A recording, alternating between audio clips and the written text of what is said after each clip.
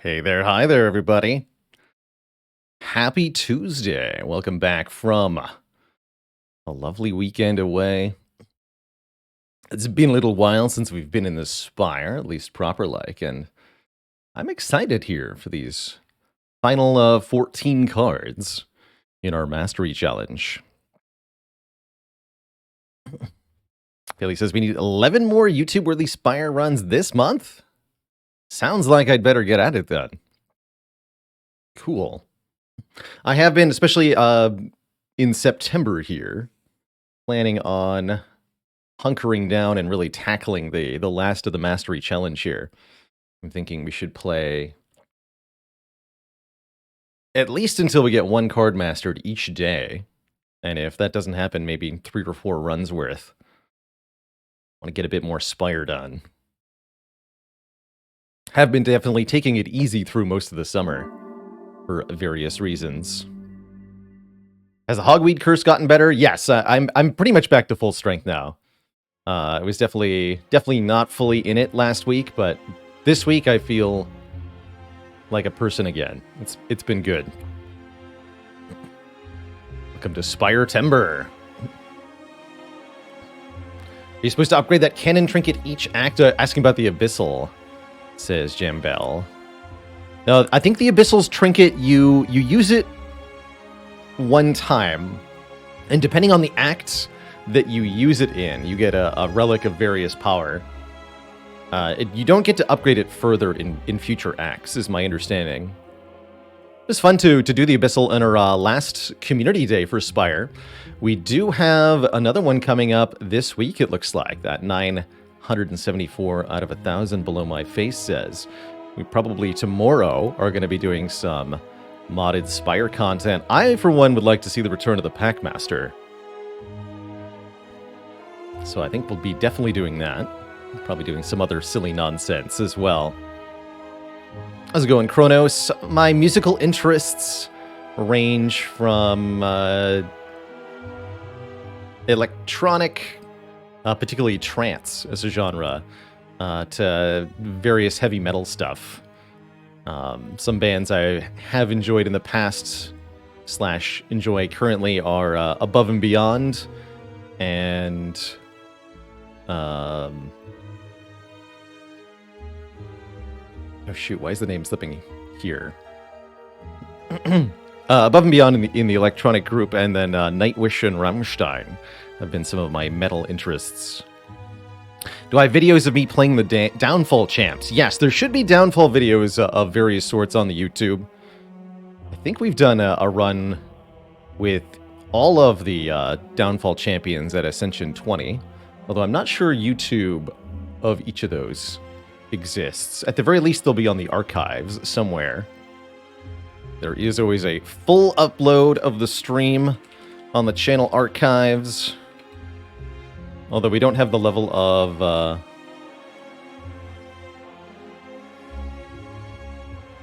searching that would let you easily find a particular Downfall run, unfortunately. Hellpat, thanks for 9 months of support. Sonata Arctica, there's a name I haven't heard of in a long time.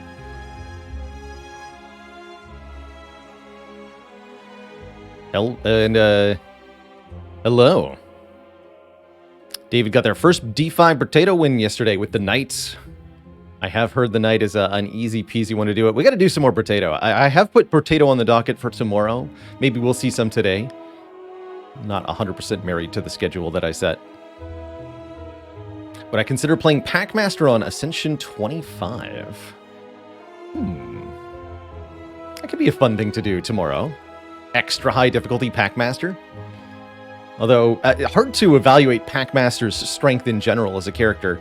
A slightly better starting deck, but then the packs of cards that you get and how useful / synergistic they are. Seems like you could vary from exceedingly powerful compared to a normal Spire character to slightly worse than a normal Spire character as Packmaster.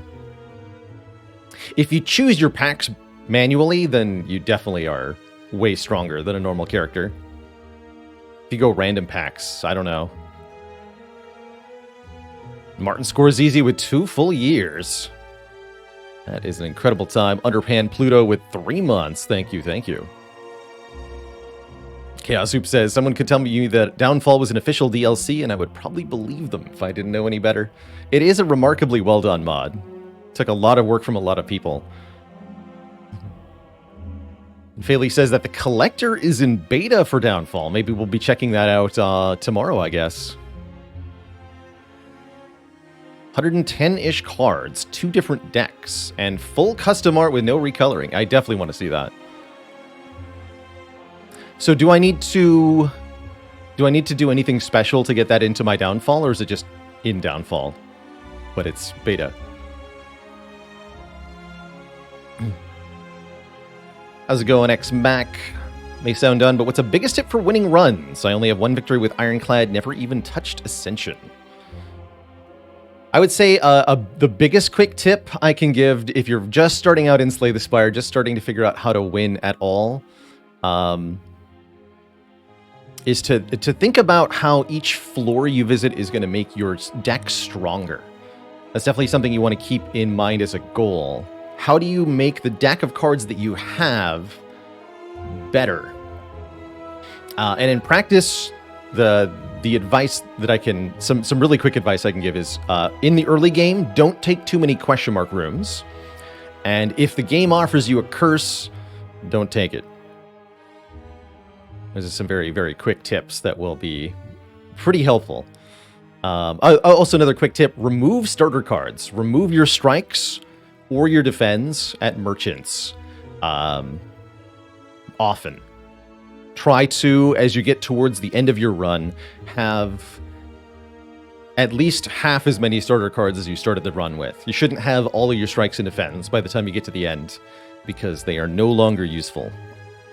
Every card has a cost of an opportunity cost of not drawing a different, potentially better card. And in deck builders like Spire, that means card removals and controlling how many cards that you add in the first place is really important. So another quick tip is that you are allowed to skip the cards from card rewards, and you should do this probably about half the time. Don't add every card, but don't not add any cards either. Feel like I always get horrible RNG and no synergy of cards when I'm cautious in choice. It definitely can feel like that at the beginning. Spire definitely felt capricious and cruel when I started. But the longer I've played, the more I've come to realize that this game is very, very skill play based. And all of the things that might feel like RNG are indeed things you can control. For example, horrible RNG, whatever that means for you, might be something that you can control by the aforementioned card removals. Something that can definitely lose your run very quickly is you draw just a handful of strikes, or maybe even a curse too, on an important turn during a boss fight. The boss is attacking you for 50 damage, you have 5 strikes in your hand, and you just die. And that feels like it's unfair, and it feels like there was nothing you could do. And the answer is there was nothing you could do when you entered the fight. You had to make different choices before the fight began in order to win that fight. And that's where Spire is very difficult. You have to keep planning ahead, making the choices that make you win don't necessarily make you win or lose when you make them. You don't often don't get to see the impact of your choices until quite a while later. But this game is incredibly, incredibly skill-based. If you're playing non-Ascension, then a player who knows the game inside and out can win every time on any of the 4 characters, as you are consistently enough offered solutions and answers. And there are so many different choices the player can make and pieces of information that you can use. Another quick advice starting out, one of the big things that defines a run of Slay the Spire are the enemies that you encounter. And you are warned in advance of some of the enemies that you're going to be fighting, specifically the boss of each act. You are told which one you're fighting, and you should be picking cards that help you with that boss. That's something we often put into practice here during our runs. Who are we playing first today? I do want to dive straight into the action here. Bewildered Beast with 100 bits, thank you. Paul Not Saul with a tier 1 sub, thank you. Beeps with the metric year, 10 beeps in a row. Lilac Frappuccino says, one really good advice that I gave was to not look for synergies, but rather solutions for the next fight / elite / boss that your deck lacks. Definitely. Definitely. I think that's very true. I also think that the defect runs are going to continue until morale improves. We're completely mastered on Ironclad and Watcher. We have only one card left with Silent. I'm going to play some more defect here. We don't necessarily need to stick to the character rotation at this time. We can play whatever we want, as many times as we want. Right now, that just means playing another defect run before moving on to Watcher.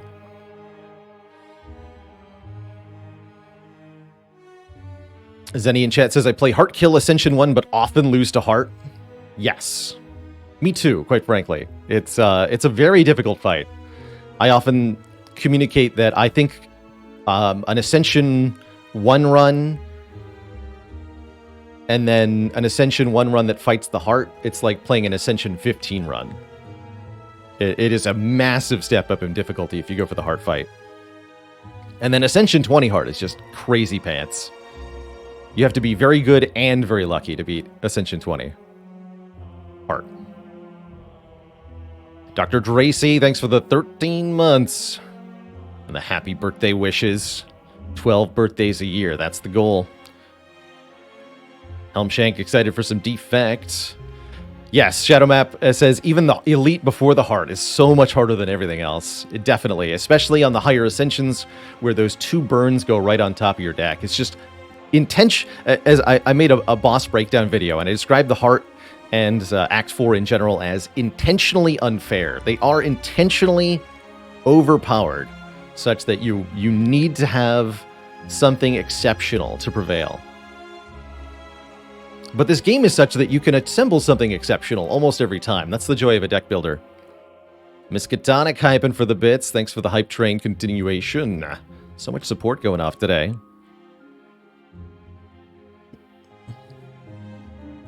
Smack in chat says, my advice in videos of dealing with what's in front of you has helped a lot, but I feel like as I try to get better rewards, the card rewards I get are never helpful. So taking no cards or cards with bad synergy, you lose. It can definitely be difficult to spot what's useful. Sometimes synergies can be difficult to put together. Some cards and synergies really just don't work. And it is possible that the card rewards do truly undo you. If you get offered, it's possible, very, very rare, but it's possible you get offered no damage rewards in the first 3 fights of Act 1. You're going to have a really, really hard time, no matter what else is going on. But that's exceptionally rare. And I will say that in Spire, usually it's exceptionally rare that the RNG truly does the player in. It certainly is not likely to happen more than once or twice in a row. So if you feel like you're getting unlucky every run, I can assure you that's not the case, and that you can find success by expanding your definition of what's good or what's viable. A lot of which is going to be situational. That's always the hard part that's tricky. Spire is very much a game of knowing thy enemy. Ultimately, in any game, really, the enemies or the obstacles define what's good and what's bad. All of the cards in this game we evaluate based on their basis to overcome all the various enemies in the game. And so, if a card or item doesn't have an enemy that it specifically lets you overcome, it actually doesn't have a use case. A very diplomatic way of saying skill issue. But yes, and skill issue is like the whole experience of Slay the Spire. I'm experiencing skill issue in this game still, 7,000 hours in here. And I feel like even when I get to 10k, which I will get to, I'll still not be the perfect Spire player, whatever that might even be. Jam says, I found most of my quote unquote bad luck is really the consequence of my mistakes from 3 floors ago. Yes. Yes. You get a bad draw in a fight. It might feel like bad luck, but the answer is your deck was bad. Your deck needed to be constructed differently. It needed a card removal. It needed you to not take the money for the curse so that you drew the curse on that turn. or you needed to not have taken that power that didn't do anything yet. Footwork can be a trap even sometimes, right? Like, if you draw footwork when you needed an actual block card, you're still gonna die. Let's see here. Ooh, rare colorless cards. We are hunting for rare colorless cards, and I think rare colorless cards are actually good, too.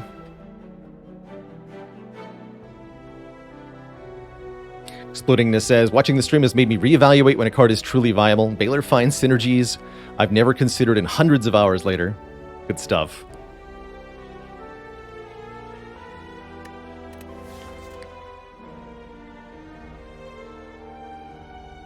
Can't believe I drew 3 curses. Who's responsible for this? It's the Wheel Gremlin. That's who. It's the freaking Wheel Gremlin. Hey, Sketch. Thanks for the Prime sub. So yeah, so there are a lot of things that aren't RNG in this game, but if the matching keep guy gives you 2 curses, that is RNG, and screw that guy.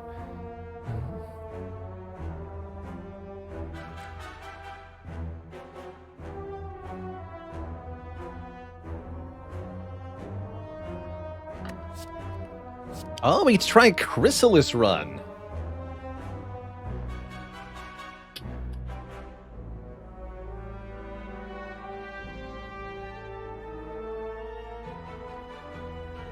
And dad joke for the crowd, courtesy of Carson Rigg. I just came up with this and it's terrible. What kind of car does a butterfly drive? A Chrysler.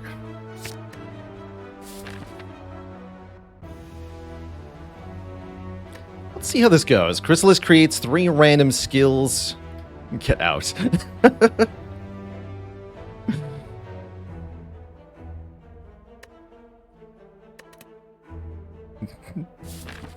So it creates 3 random skills that are 0 cost in the draw pile. In Act 1, skills are often not all that good.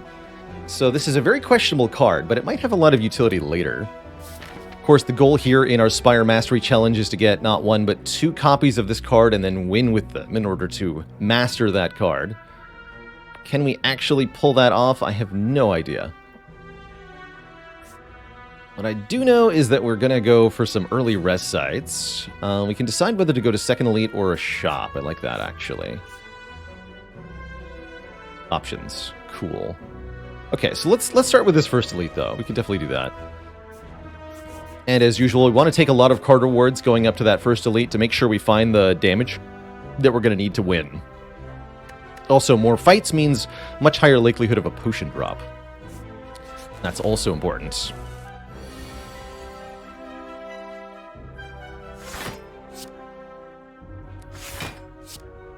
Another quick tip of advice for players who are brand new to Slay the Spire.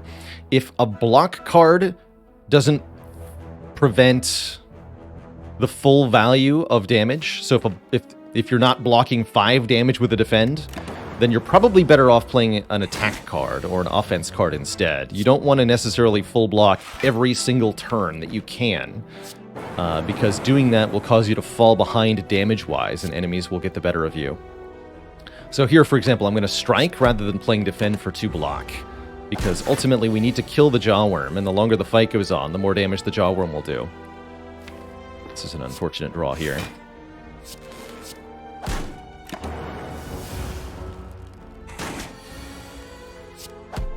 Took a bit of damage there, but not too bad. Pretty happy with first floor Rebound. Definitely looking for early damage cards. Rebound does more damage than a strike, and lets us put a particular card back on top. I like the interaction with the 0 cost skills created by Chrysalis as well. Seem like good rebound targets. Terrorish with 6 months, thank you for the half year of support. Heck yeah. Give me that rebound. Turbo can also be a nice defect card, but I don't think it is all that good before you have some other added stuff. Also, with 0 cost skills from Chrysalis, it seems quite unhelpful there.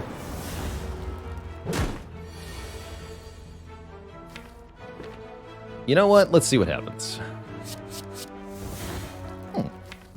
You know, that's not half bad. Reinforced Body's a pretty good card overall. Z Visionless with the 5 months of support. There's our first potion. And some offensive cards. Beam Cell makes an enemy vulnerable. Sweeping Beam does damage to everybody and draws a card. Both of those are pretty good.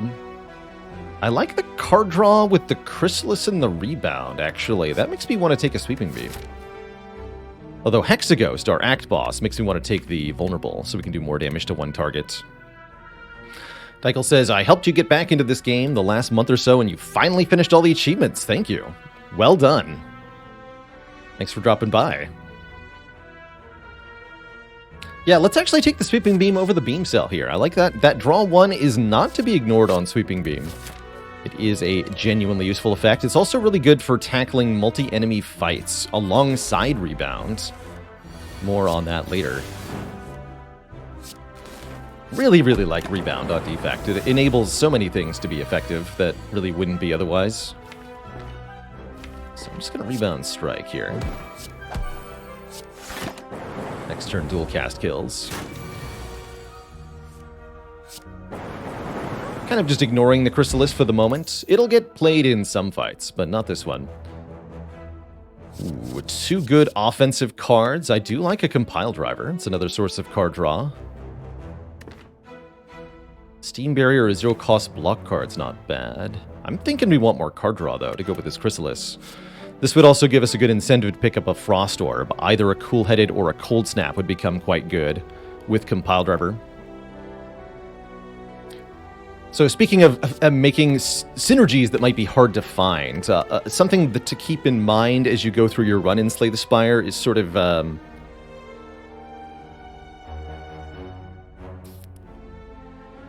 do I describe this? Like build paths.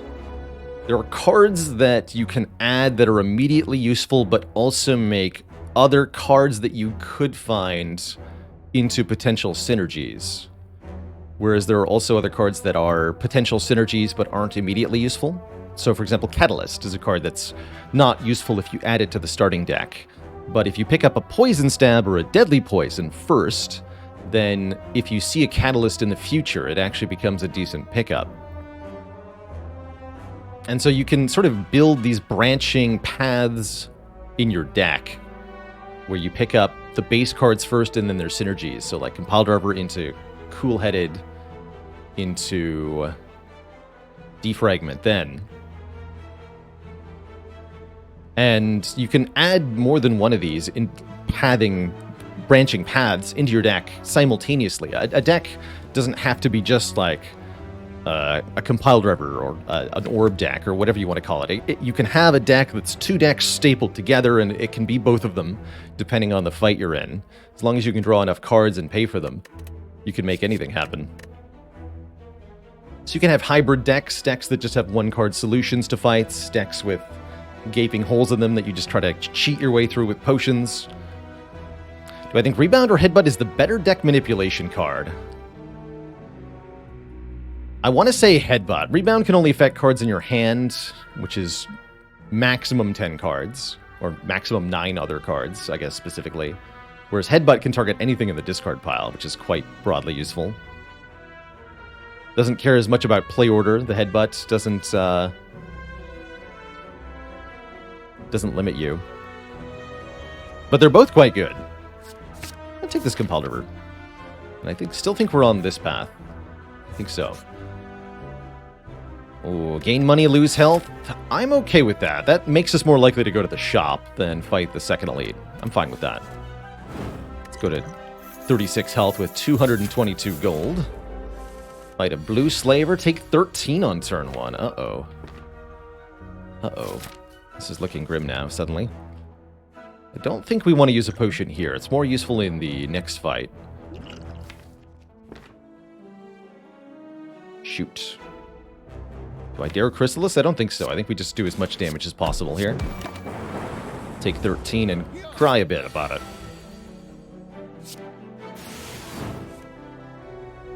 Just a bit, though. Not a lot.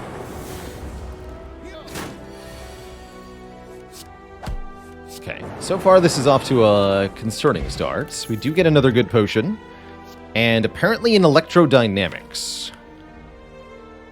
I guess I'll take that. It's a rare card that makes lightning hit all enemies and channels 2 lightning immediately. That sounds pretty good. Gonna be honest, that sounds really good. Handy. Man, we are pretty hosed against Lagavulin unless Chrysalis saves us. Trying to figure out if we upgrade or rest at the first fire. 20 health is not a very good amount. Fighting an elite without an upgrade is also not very good. I think we'd prefer to upgrade the electrodynamics, although we could also consider upgrading Zap. Actually, Zap upgrade might be better, considering we have Rebound. If it's Gremlin Knob, we should be able to easily kill Gremlin Knob with the Strength Potion and the Distilled Chaos. I'm not worried about Gremlin Knob as much as I am about Lagavulin. Sentries are also not too bad with Electro and Sweeping Beam. But these potions are enough offense to get through the Gremlin Knob fight. I'm going to upgrade the Zap.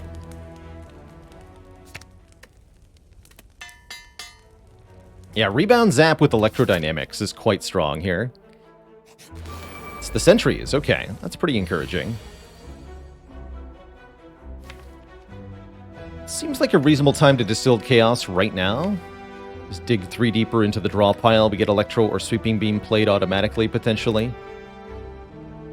I think we get to keep the Strength Potion. Krogzar with 49 months. Evening to you. Let's just drink this. Yeah! Free Electro and double defend means I can play Chrysalis. And then we're going to dual cast, of course, to hit them all for 16. Rainbow Recursion. Alright, these guys are hosed. Get them.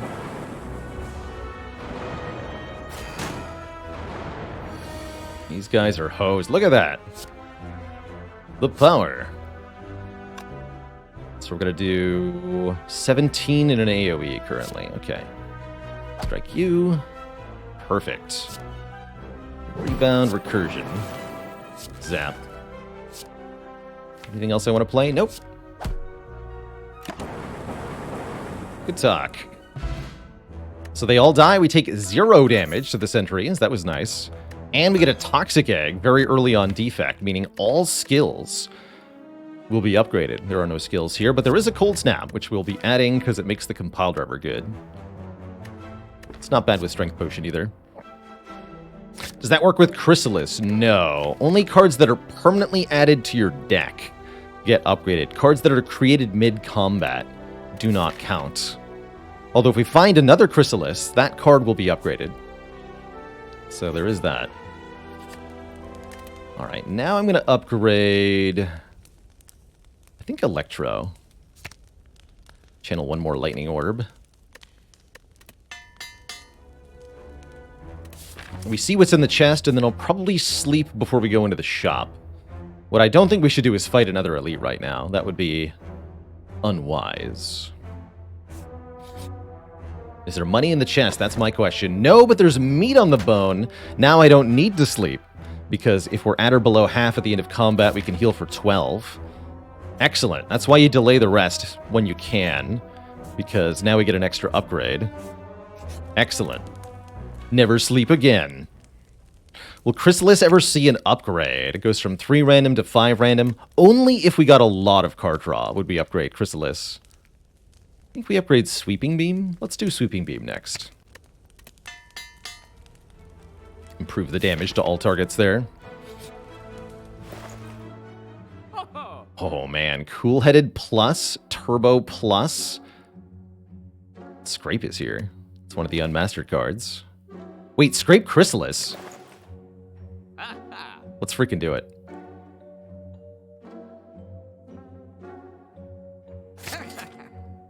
Take this, and it's either remove or turbo. Turbo is pretty good. Turbo is really good. Oh wait, I can do both. I just can't math. Never mind. Lol. Easy.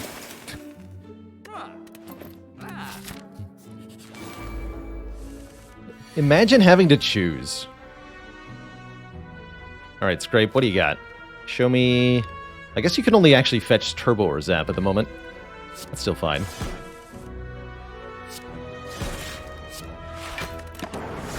Hit me, kid. Hiya to you too. 9 plus 6 is 15. Thanks for the heal, hee hee. I was just thinking, Hologram and Scrape are really good together. Hologram lets us fetch any card from the discard pile, another excellent manipulation card, and already we're starting to build what I like to consider an engine, which is a deck that can use the cards within it to draw and play more cards, such that you get more than just the 5 base draw and 3 base energy.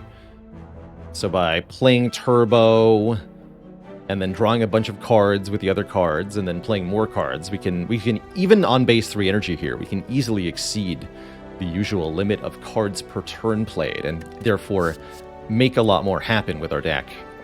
Ultimately, we're looking for block and damage. These are the only two things that actually matter in Spire at the end of the day, block and damage. Everything else is a creative way to get there.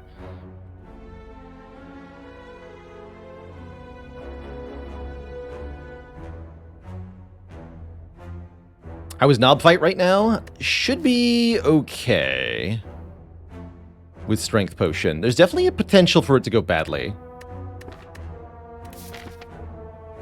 I think one could reasonably argue that we should not take an Elite here because there is a risk that we die. And we could just take 2 combats and guaranteed be fine. But I think we're okay here. It is Gremlin Knob, and I am going to Strength Potion. Oh yeah. Am I ever? So this is the sort of turn 1 that makes this very easy here. I think we're going to rebound Compile Driver. Although, how's Scrape working here?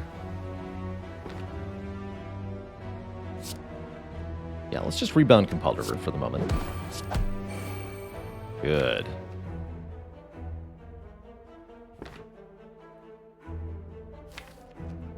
Compile Driver's on top of the deck, huh?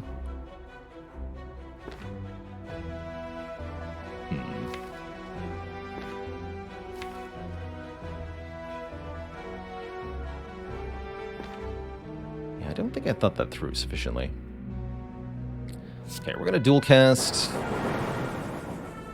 Almost want to Scrape, but we want to draw Compile Driver, so let's just hologram the Void, I guess, to avoid drawing it again. Classic hologram turbo trick. Hologram the Void. Yeah, here we go. This is good. I don't even think we play Zap here. Just go Compile Driver first, see if we draw Electro. We do not. Strike. 15 health. Oops. Yeah, that's fine, right? Play this.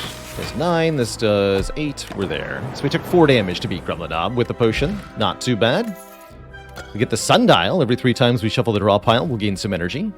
Don't often expect that to do things, but it certainly could. And another Turbo is here. I don't think we need 2 turbos. I would take a Recycle or an Aggregate for energy generation, but I don't think we want 2 turbos. Too many voids if you play them a lot. Angel of Death with 9 months. Thanks for the Prime sub. Let's skip.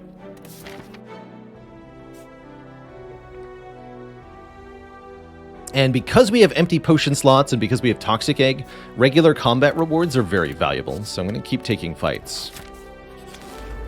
Raven 3010 with 32 months of support. Thank you, thank you. To be lucky with the Prime sub. Welcome to the Cozy Sub Club. And welcome back from vacation, Zizzy. Welcome back. This is a lot of damage headed my way. Do I want to hologram Cool-Headed again? Just keep drawing towards Turbo. If I draw Electro, though, we're kind of hosed. I think I want to rebound Holo. Let's do that. Take a bit of damage here.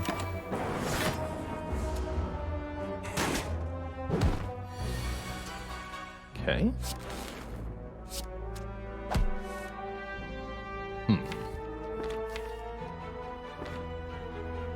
Alright, since we're drawing AoE very shortly, I should probably start striking the Jawworm here. Because we have Electro Sweeping Beam coming up.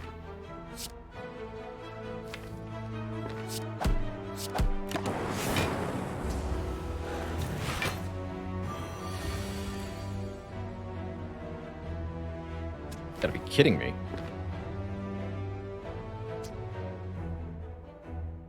So this is one of those situations we were talking about where it feels like it's really, really unlucky that this happened. But the actual answer is we shouldn't have Chrysalis in the deck, because if we didn't have Chrysalis, we'd be drawing one of these two cards. So it feels unlucky, but there's a reason it's happening. Good news is we're not dead, and we're just very close to dead. Thank goodness for meat on the bone. I guess I'll play Turbo Chrysalis. We'll draw those 3 free skills next turn also.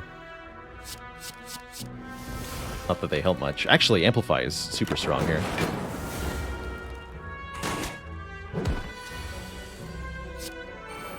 Double Electro.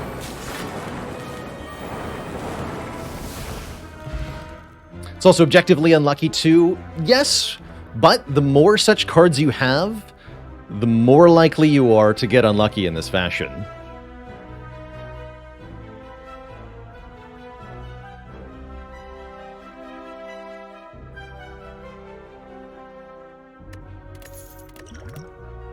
Ooh, White Noise Plus.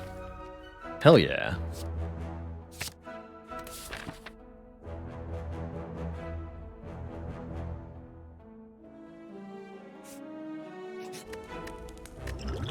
Let's see, 18 health going into Hexaghost. That's not that bad. It's also a 0-cost card for Scrape to draw. I wonder if we upgrade that Scrape. Let's do it, because if we're playing Chrysalis, the Scrape's going to be really good. Let's make this draw 1 more card and do 3 more damage. As Corvo says, you fight a lot of times in one run of the Spire. An average run has around 25 to 30 combats. So you are going to see a bottom 5% draw order happen on average at least one time. Wow, that's a nice looking opening hand for this fight.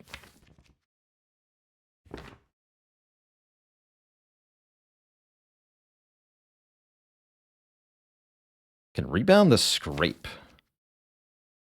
Let's do that. Yeah, that's what I wanted. White Noise and Zap. Okay, so we don't actually want to play Scrape again. What is this? Loop. Start of your turn, trigger the passive. Your next orb. I could Scrape, but do I want to? I mean, I want the damage, so let's do it. That's definitely a strong opener for this fight, for sure, Z's. Let's see here, a couple possibilities for what we do. I'm thinking about hologramming Cool-Headed. Also thinking about hologramming Void, so I don't have to draw that Void. Let's do that. No penalty, please. Do I play Defend or Cold Snap? I'm gonna go with Cold Snap. Take a little bit of damage here. Often consider this boss fight to be a damage race. You have to kill the boss before the boss kills you. Alright, what do you got? Vision Boot Sequence Turbo. I don't know if that was helpful. Am Yo-Yo with 21 months of support. Is Hexaghost's opening attack random damage? No. That attack is called Divider, and it's based on your current health. I think one of the only attacks in the game where that's the case.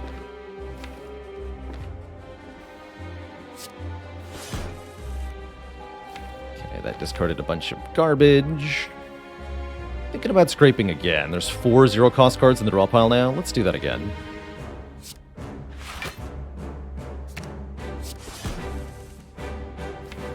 Okay. Not ideal, but here we are. We fission. I think I'm going to fission. One would argue I should zap first to get it back in the draw pile. I don't want that. Ooh, now I can hologram it. Cool. So I don't think we're playing these turbos.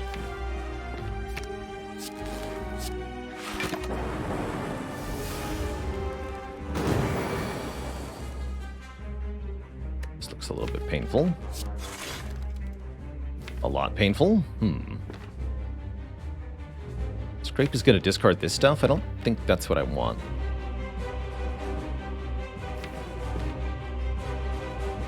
Currently taking 10 damage minus 2. 8 damage. Go to 5. It's a little uncomfortable.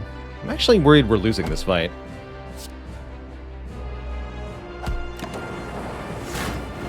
In part because of the Chrysalis. Freaking Chrysalis, man.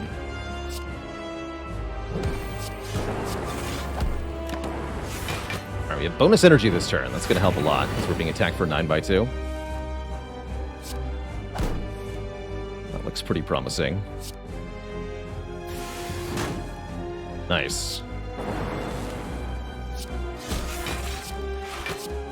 Full blocked. 2 turns to do 44 damage. Can it happen? It's going to depend on Scrape a little bit, I guess.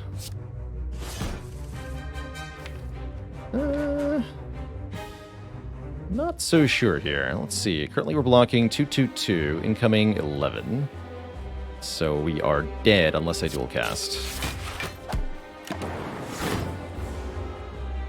This is the turn that makes it or breaks it. Do we prevail here? I'm going to be 1 damage short currently. Please. Please. We want a cool-headed, not sweeping beam, because it draws 2, right? And it does 8.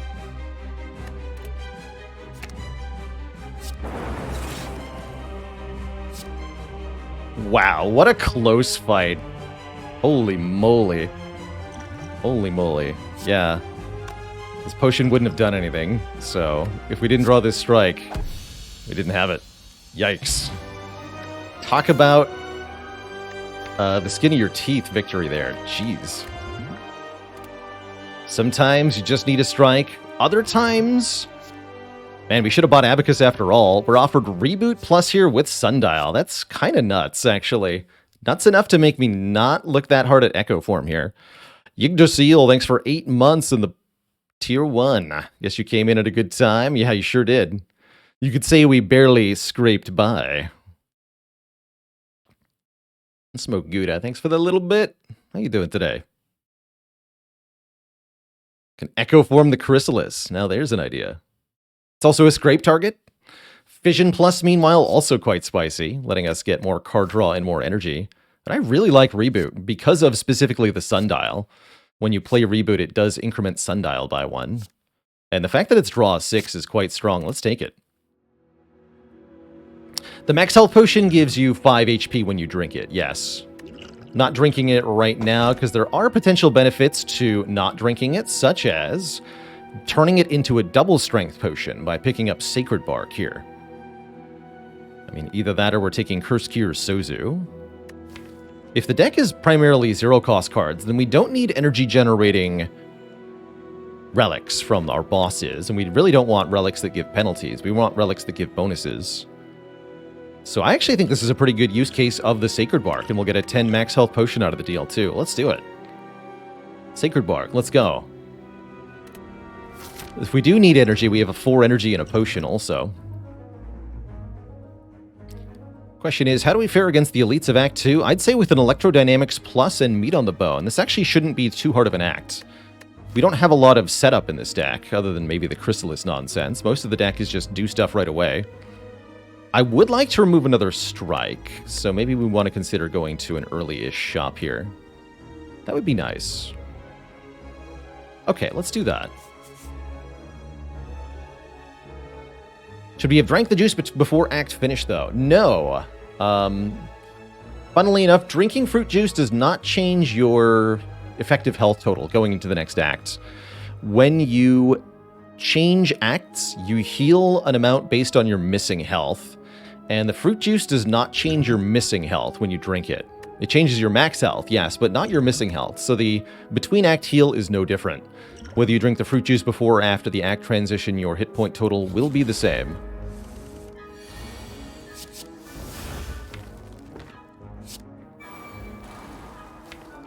I think we just reboot without spending any energy here.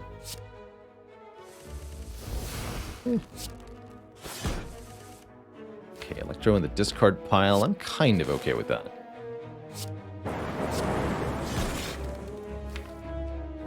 That's fine.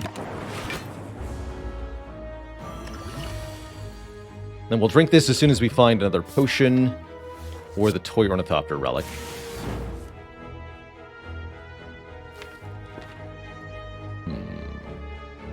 Guess we use the sundial to our advantage here.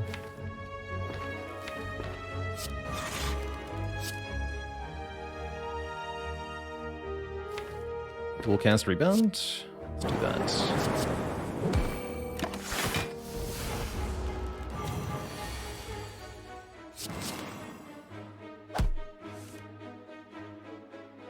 This will do 8 plus 9 is 17. We threw the turbo too, even better.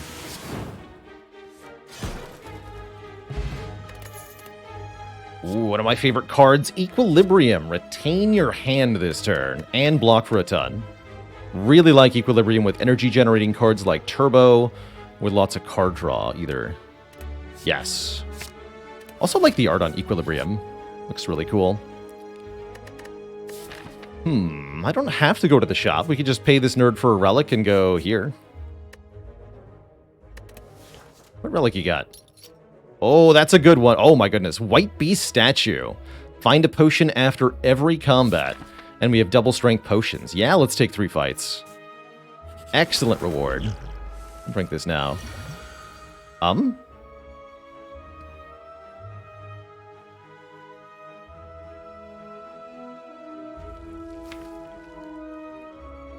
Electrodynamics, save me.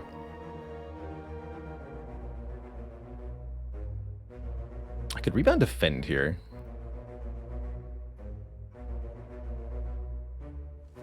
Kind of reasonable. I don't mind using the energy potion in this fight.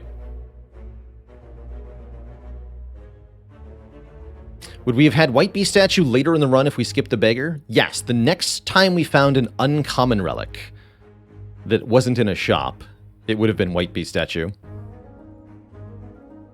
Not necessarily the next relic we find, but the next uncommon relic we find. Just to be really clear about that.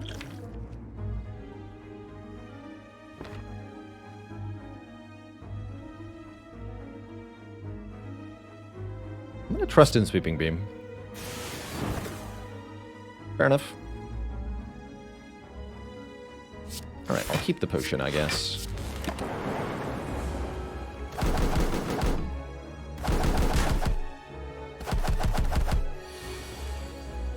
Rebounding Sweeping Beam would not cause it to draw itself immediately.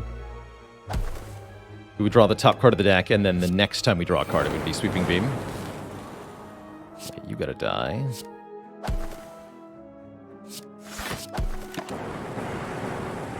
Take one more. Hello, world.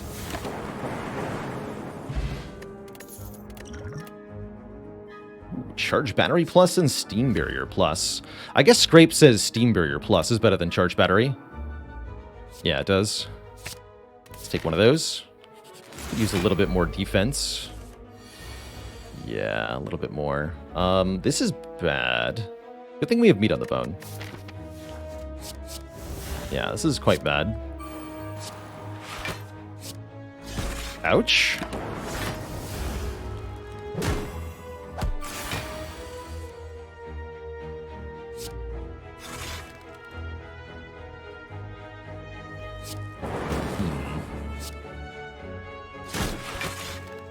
Don't like where this is going.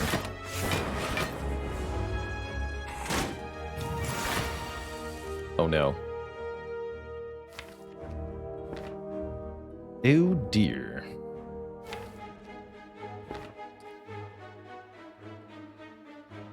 So if we kill the rat, we become vulnerable and this turns into a 31. Ultimately, we have 31 damage to deal with while frail.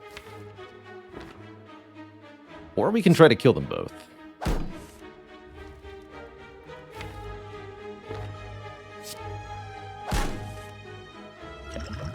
This for 4 energy. We're gonna rebound. Steam barrier. Scrape. Go equilibrium, steam barrier, I guess dual cast. And then we have actually full blocks. That's kind of cool. Hell yeah, hello world. Get in there.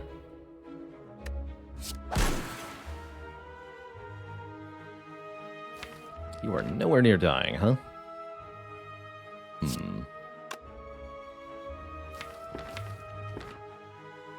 Unfortunate.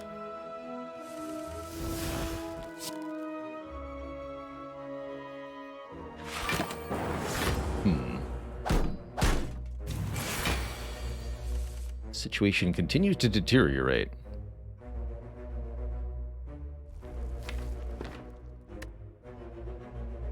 Probably want to play Electro, kill the Fungi Beast. That'll turn this into a 10x2. Still frail.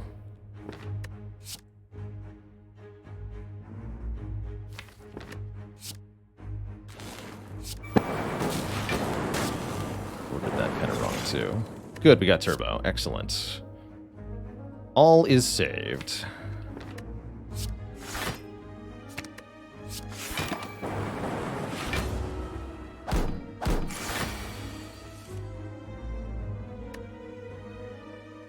Team 33, huh? Can we do 33? Not so sure about that. Doesn't look like it. Looks like I have to block one more turn here. So we lose a bit of health.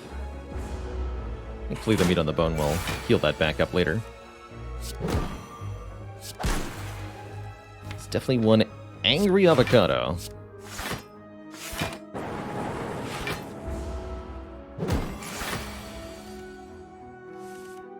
Here we go.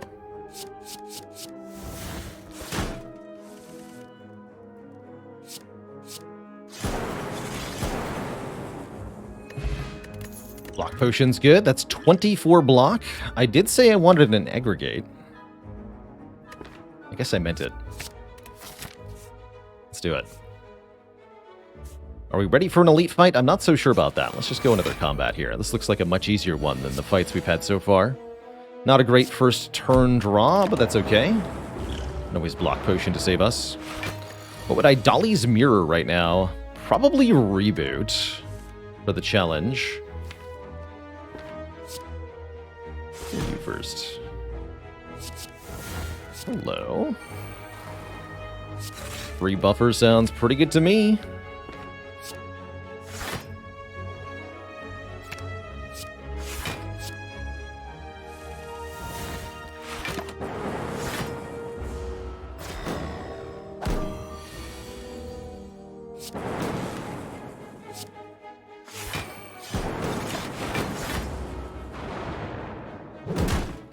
I actually do want to take a little bit of damage this fight for the meat on the bone. Possible here. Let's just Chrysalis. No, we should hollow equilibrium.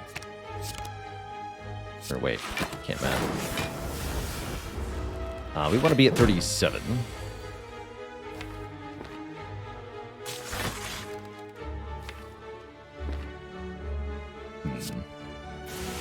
Looks like we might get there whether we want to or not.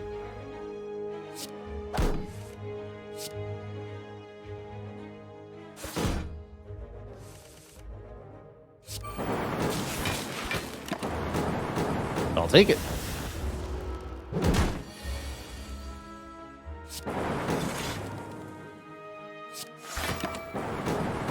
This enemy gets block every couple turns, so if you don't have that high damage output, the fight can end up going on for quite a while. Decent point here. And if you can't score the lethal blow, well, that's quite a bummer. I guess we're using this block potion. Good news is we do get another potion.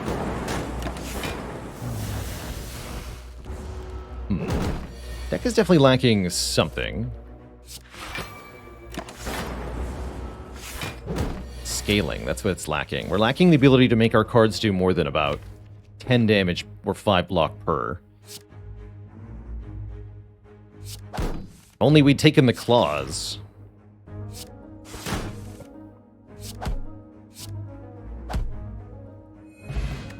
Flex Potion's pretty good. 10 strength on one turn. That can definitely let us kill an elite. We're going to go for this elite and this elite. It's 2 at most no matter what, right? Algo or Hollow? I'm going to take another Hollow. Hollows are way too good in a deck like this. Any card from the discard pile. The bigger the deck, the better that becomes. We lack damage, consistency, draw, scaling, and a block plan.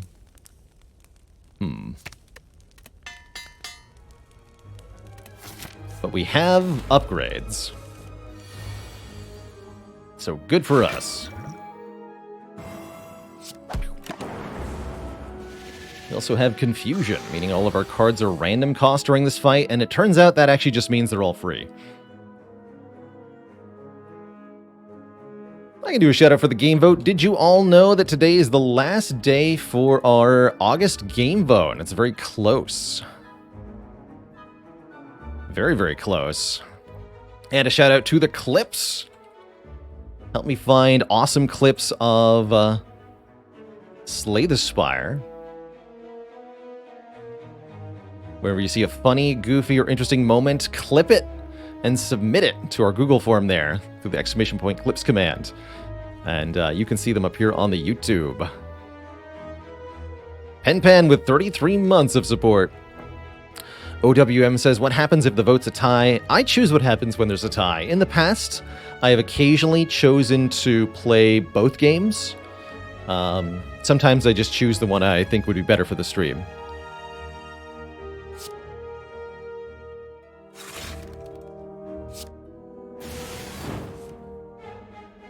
You've spotted correctly, Omnival. Sennheiser HD 600s. Flowbot with 8 months of support. Heck yeah.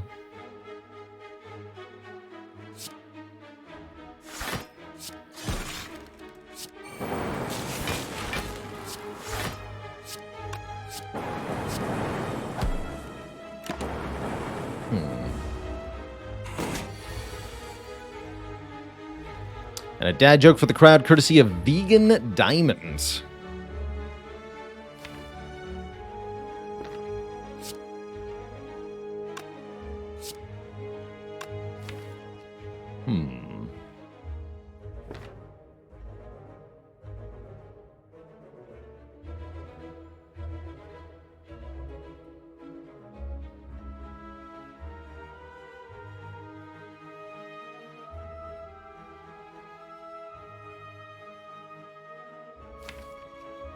I like the name, by the way. Vegan Diamond.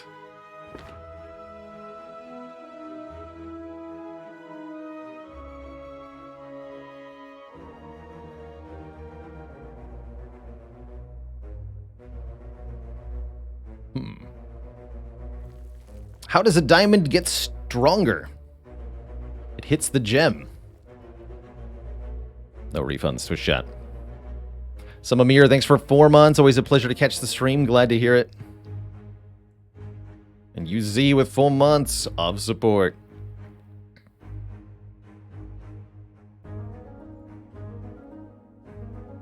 Alright, snack. Let's see. Half health is 37. We want to take about 6. Which means hologram's already too much. Let's do the cool-headed thing. Let's see. Okay, kill next turn, maybe? Maybe. No need, actually.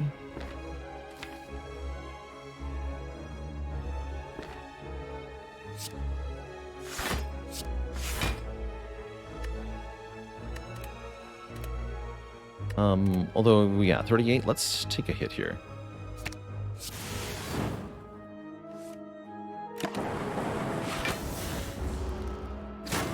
Thank you.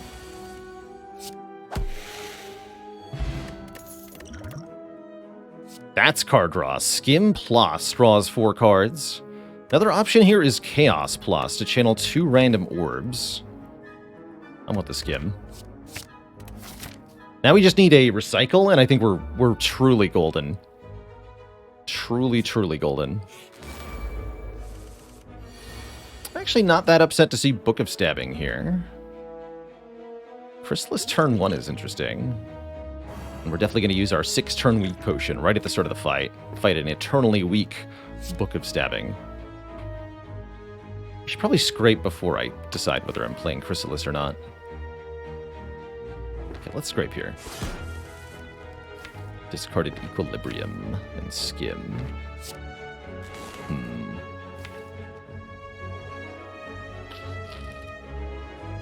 I'm not so sure. Let's full block this.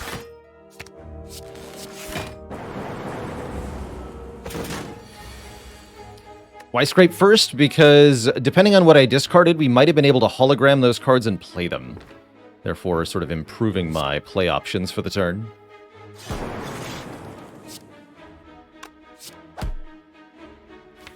Guess we'll block. We need to do damage quickly to this boss, though.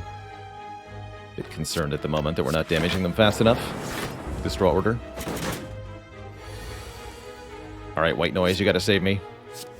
That's not enough. It's really not enough. We hollow skim here? Seems kind of awkward, actually, depending on where aggregate ends up. Still think it needs to happen. Yeah. Hit it.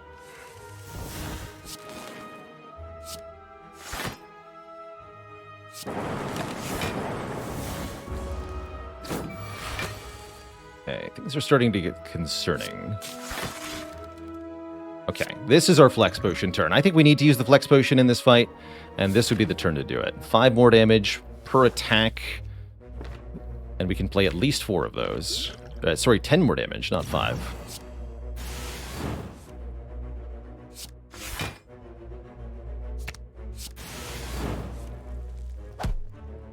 Okay, that gets us a lot closer to winning. And look at that, meat on the bone value. Good stuff.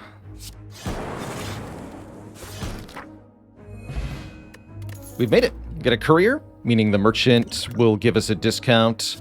We're offered a real defragment here. That's an actual way to scale. That might be worth taking and upgrading. Could also take a darkness or a cool-headed. But I think that defragment's actually quite important here. Let's grab that. We have no common or rare relics. That's interesting. Only uncommons and boss relics so far. I think that's about to change, though.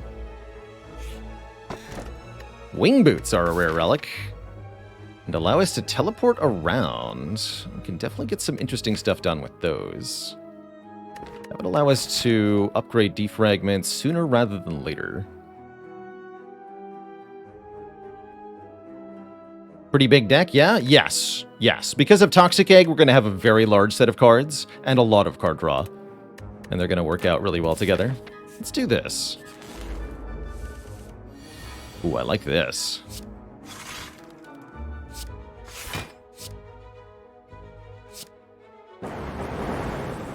Guess we kill this guy first? Sure.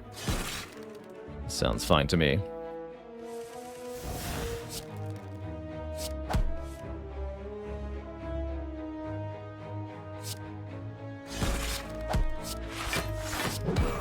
Cool. Gonna go for the entangle or the vulnerable. Looks like we get entangled here, which is actually quite nice. Let's go turbo equilibrium chrysalis. Double consume rainbow. Neat. Very neat. So can't play any attacks this turn. Not that that has to be an issue.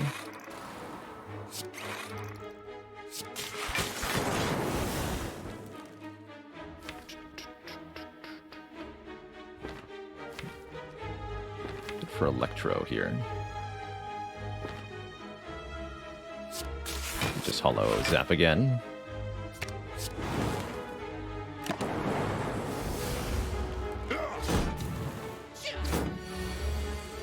There you are. Give him the zip zap. Got him. Good fight. Good fight. Very good fight.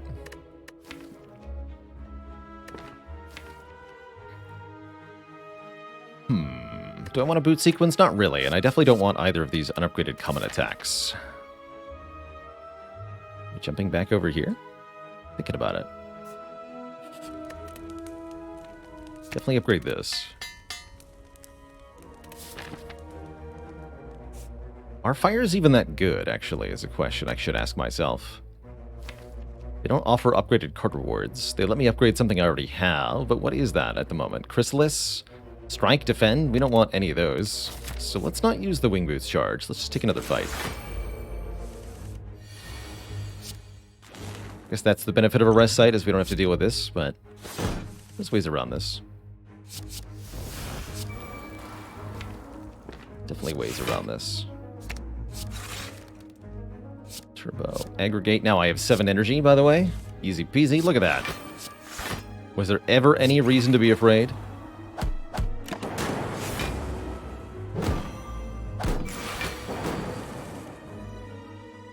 Freaking get him, man. It's a 40 damage potion, by the way.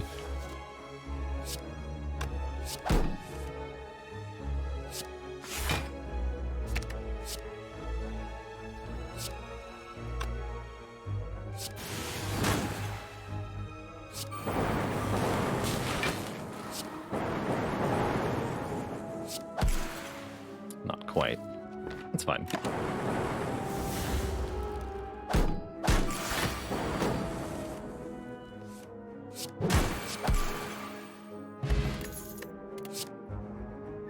Now that we have Defragment, I think another cool headed is quite good. Loop Plus, also pretty sweet. Especially with a free upgrade, actually. That's yet another scaling power. You know what? Give me the Loop. Since it has a free upgrade. It's very valuable. And maybe we take the Burning Elite? Question mark. Could have rebooted for Sundial there. Probably should have, yeah. I guess Burning Elite Act 3 is not a big deal with Sundial. Or, sorry, with Wing Boots. Let's take the regular Elite. Gremlin Leader can be quite scary. This is already a bad turn 1. Although... easy peasy.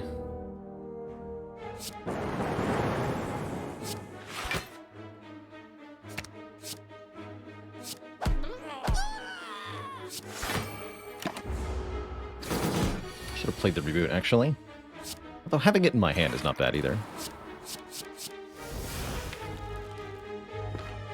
Don't want to play it, because we want to draw Electro.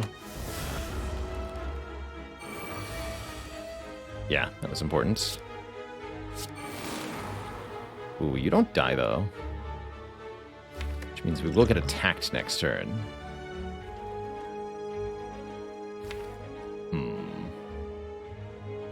I'm not well set up to block next turn. That's probably a good use of the Fire Potion, then. Just toast you. Reduce the chance we get attacked by Gremlin Leader here. Still get attacked. That's okay.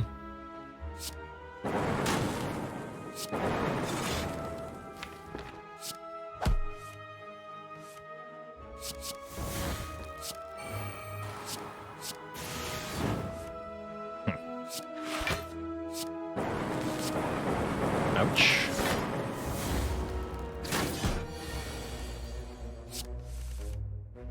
That was not great, but here we are.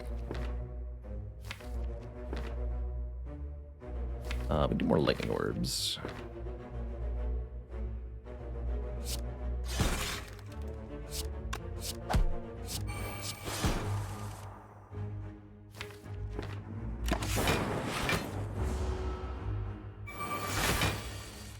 There we go.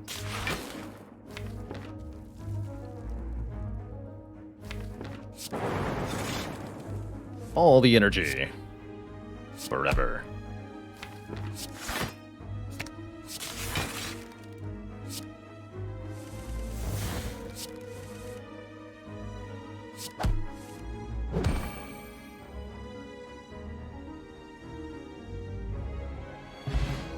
More card draw in the form of the Centennial Puzzle. First time we lose health each combat.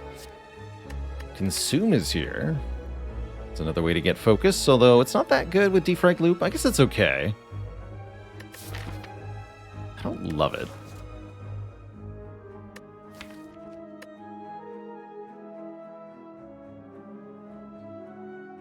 We probably should take it, though. This could be an important piece for the late game. I'm a bit worried we make our short term weaker by taking a card like this, but it's got to be worth it. What do you do? Not much. The 2 streamlines is pretty sweet.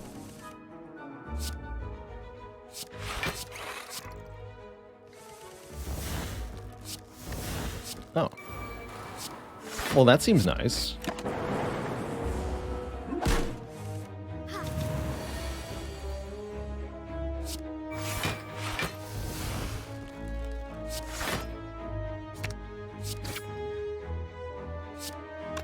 Get him. We still find Inserter. Yes, that's a possibility.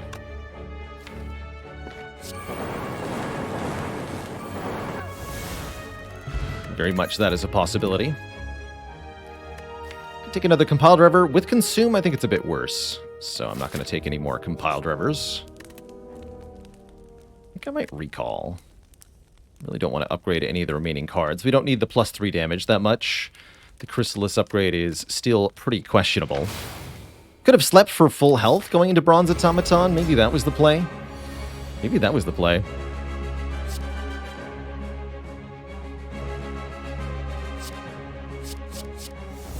Okay, free Amplify, free Recursion, and free Cool-Headed are pretty good, actually. We might be able to use that. Aggregate sure gives a lot of energy, huh? Ooh, Amplify Loop, that's a good start.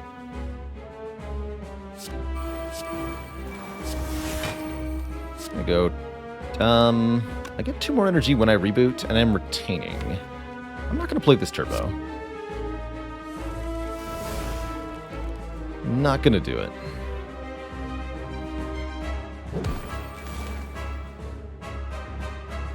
And then we get to keep all of this. Let's do that. Okay, you have Electrodynamics. We need to get that back.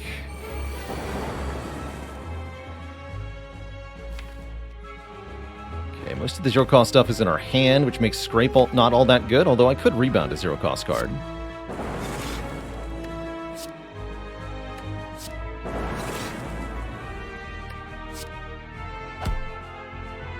Can also hologram something I want from the discard pile, so let's do that also.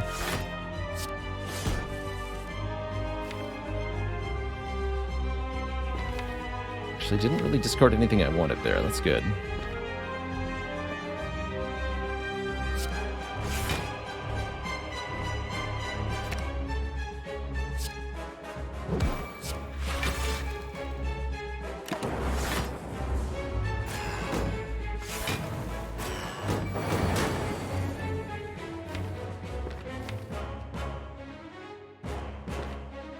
There's my Amplify. That's right.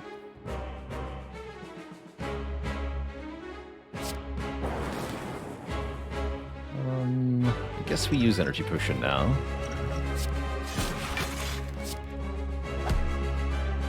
Probably want to defrag before Electroing. Is this not going to get us Amplify back immediately anyway? Sure.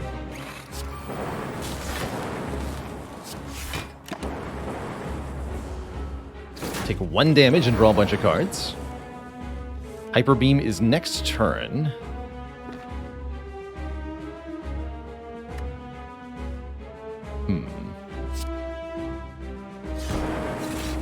Guess we want to Equilibrium here. Guess so. Clairvoy joining the eternal list of channel cuties. All hail a new cutie amongst our ranks. All hail. Let me get you added in just a second. I'm going to beat Bronze Automaton first here.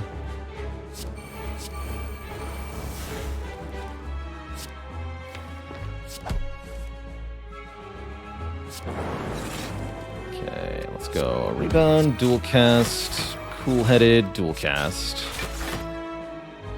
Defend. And Krogzar, also joining the illustrious list of channel cuties. 2 for 1. Heck yeah. What a day. Let me see the chat full of waffles, Twitch chat. This calls for some celebration.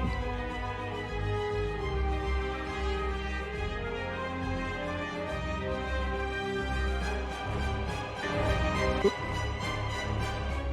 Sorry about that. Get you added both right now before I lose it all. Is it Clairvoid? Krogzar.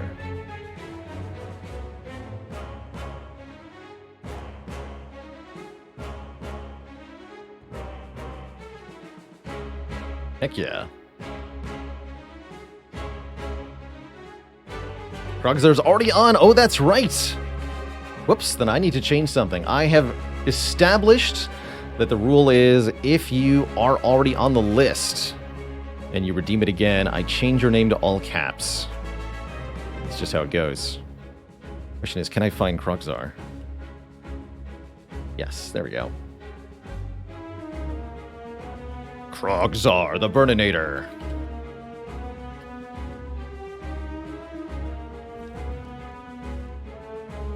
Perfect. All caps. What happens a third time, I'll delete your name. IBT Dark, thanks for 7 months for the Prime sub, and Serenay89 with a 22 months of the Prime sub.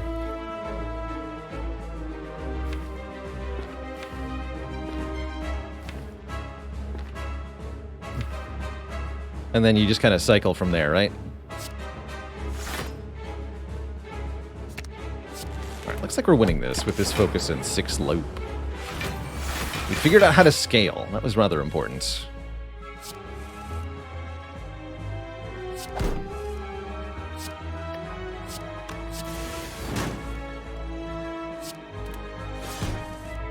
My hand is full.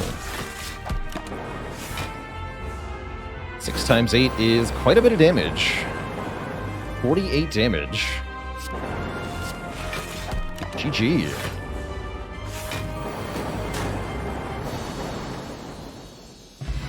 And Blade Dog with a Prime sub as well. Thank you, thank you. Alright, I think we want a real Echo form now, allowing us to double the first card we play each turn. That way we can double defrag, double loop, double block cards, double whatever. Not the world's worst rainbow. Or machine learning, either. Can this deck beat the heart? Not as it is, but with another active card rewards, maybe. We're definitely getting there with the orb scaling powers. But do we take a Snecko Eye, making us confused and draw more cards? Do we take a Busted Crown, limiting our card rewards but giving us more energy? Or do we take the Empty Cage to remove 2 cards outright from the deck? Snecko Scrape, definitely interesting. Echo Form says Snecko's not bad. Holograms say Snecko's not bad. Turbo, White Noise, Reboot, and Steam Barrier aren't happy. Chrysalis isn't happy. Zap Plus and Dual Cast Plus aren't happy. I think I might prefer some removals here. Keep using our cards for energy generation. Let me go removal here. Dunk 2 more strikes. And we'd like to get at least 2 more cards removed before the end of the run.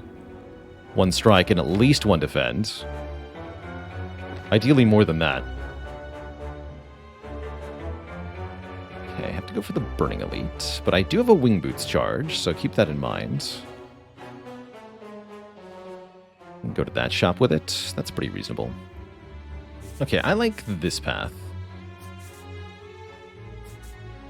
And then teleport here. That seems reasonable. But where's the inserter? I would like to see Empty Cage be 3 cards, actually. I think it's fine as it is, but it would be just a little bit better with 1 more card removed. Intentionally get a not full block here, because I want to take 1 damage to draw 3 with the Centennial Puzzle.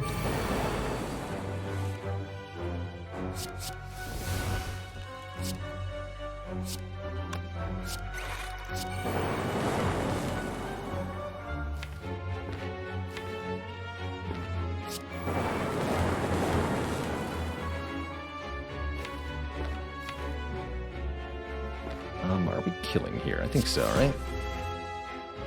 Yeah, if I get Zap. Talk. Gain 4 orb slots. Holy crap, that's our heart solution. That is a hell of a potion. Austin Fuego with 39 months of support. Still got a smug sense of superiority. Can't help it. Once smug, always smug. Wow, 4 orb slots. That is mental. That is definitely our endgame solve. One of the cool things about the Sacred Bark, actually, is being able to solve the endgame with 1 or 2 really strong potions. Okay, good talk. Should have targeted the middle one.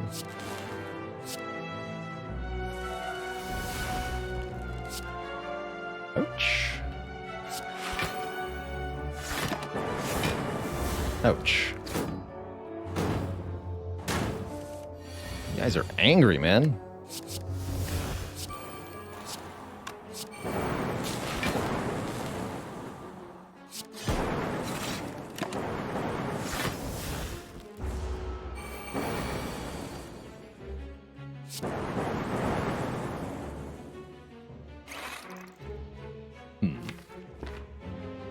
No.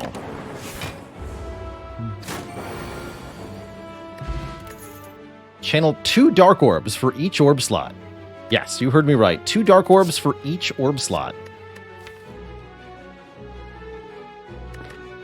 I don't think we actually want that, but I do want a Recursion Plus. Do I want Madnesses? Interesting, Madnesses. We have enough card draw, actually. I think 2 Madness Plus are really good. Let's make a random other card in our hand 0 cost for the whole fight. With 2 holograms and with a scrape, I think these are quite good. Uh-oh. But there are downsides.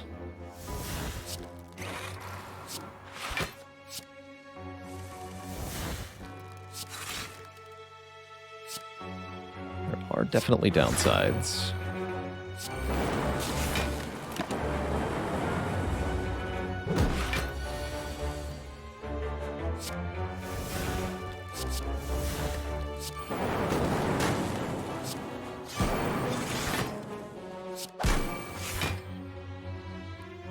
Good. Every time we strike this enemy, they change their attack intent, which can make them a little difficult to navigate. It's not too bad, but it can certainly be awkward.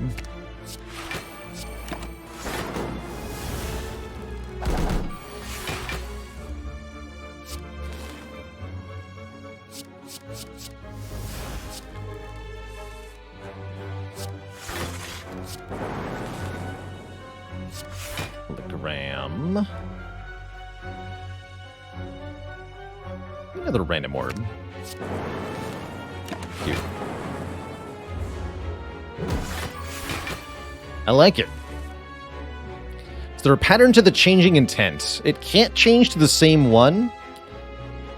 Otherwise, it's random. There's not equal odds for all possibilities either. So it's kind of awkward. But yeah, no, there's no pattern. It's just something different at random with no easy way to predict. Wow, that was a nice scrape.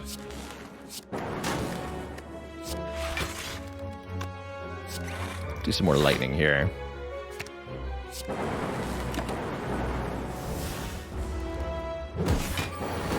That's right, it can only curse you once. That's the only real upside. It can only successfully deliver a curse one time. Not going to take fusion here. Really like the current potions. Definitely don't want into the turbo. Could take a fight instead of the event. I think I want one more event here. Transform. Sure, that'll get rid of that strike for us. Turn it into a Recursion Plus, a second one. That's definitely better than a strike. Cool. Very cool. Our first elite will be the Reptomancer. We got Echo Form turn 1 for better or for worse. And we're going to draw a bunch of cards on turn 2. Probably going to use Gambler's Brew on turn 2 if we don't see Electrodynamics here. As we are in dire circumstances, as you can see.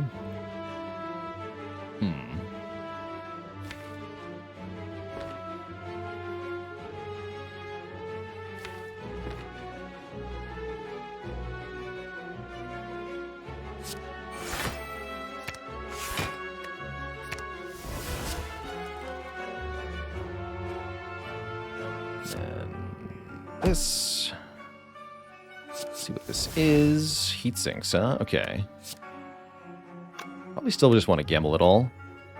Other than the reboot. Okay, gamble everything other than reboot.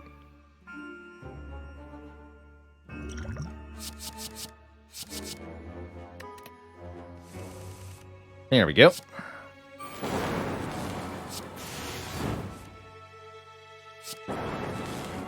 Got him. Good talk.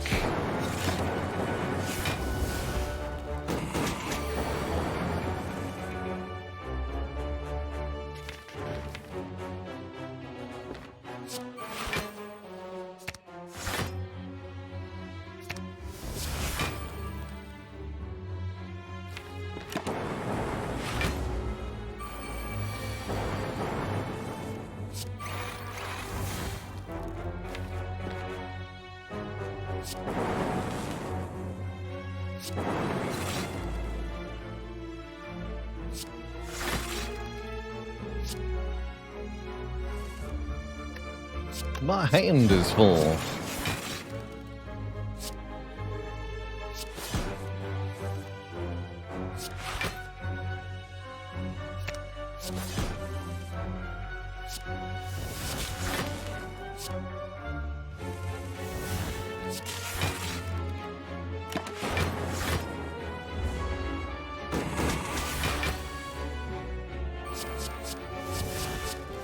All right. Not sure I wanted to do that, actually. But here we are. Double Seek is nice. Seek. Scrape, Sweeping Beam.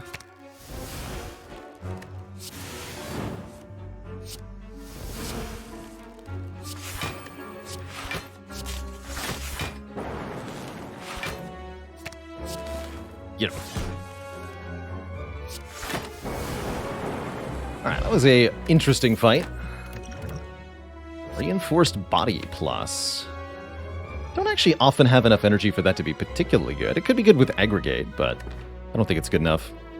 Has Chrysalis done much for us this run? I wouldn't say it's done a lot. No, I don't think I would say that. Is Claw not good? I don't think we need it in a deck like this. I also don't have a whole lot of luck with Claw, personally. I do not like that card very much. Should we upgrade this? Let's do it. Make sure we don't lose it. Kid Charlemagne with 13 months, thank you, for the tier 1. It's madness, that skim. Hell yeah.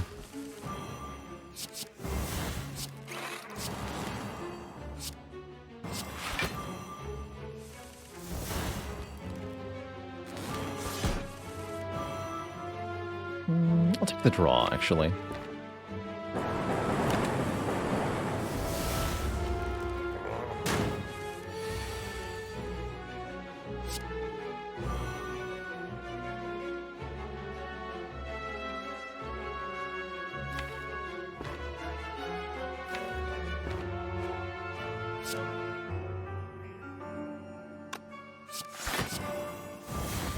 Free hologram, always welcome.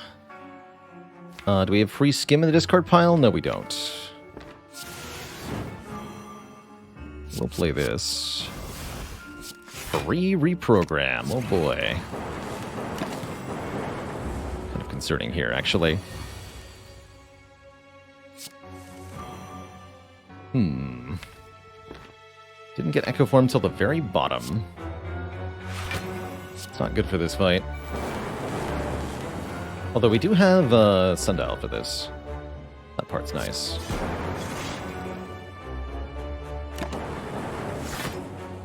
Still 500 health on this enemy? That's a bit worrisome.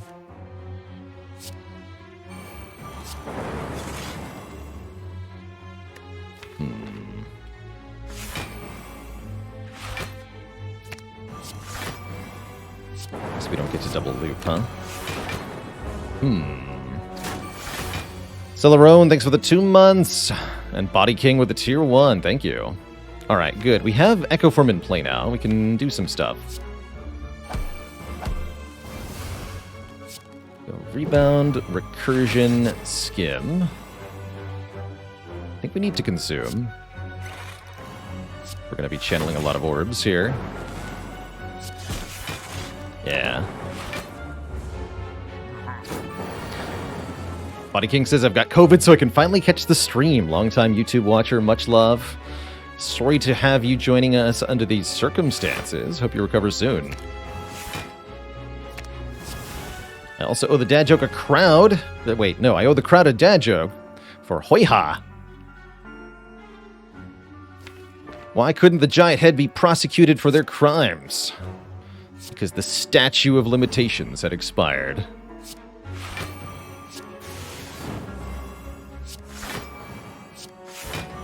No refunds. Alright, only 300 health to go. We're almost there, Twitch chat.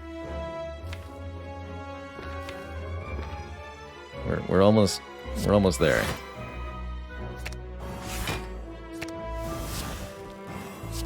Let's rebound the free skim. That just seems wise.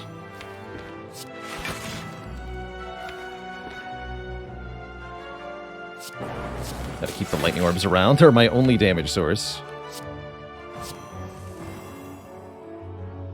I almost want to go down to 1 orb here. I don't think we're quite that desperate, though.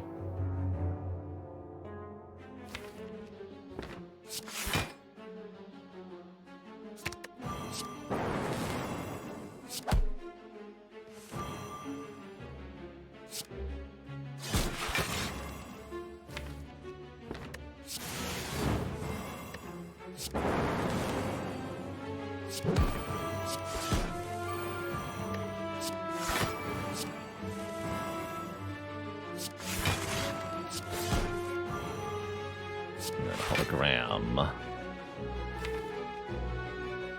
Oh, shit.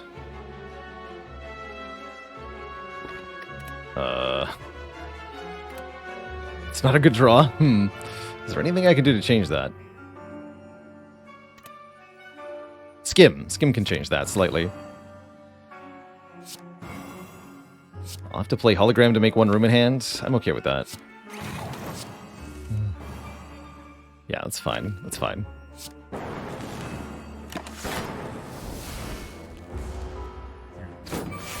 Why are you still here? Great question, Giant Head. Some days, even I don't know.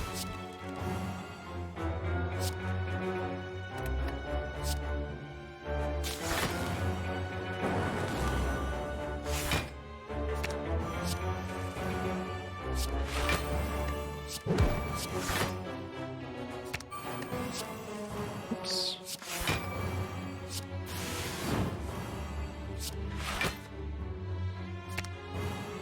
Giving me free stuff. I like it.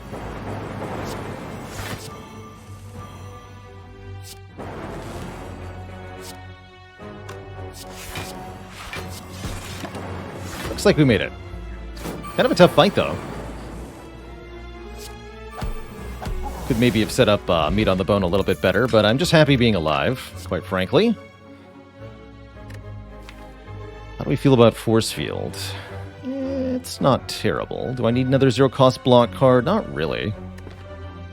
Do I need another aggregate? Also not really. Let's skip. Distilled Chaos plays the top 6 cards. That does seem pretty good. Let's take that. Although Flex Potion could maybe have been an easy way to get through Spire Shield and Spire Spear. Still interesting here. Take the blue key. We are loaded for this shop. I'm excited. We just have to get through the Nemesis. Or is it Nemesis?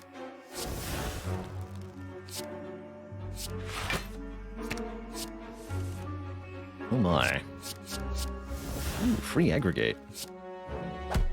I like it.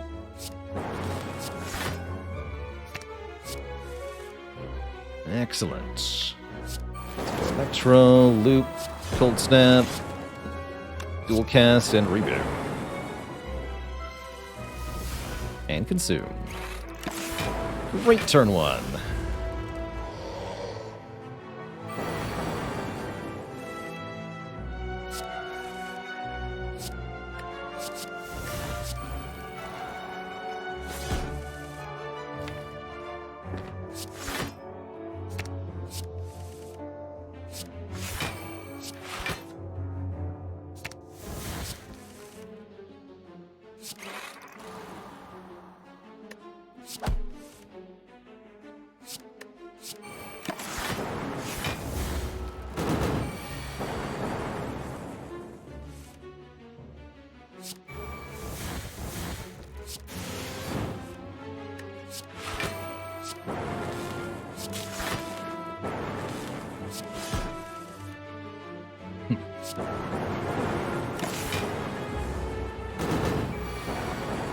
I think we have a buffer.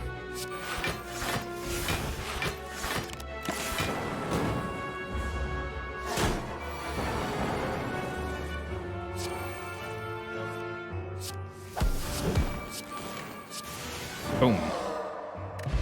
Bango! 14 more max health. We're now at 95 max health defect, which is tons. Sleepy Luna with the 17 months of the Prime sub. Thank you. Thank you, thank you. If Scrape draws Void and discards it, yes, you still lose 1 energy. One of the nasty parts about Turbo, unfortunately. Alright, to that shop. I don't think I want any of those cards. We have 500 gold with Courier. It's a lot of money.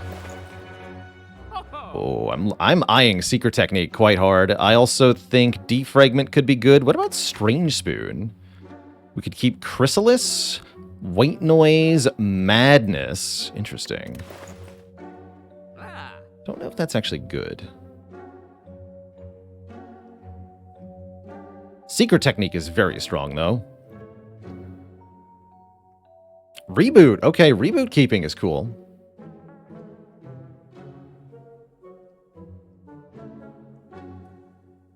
I'm going to buy the Seeker Technique.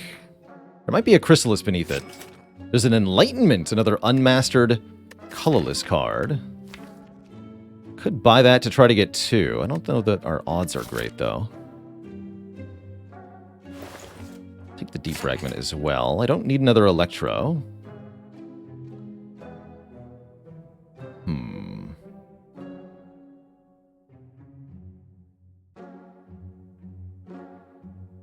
Think we might keep the rest of the money for the next shop? We could maybe remove a Defend and still do that. It's not a bad idea.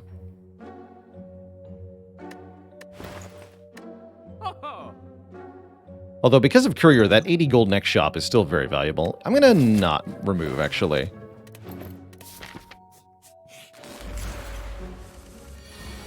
We're not going to do it.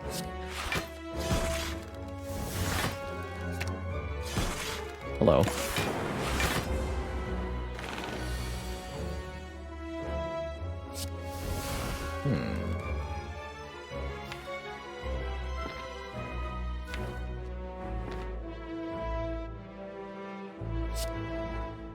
Secret Technique can set up a hologram infinite sometimes. That's kind of cool. In fact, I can just full block this way, right?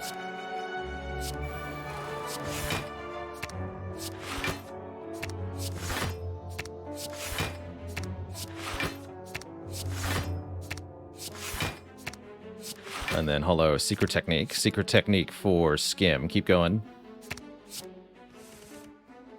Play you. Play you. Zagasu with 35 months. So close to 3 full years. So heckin' close. Power of Stack.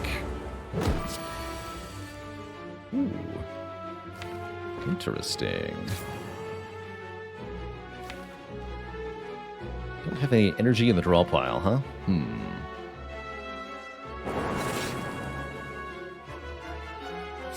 I think I need to reboot then.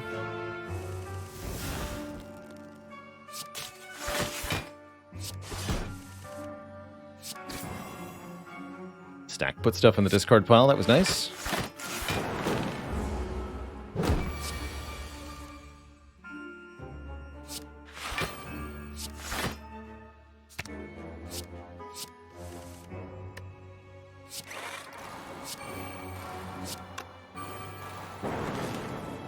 13 plus 12. We got a block for 25, which we're already doing.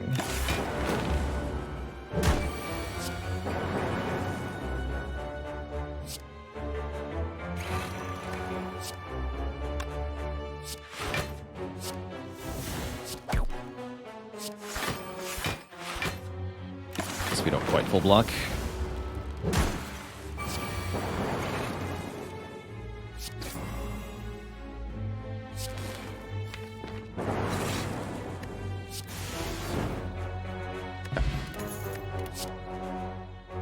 Scrape number 2. All right, we have a mastery candidate. If we can win this run, Scrape will be mastered forevermore. And the Defect will have one fewer card to cross off the list. Heck yeah. Let's upgrade that... You know what? Yeah, let's upgrade that Scrape and Sleep before the boss gauntlet here. Let's do it. Oh, we've officially dropped below 50 on Defect. Fair enough.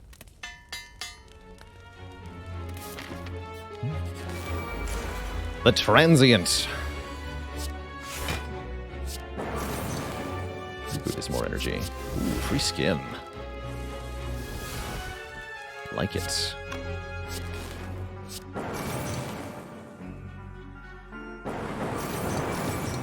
Okay, so we're full blocking. We can just play this.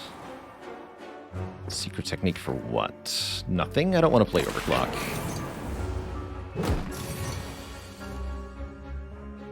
Shoot. I think I have to use Distilled Chaos here. Looks like it, yeah. I'm going to double consume.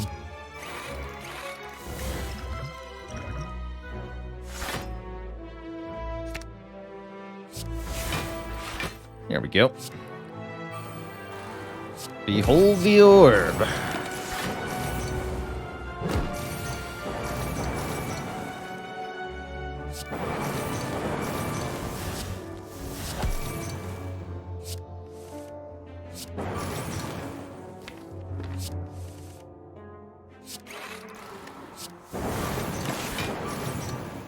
Alright, just the loop in the orb is going to do most of the work for this fight now, thankfully.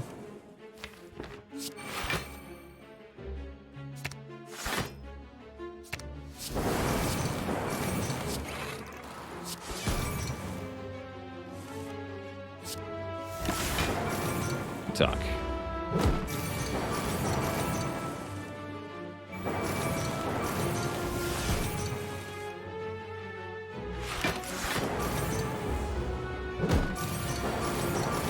Just have to do 90 damage on the final turn of Transient to full block it, essentially. Easy.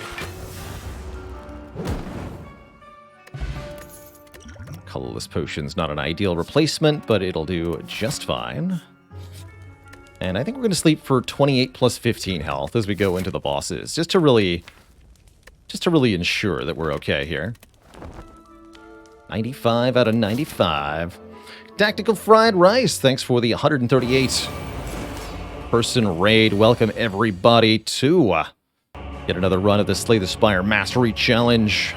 Currently looking to get a win with 2 copies of Scrape in this Defect deck. If only we can scrape by the Awakened one. Looks like I might need to play Electrodynamics in this fight.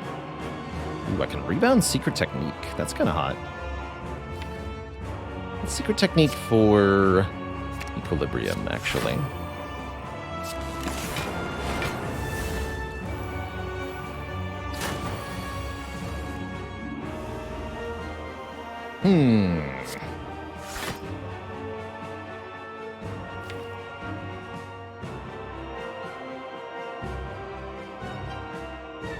This fight will be difficult without playing some of our powers.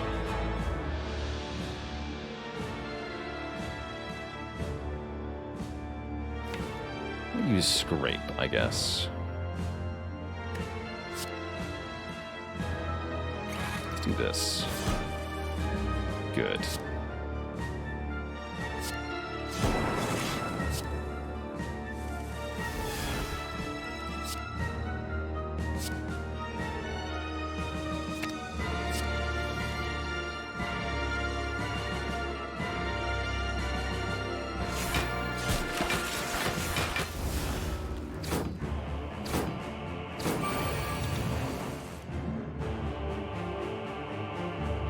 Some gourd. Gourd, huh? I have really enjoyed Against the Storm, so I'll take that recommendation in mind, TFR. Thank you. And Gagula with the 18 months. You keep watching, I'll keep streaming. How's that sound? Alright, Chrysalis, what do you got? Free battery is good. The rest is questionable. Let's play Zap. Defend, Scrape. What's this? Static Discharge? I won't be playing that. There we go. Sweeping Beam. Dish out some proper damage.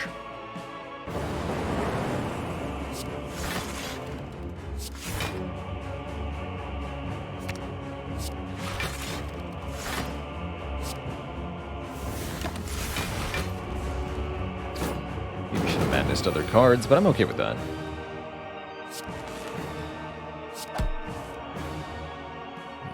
Okay with that. Okay. This turn hurts a bit. Bonus draw happens. Hopefully not yet the next multi-attack. That could have been bad.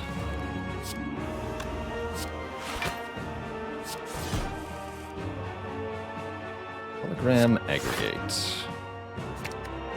You got it.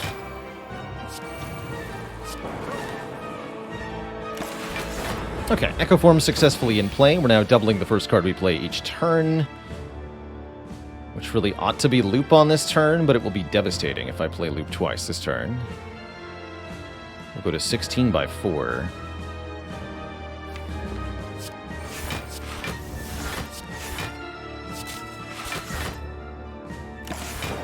Let's just take 5 instead. And then fix. Fix our deck, so to speak.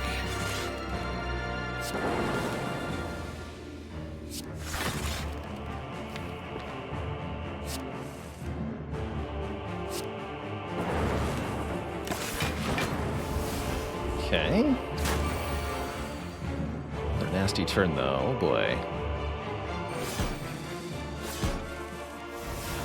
Shoot. Ugh.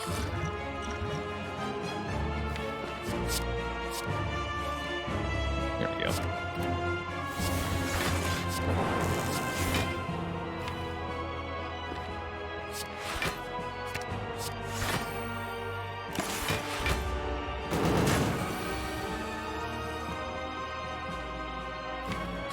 Okay, double this.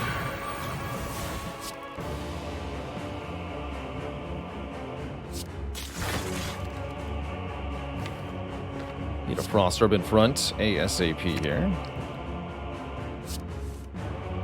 There's one. Okay, all Frost all the time. This should help. Now we're getting tons of passive block. Maybe start to focus on actually winning this fight.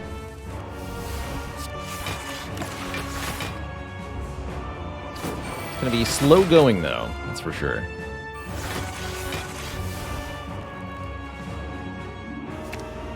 How do we actually do damage without lightning? I'm not sure we do. That presents a slight problem.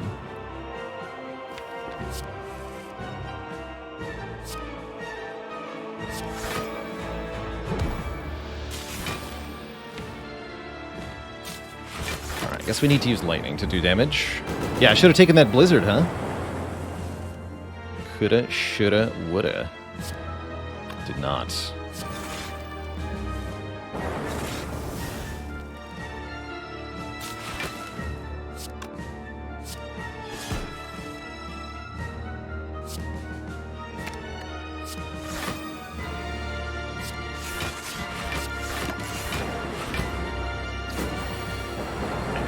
Frost Orb in front for next turn.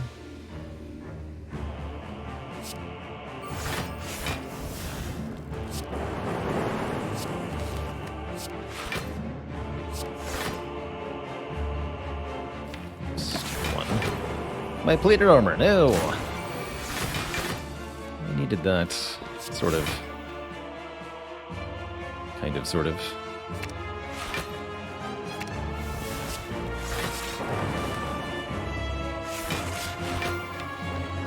Okay, health damage is happening.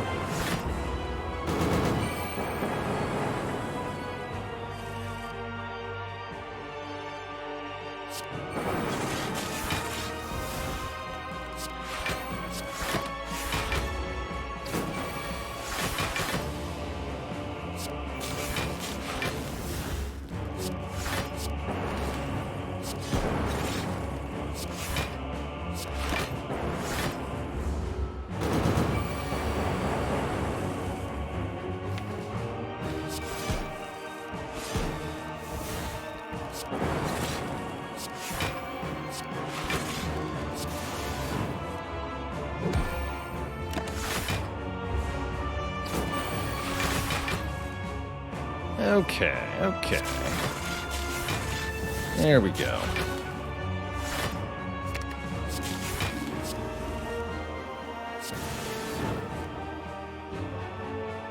Oh, yeah. Thank you, Zizzy. Odd new trend of partnered accounts posting spam links. Concerning.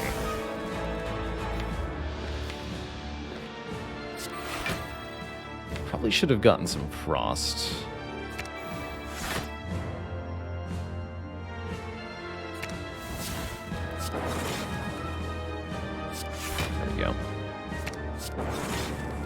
That'll do.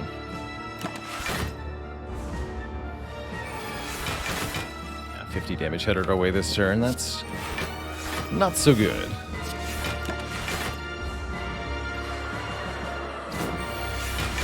Have you ever missed Act 4 from forgetting to get one of the keys? I think it's happened once for each of the 3 keys. But yes. Yeah, that has happened.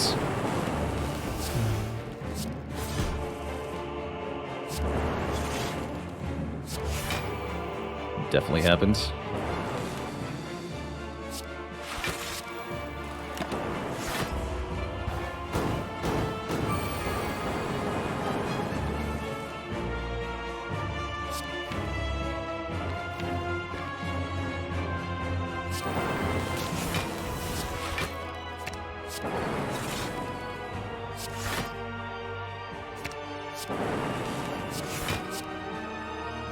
Oh, don't play that.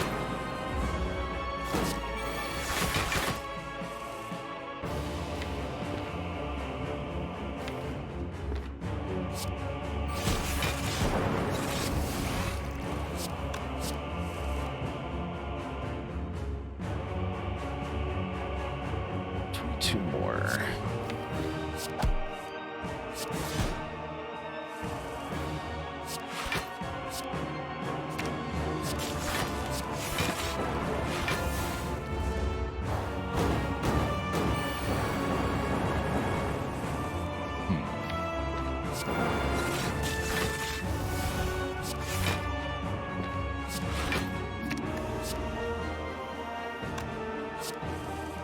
There we go.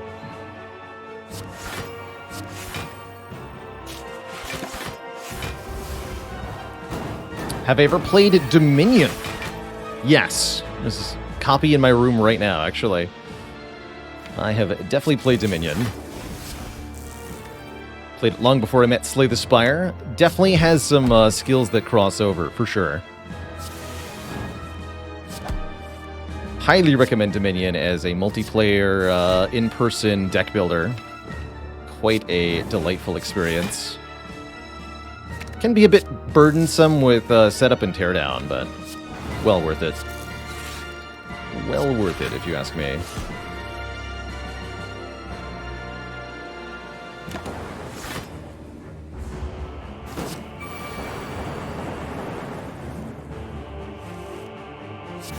Alright, GG Awakened one. First boss took a long time, but wasn't too bad ultimately. Second boss is Time Eater, against whom we have limited card plays. That definitely is going to complicate our life here. It feels like we have to double loop. Life could be difficult here. Life is difficult here. I'll be back for you, Loop. Very happy to see Consume. Oh my goodness, that helps. Alright, Time Eater, don't kill me. Thank you.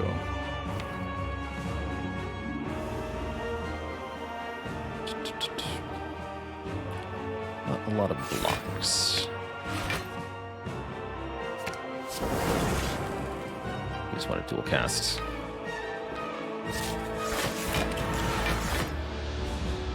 Ow. My hit points.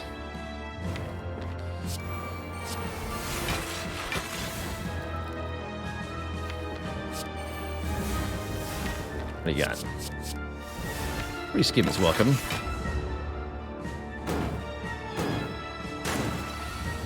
Do have to be careful with the number of cards we play.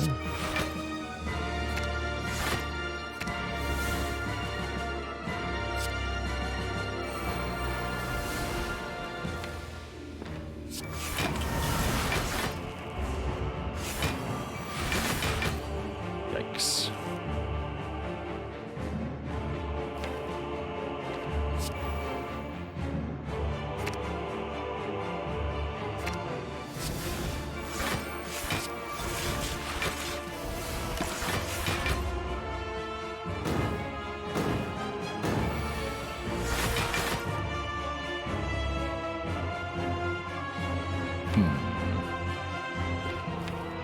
Gotta stop debuffing me.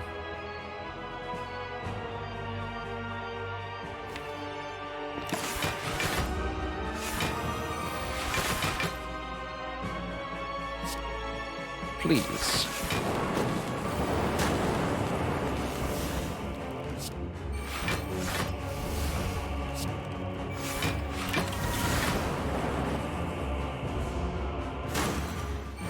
Get overwhelmed pretty soon here, especially if I don't draw much on this turn. Oh boy.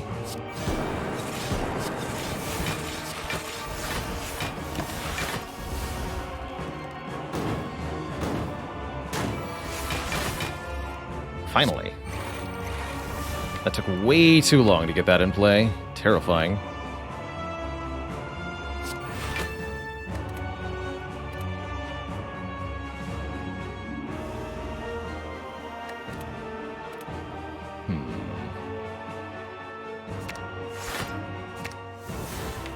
Double zap again? Probably ought to.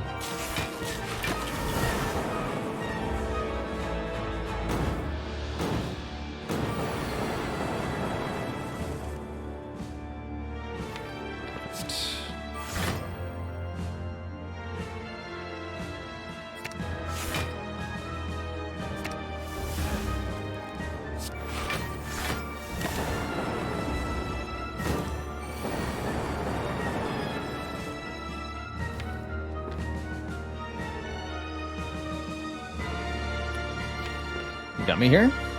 Maybe.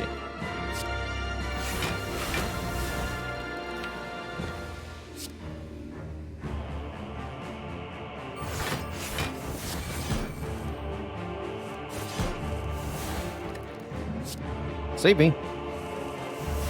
Nah, we're dead. Bummer. Actually, wait, we're not dead yet. Hold on. May have gotten ahead of myself slightly. Hold on a minute. Can't kill you this turn. We just don't want to play any cards then. Still might very much be dead here. It's a good start though.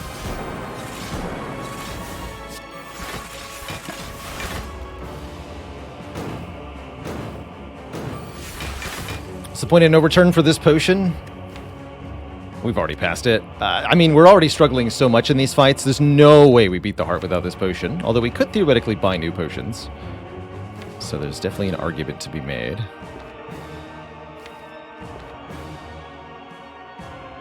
Let's see. We want equilibrium back. We still have equilibrium for one more turn. Okay, we really need the equilibrium in our hands.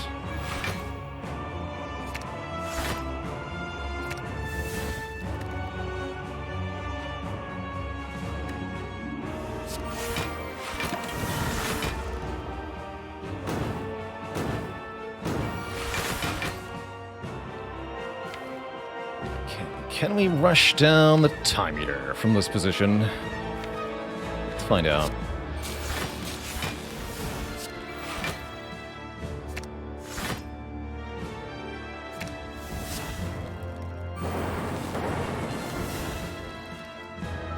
We should play a full 12 cards here.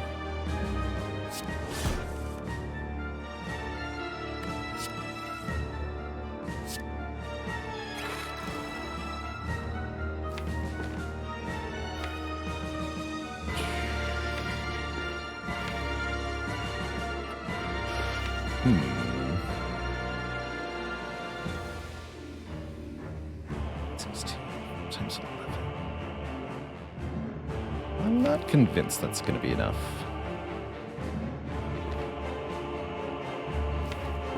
We need to not play more than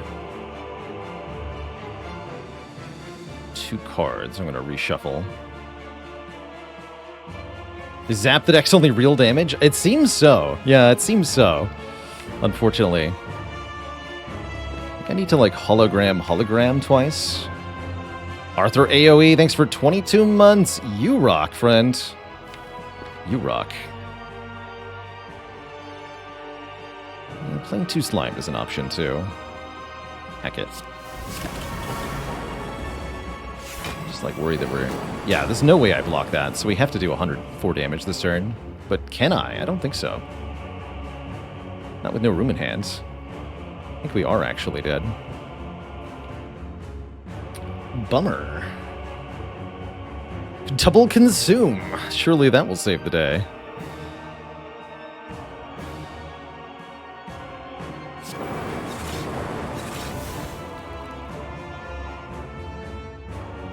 Maybe we can block it. We potion and double consumed. Now there's an idea.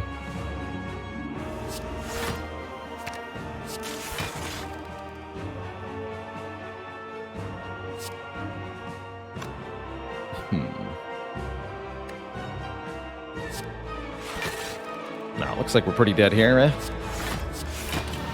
Yeah, GG. Should have used the potion. Didn't. And we died. Was really hoping we'd have that for the heart. Ultimately, the deck did not have, as you saw, the damage to actually deal with the late game bosses. Maybe we needed the claws after all, so that I could have stayed on Frost Orbs while dealing damage. It's kind of interesting that claw maybe could have changed things. Either way, a good run. I'll take it. Pretty happy with that. Or Blizzard. Blizzard also could have done the job. I needed to look for a better scaling damage option. I did not find one there. GG. That poor deck was illegal. All right, Twitch chat, we're about 2 hours into the broadcast. I need to take a quick break, refill the legs, stretch the water, grab a quick snack. I'll be back in a couple of minutes to play some more Spire. Don't go nowhere, Twitch chat. And Crypt Rat Daddy, thanks for 13 months of the Prime sub. Welcome to the cozy. There, thank you for keeping it cozy, excuse me. The baker's dozen get. What's the snack? Feta toast. Tasty. All right, I will be right back. We're going to do some Watcher next. Get a winning run in there, hopefully. Maybe a colorless card or Curse Mastered as well. BRB, folks.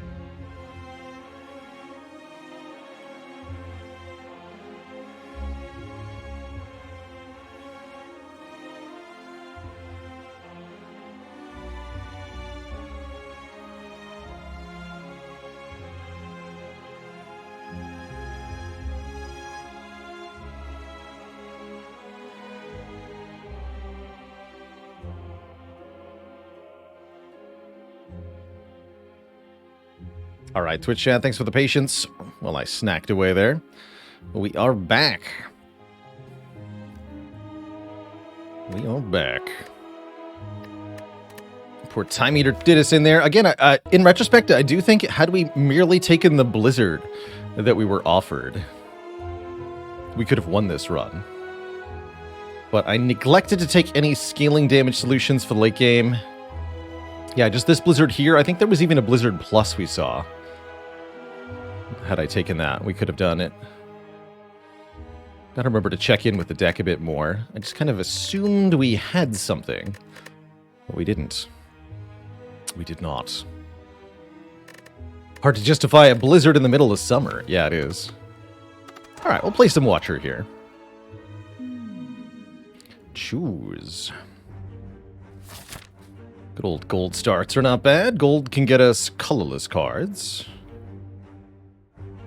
Watcher always has a relatively easy time starting out in Act 1. All you need is a bit of damage, and the Watcher can make some impressive stuff happen. Let's take 100 gold. Any chance for more Slice and Dice? I'm planning on it if it comes to Steam. We'll play some more Slice and Dice. Otherwise, it's kind of fallen out of rotation, replaced somewhat by Rotato. Less of a cranial game, Rotato, but the fun is certainly there.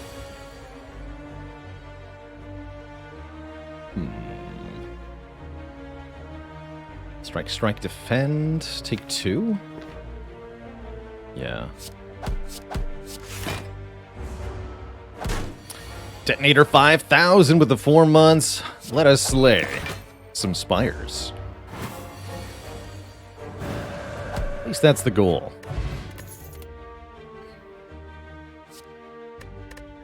Well, we've already mastered all the cards on this character. You know what? Let's take a pressure points. See if we can do a pressure points run. Is that ever really a thing? Not usually. But sometimes.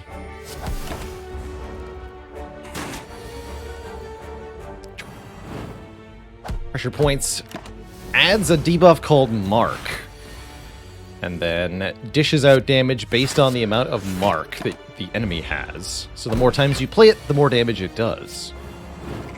Also goes through block. Kind of cool.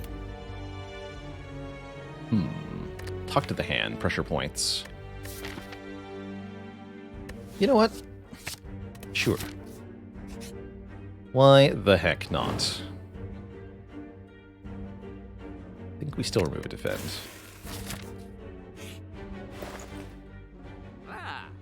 Metamorphosis. Bag of Preparation's pretty strong. 2 more cards on turn 1, that's always welcome. Deceive Reality goes well with pressure points. Want to be able to cycle through the deck multiple times. And a good way to survive. Helps a lot. Winky Peanut, thanks for the Prime sub. Welcome to the Cozy Sub Club.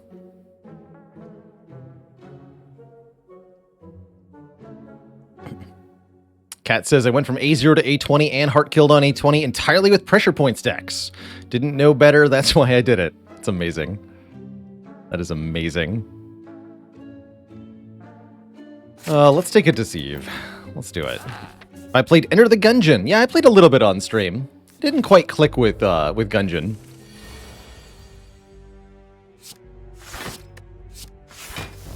But I did think it was pretty cool. You know what? Let's full block this. Actually, I should have struck instead of defending there. I don't know why I did that. That was incorrect.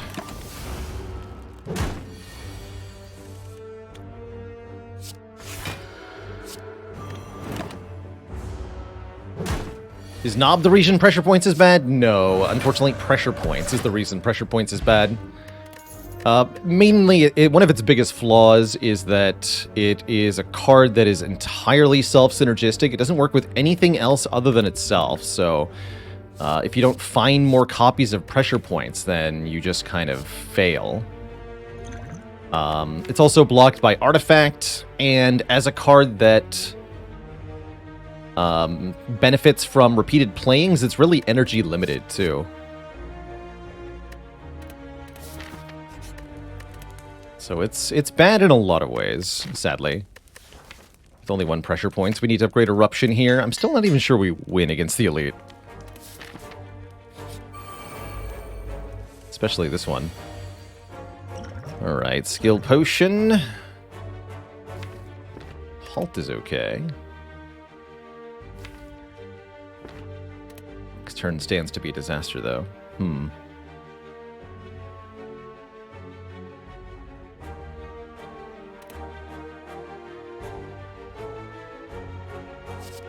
Let's take Halt.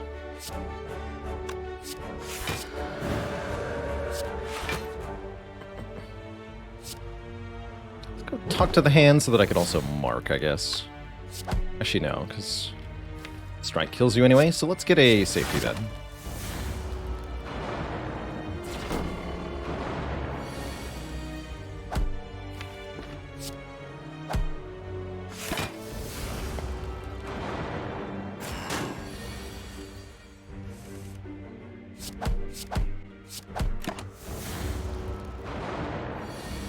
Ooh, we lucked out. Good.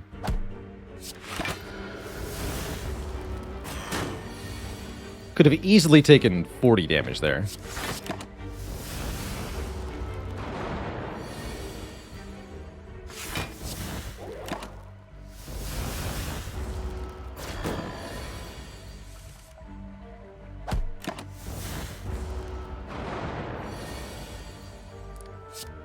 Easy peasy.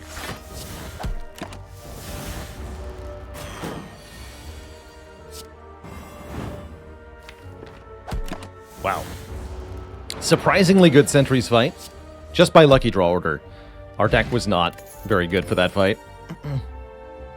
We do need more damage, so Carve Reality will have to do here. So even if you're trying to build pressure points, you just might not see it. Kind of weird. Could I think of a new card or relic that would make pressure points more viable? Yeah, you just add anything that interacts with the mark keyword. You could add a 2-cost card that says apply 4 mark to all enemies, and that would make pressure points more viable. You could have a relic that says at the start of each combat apply 4 mark to all enemies, or something like that. Or on each turn apply 1 mark to the frontmost enemy. Lots of different things you could do there. I'm going to upgrade the Talk to the Hand. Double the mark of target enemy, like a Talk to the Catalyst. Oh man, Juzu Bracelet and Tiny Chest. Say it ain't so. Let's just skip that. Am I ready for another Elite? It's either Gremlin Knob or Lagavulin. Lagavulin's not too bad. Gremlin Knob is a bit of a problem, but we have Bag of Preparation. We'll be fine. Let's upgrade this, though. It's easy. Sleepy Egg. We play Deceive. We play Carve. Do I bother using Vigilance?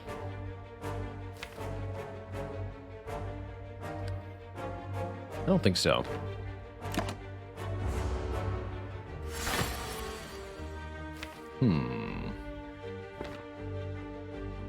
Could open with Eruption, Strike. That's kind of questionable. I think I'd rather open with Pressure Points next turn. Get rid of that Ascender's Bane. Ah, heck. This is still okay, though. Wake up.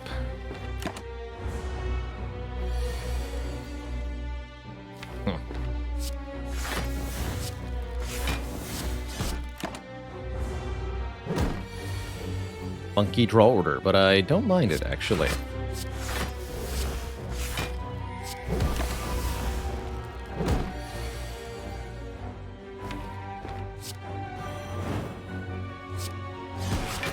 Okay, so next turn in Wrath, the Smites will do 20 apiece.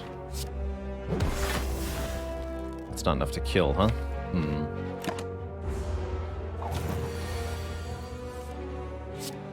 747. I've made a terrible mistake. Damn it.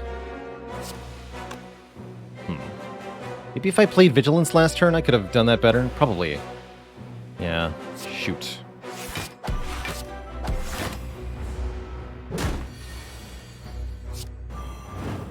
Screw that up big.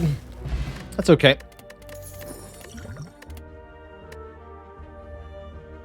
What are the 3 worst relics you could get at the start of a run? I'm going to say Bottled Flame, Bottled Tornado, and Bottled Lightning.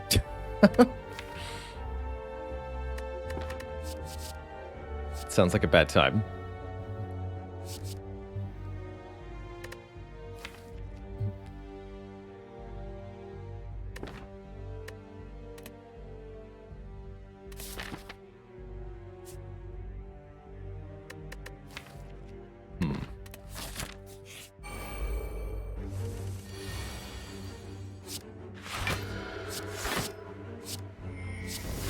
Duality is a pretty strong relic. It's already a good reason to abandon the entire idea of pressure points. Do something better.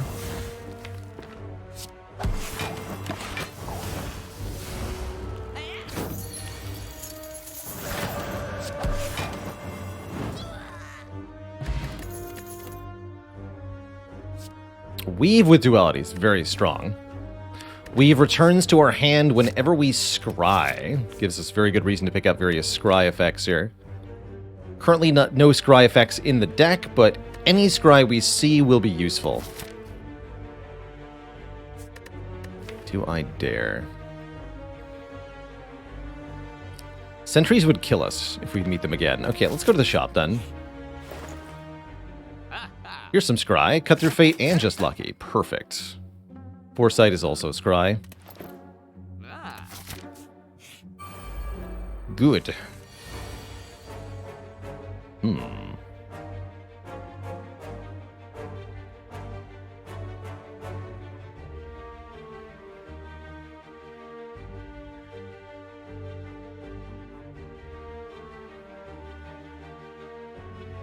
You just kill, right?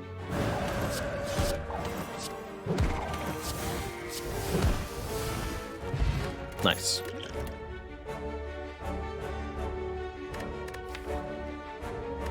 Don't want any of these. Maybe empty body, but I don't think so.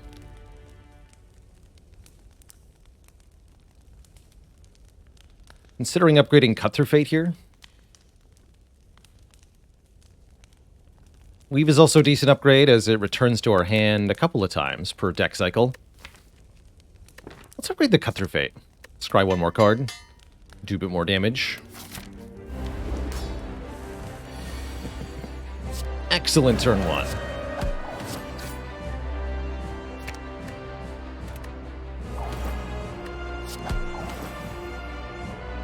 $12 is more than 11.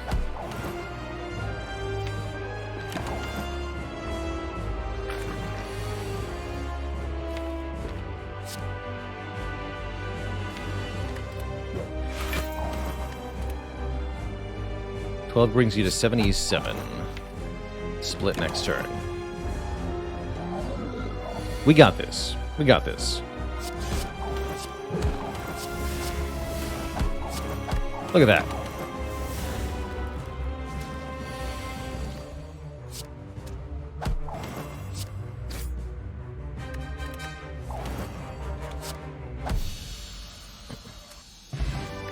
GG. Our rare card options are Devotion for Mantra per turn, Brilliance for damage based on Mantra, and Devaform to gain a ton of energy. None of them seem like they're that useful, although I guess Devaform with Duality can be a thing. Probably going to skip these. I will take a Cultist Potion, though.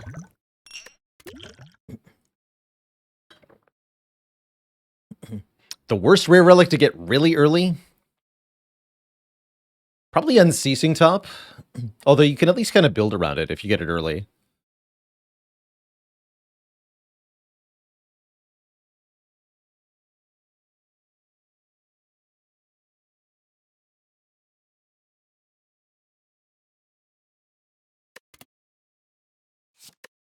Same with Birdface Urn. Useless immediately, but you can build around it if you get it early. Calipers, very bad early too.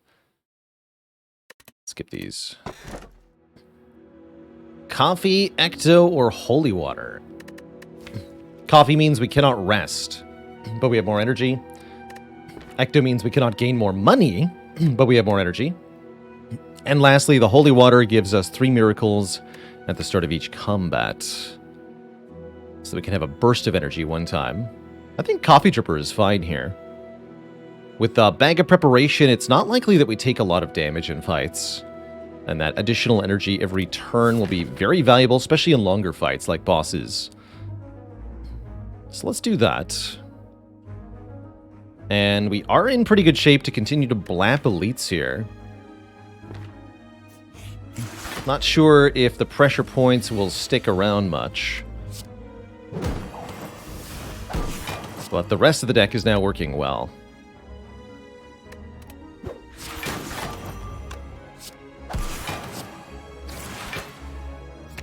Let's discard all that.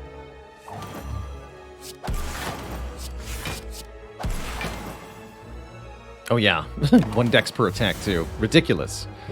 We want to add lots of cut-through fates and just luckies from here. Be a tremendous amount of block.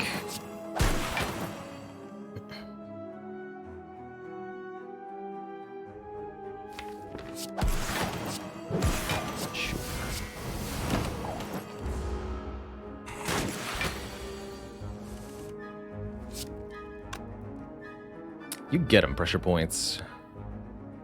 Let's see, 9 plus 20, 29.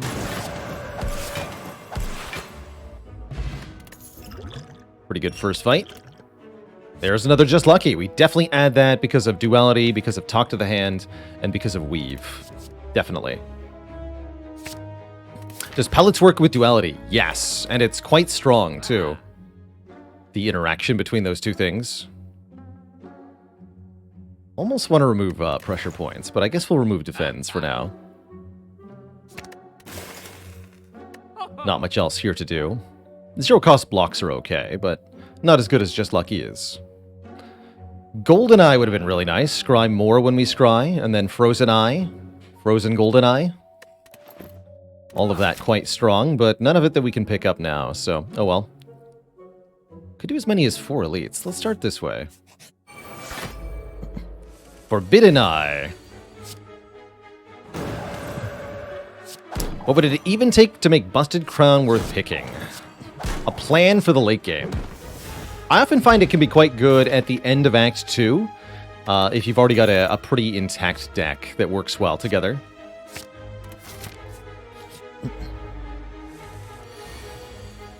But yeah, that's the core of it. You need a finished deck of cards, basically.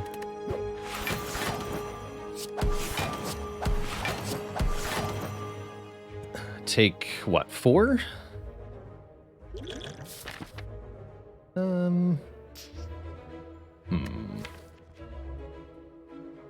Got some pretty good upgrades.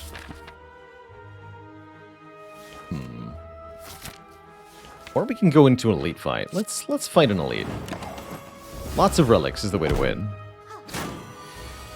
Almost all the time. We also need card rewards to get stronger. In this case, I'd actually like another way to get into Wrath. Something we're currently lacking.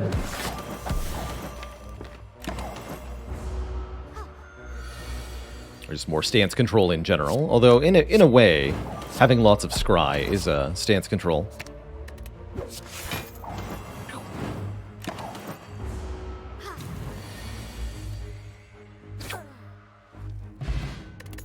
Ancient Potion.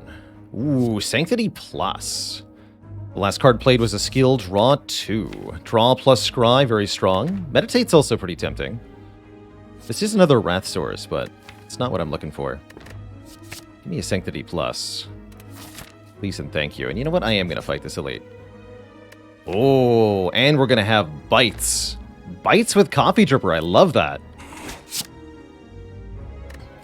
So our strikes now deal a little bit more damage, and they heal us for 2. We have reduced max health, but we can sustain ourselves through a lot of fights. In particular, I'm thinking 4 elites just became no problem with Bites.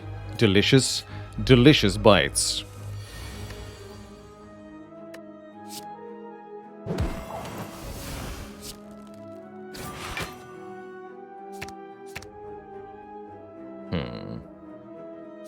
All of it.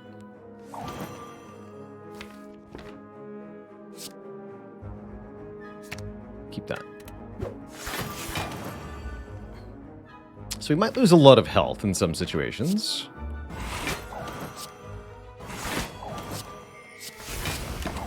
But the bites can restore it all. We need only try. Can't ever become entangled. Entering Wrath here looks like a losing proposition, I'm gonna be honest.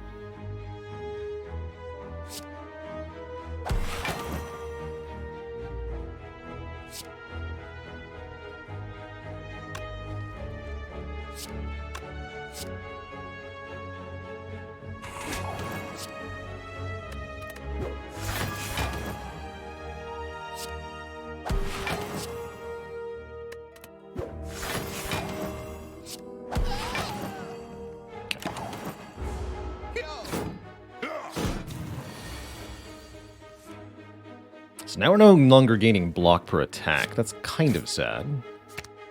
There's some other stuff that's quite good.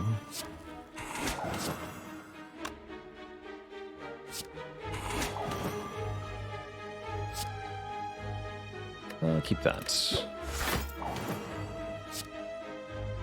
To make you killable. Wrong order there. Smoked Gouda with the Prime sub in 2 months. Heck yeah.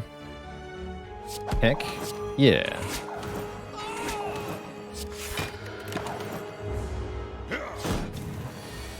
Alright, one lonely slaver should be easy enough. Wait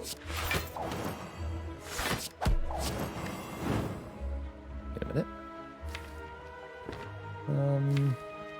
Yeah, this is fine.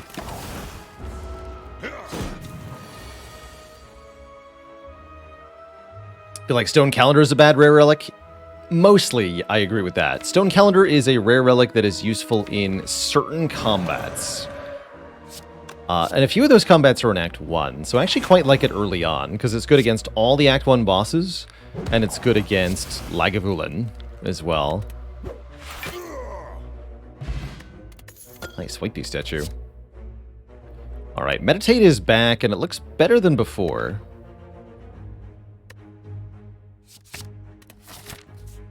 Although upgrades are sparse. Getting a card back into my hand is still quite strong here.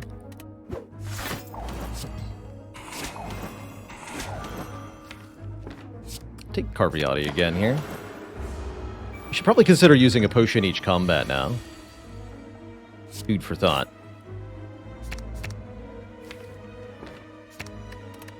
Would like Wrath Stance, please. No? Evidently not.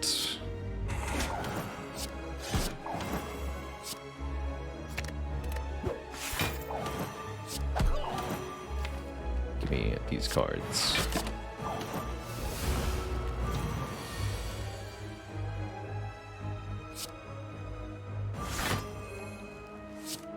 Perfect.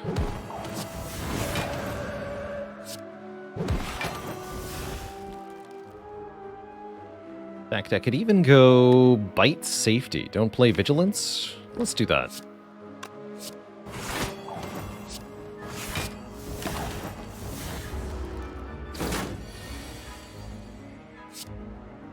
Only a slight amount of regret. Easy peasy.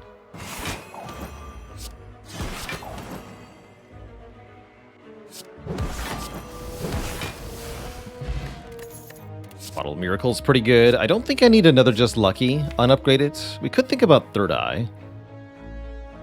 3 of these is fine, though. Do I value Pantograph more on A20 because of the double Act 3 bosses? Yes, it is. It is just better on A20.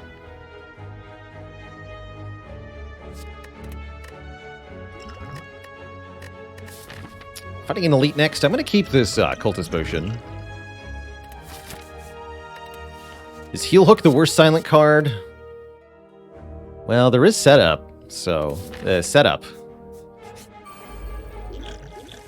Sit up or set up? This is what the Cultist Potion's for, this fight right here. Distraction is also really, really low tier. Yeah, Distraction's definitely quite terrible. Come on, talk to the hand. Pressure point's actually not that bad in this fight either, sadly. With something like Deceive, pressure points. Meditate.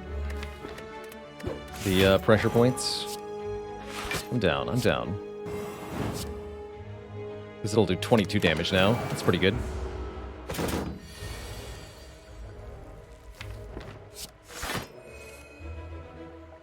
Once again, we're offered the ability to erupt, but it's kind of bad.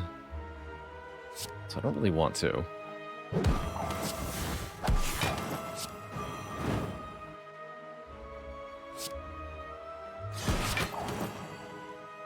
A miracle defend here.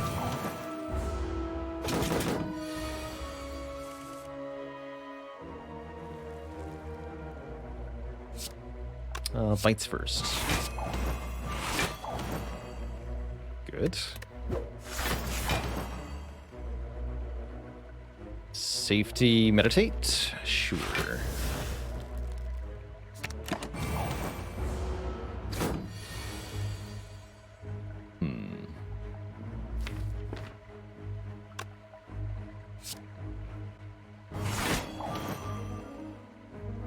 Okay.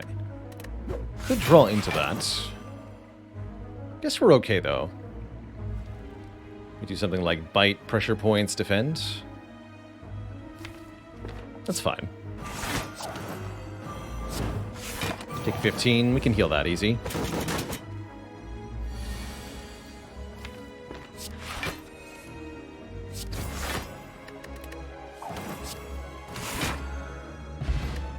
Get some more max health. Definitely welcome after losing some to the vampires.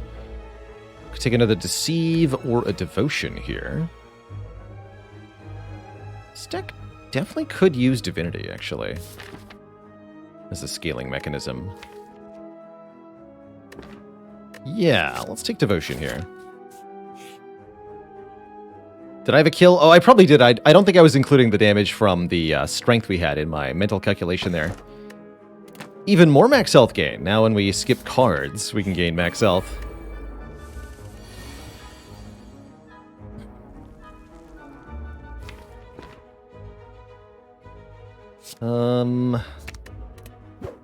Gremlins are a slight issue. I don't actually have an efficient way to deal with multiple foes. Slightly concerning. Let's go Devotion, Miracle, Meditate, the Cut-Through Fate. We might use the Fear Potion next turn. Yeah, we're gonna do that. Show me Eruption. Thank you. Although I don't like skipping Carve Reality to get it. We still need to. Discard this too. Could also Swift Potion. I don't think I need to do both potions though. Surely that is overkill. Oh yeah, surely that's overkill. And we got 18 health left. Easy.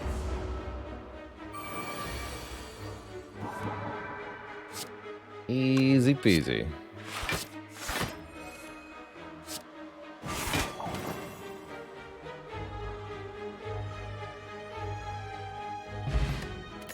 Bottle the Flame. Can have Eruption in the opening hand, although it's probably better to bottle Talk to the Hand Plus, which is really good for the Heart fight in particular. Heart gets Artifact on turn 4, and you really want to get Talk to the Hand down before that. Having it bottled is an easy peasy way to do it, so let's do that. Let's bottle Talk to the Hand here. Do I think I'll have to change pathing to more shops or better space shops to try to get the rare colorless cards for mastery? I don't think so. I think our approach that has worked so far will continue to work pretty well. I do expect to get a couple more cards mastered via the Pick 3 colorless card event in Act 4. Ooh, do we take a Shame here? I feel like we already seen Dolly's Mirror on this run, right? Bot can tell me. Yes, we have. It's not the only way to dupe something, but it is probably the most likely way to dupe it. Maybe I just pay him. Let's pay him. For a pair. Victory will soon be apparent.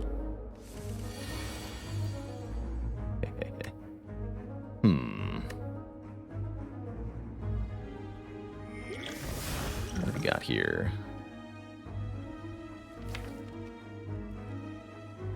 I'm gonna risk it.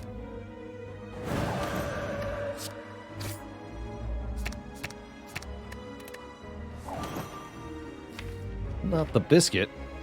Dang. Well, that's going to be a bit of damage to my face, but, oh well. Carve reality, or do we deceive? The longer this fight goes on, the worse it'll get for us. We should probably just talk to the hand here. I could Bottled Miracle and do some stuff. It's not a bad idea with White Beast, sure.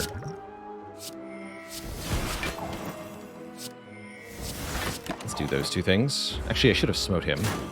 Could have killed him there. Smoted.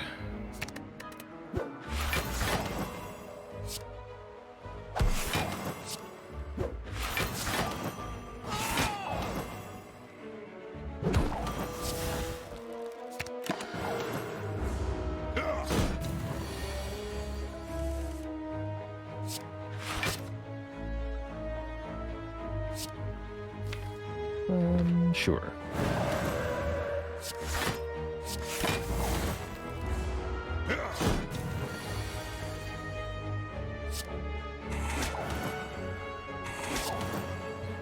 One shy of a kill. That's all right. We got a full block.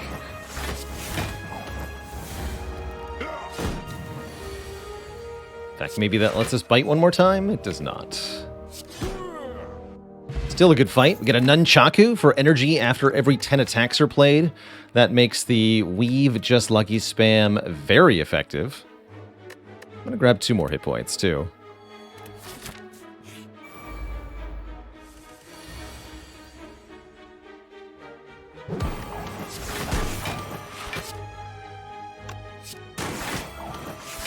And then return the Weave. Fight again. Perfect. Snake Plant with the bottled... talk to the hand. Shouldn't be too bad.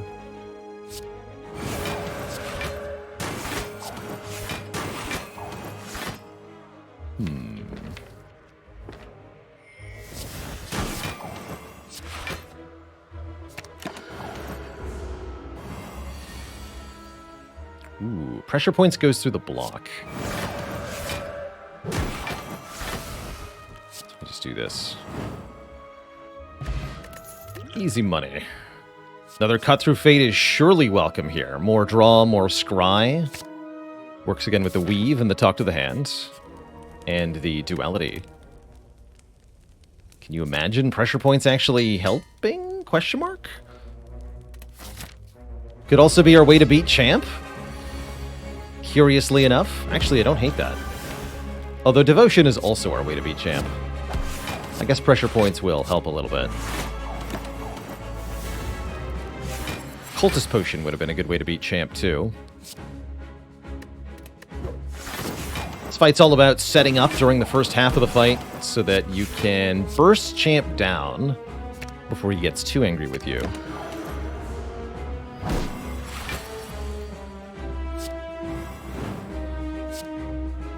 It's already going double metallicize here.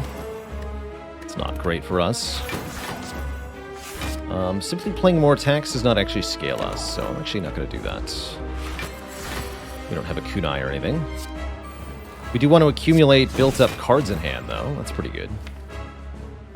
And, of course, we want to draw back to pressure points as quickly as we can, so we can play it more often.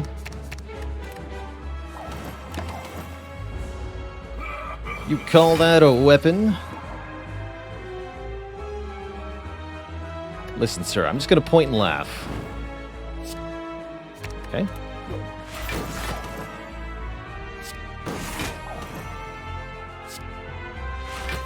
Alright, you can damage me slightly if you want to.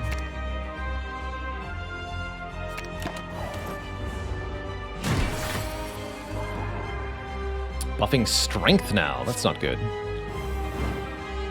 Must endeavor to lower his champ's health more rapidly, I guess.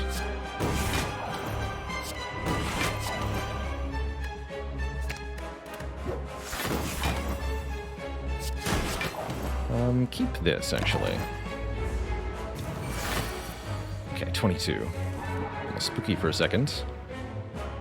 Not a bad turn to go Wrath, though, yeah? Not a bad turn to go Wrath. Let's do it.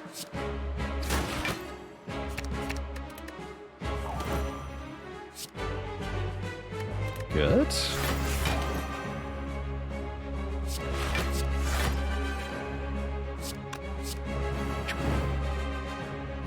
Okay, we don't bring him below half health yet.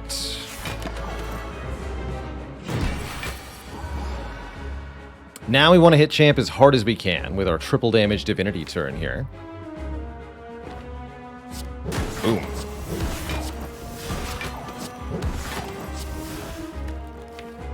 Keep the cards where they are. We don't get weave, unfortunately.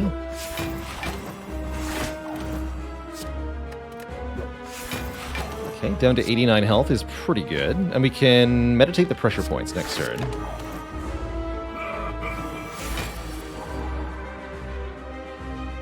Overall, though, I'm not particularly impressed.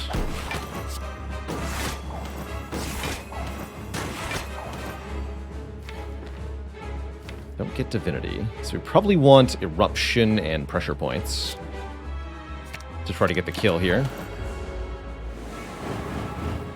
Impossible. Oh yeah, we're good. We're good. Just, oh wait, he removed the... Oh no. Maybe we're not good. Forgot he removes that.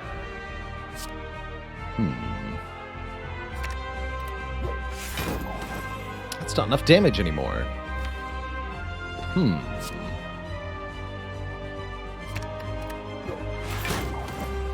Thankfully we have these potions.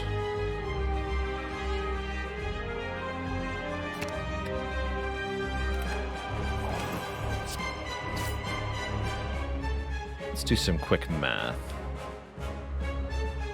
If I just do bite, bite, carve, smite, that is what? 14, 14, 36. That's enough. Okay, yeah, that's enough. That's enough. It's even a little bit more than that. Oh no, wait, we're weakened. Oh crap. It was not enough. I guess we potion then, huh? We actually also don't die to this currently. But we might as well potion.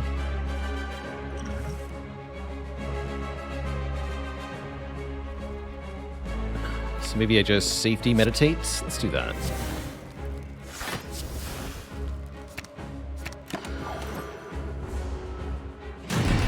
Ow. That's a big number, sir. Alright, good talk.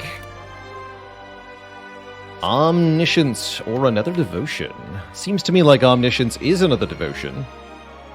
Except better. Allowing us to dupe any card in the draw pile and play it twice. Cursed Key would have been our ticket to another copy of Shame. I guess we can still take it with the blue key here. Fusion Hammer plus Coffee Dripper is not my favorite combination. Would like to be able to upgrade the Omniscience at least. Let's take the Cursed Key here. We can skip a relic in Act 3 and we'll be just fine.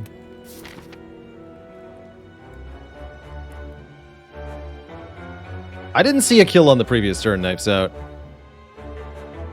I looked for it, but I couldn't find it.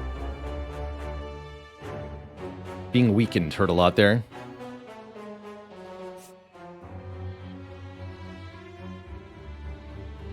Take a bunch of events? Question mark? Events are a little bit worse with Cursed Key, as you're compelled to skip treasures if you find them. It's all good, Knives Out. It's, again, as I've said a couple of times, the only person who's expected to keep track of everything going on in the game and on screen is me. Everybody else is kind of half paying attention, and that's okay.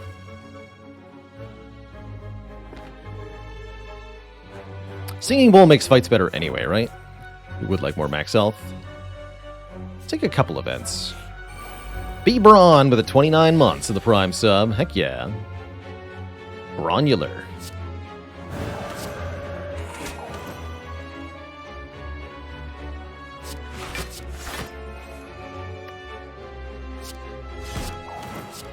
Let's do this.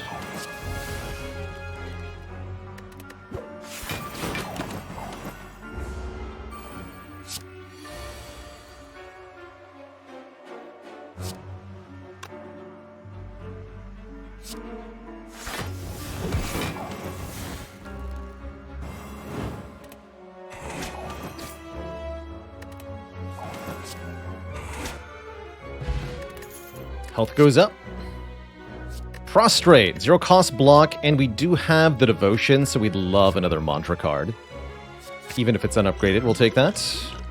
I wonder if Liquid Bronze is good for Heart. Keep that for now. We are all Baylor. Every one of us. A Wrath? Question mark? Let's do it. Surely this works.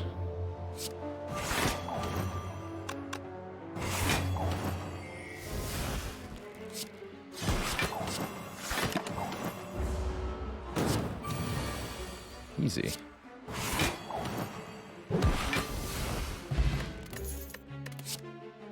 Ooh, at the start of your turn, scry 4 cards, or another way into Calm, both pretty juicy. I think the scry is very good. It's also a really good Omniscience target. We've seen a couple times on this channel, if you can scry 8 at the start of every turn in the Heart Fight, it's going to go well for you. It's going to go really well for you. If I could add 1 card with a pressure point keyword for synergy, what would it be?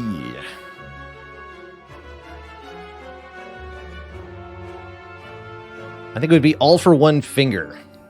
2 cost, deal 10 damage, put all pressure points from your discard pile into your hand.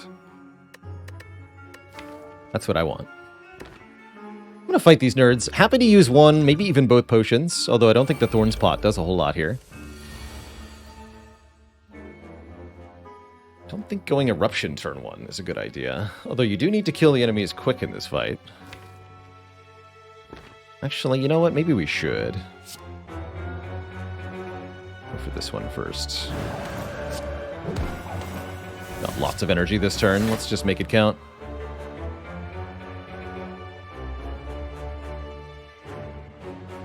Bite, just lucky wouldn't be enough, huh? No way. No way that's enough. Omniscience. That we can talk about.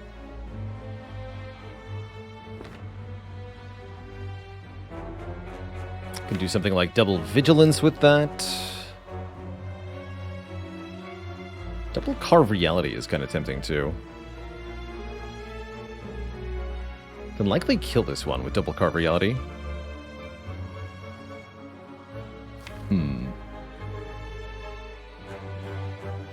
Could also not play the Omniscience, just go Miracle Sanctity. Let's try that.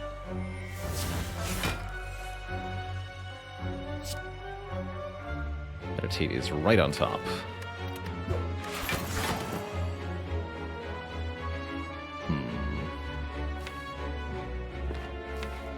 Okay, so we should probably Omniscience then.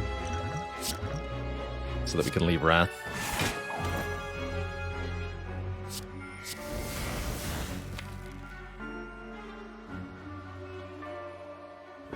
So Vigilance is in the draw pile. Let's do Omni-Vigilance, I guess.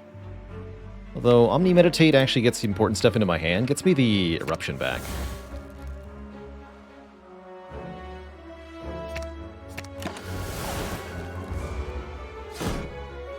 Take 1.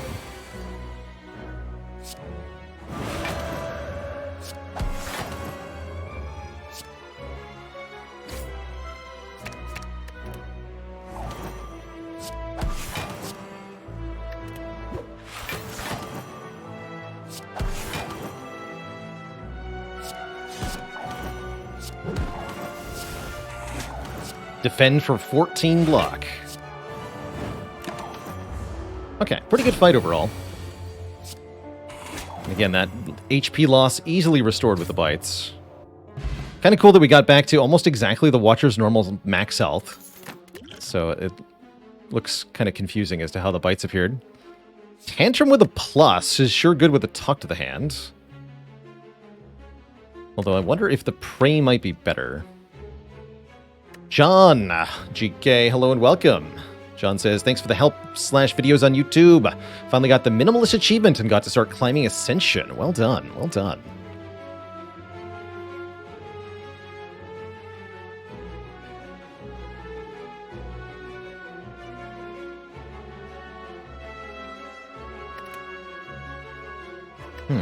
Tough call, actually. Prey is pretty sweet. Let's take a Prey. Or Mantra. Really like this pocket watch. If we play 3 or fewer cards on our turn, we get extra card draw on the following turn. Not that we'll always do that, but sometimes. Sometimes.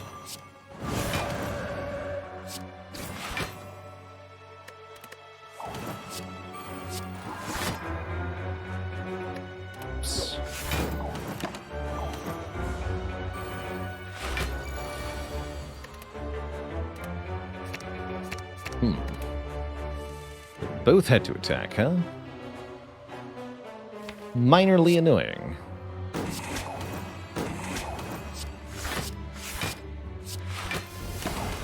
Oh, maybe a bit more than minor. Ow. With my face, though.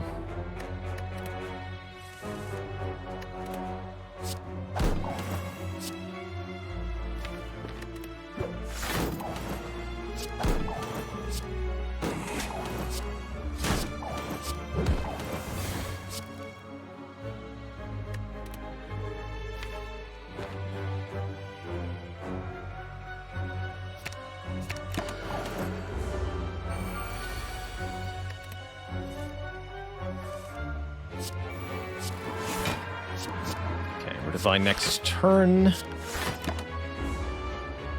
Still frail, though.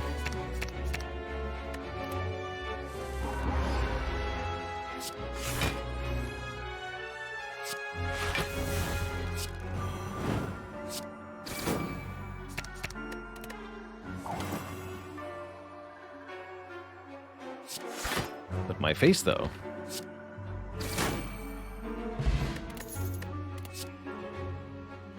Second Weave actually seems kind of amazing, right? We have so many scry effects, they're going to bounce with the talk of the hand, do tons of damage, do tons of block. Let's do it. Let's do it. We're going this way. Can also go this way. Kind of the same thing, right? Yeah. Can lose one just lucky. I'm sure we'll see another one to replace it with. Probably want to Omni either Foresight or Devotion here. With this fight, might want to be Devotion. Or Foresight, actually. To avoid shenaniganry here. Looks like we need to protect ourselves.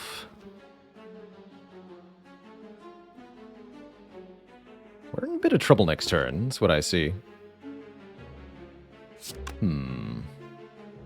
This definitely has to go on Repto. No question about it. That means we want a Swift Potion. Takes 4 bites to kill a dagger. Blech. So do 4 bites, play the Foresight. Alright.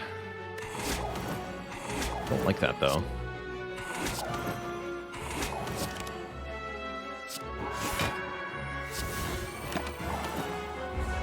Spike could really put us in a situation here. Okay, that's a good start.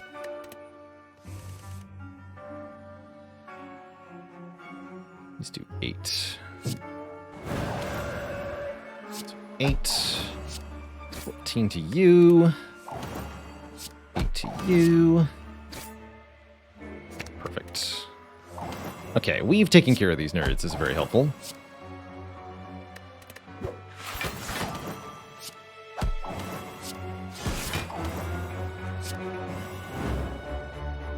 We should probably do this damage. This turn's going to be really bad. Maybe I needed that smite. Don't bother with prey yet. Okay, we can kill both daggers, or we can put a lot of block down. Can't do both. Don't have devotion in play.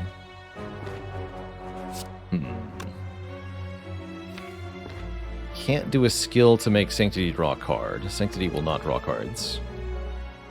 Bummer. We still want to go this way.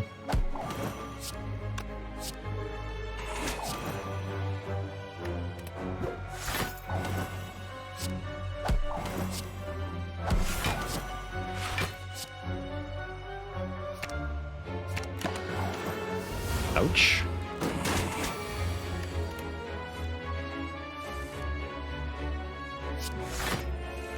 Okay, this looks promising.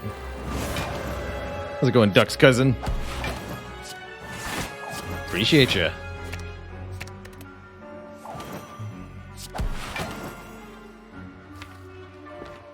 That's right. All lost health can always be restored, though.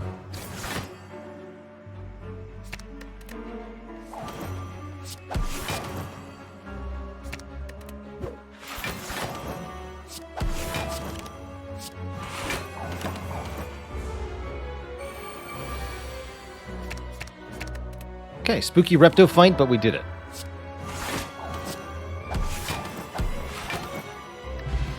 Get a letter opener. If we play 3 skills in 1 turn, we can do 5 damage to all enemies. Fasting could be very good to give us some permanent strength and dexterity, which would really scale the Just Luckies even better. Good with an Ancient Potion, too. Or we could take an upgraded Cut Through Fate, which is also very good.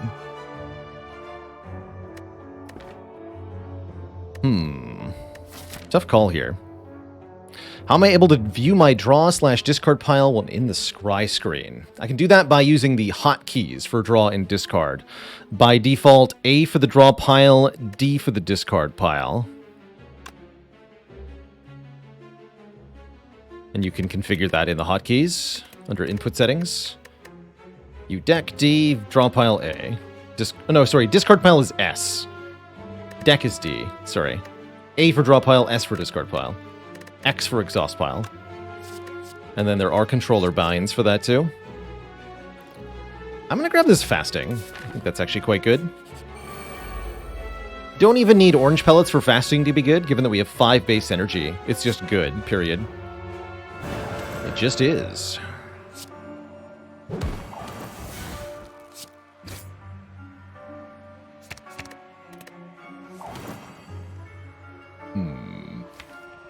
I think I want the bonus draw of the pocket watch, though. Good.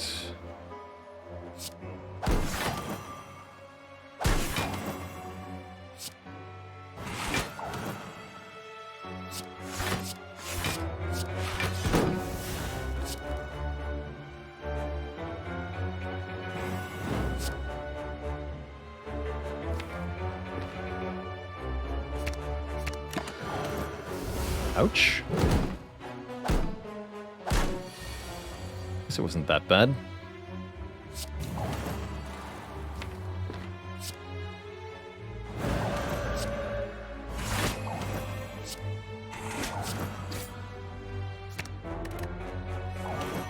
And now with the fasting, the weaves do tremendously more damage. Just the main goal in picking that up. Okay, this warship has a plus on it. Let's do it. 5 mantra, retain, giving us divinity essentially on demand here. Seems very valuable. We're going to upgrade that fasting. Make sure it's 4 strength and 4 dexterity. And we're not going to open this treasure chest, even though it's the large type and contains either an uncommon or a rare relic. I don't want to be saddled with the random curse that comes from the cursed key. And we don't need it to get to Act 4, so I won't. I shan't. I won't. Actually, that's a good card.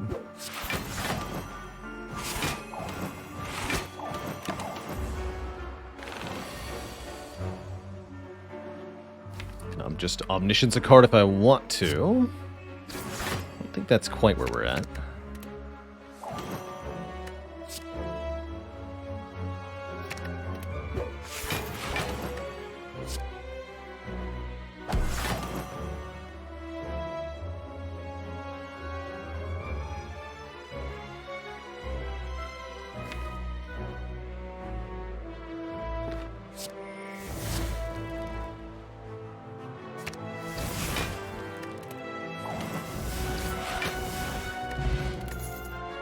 Excellent.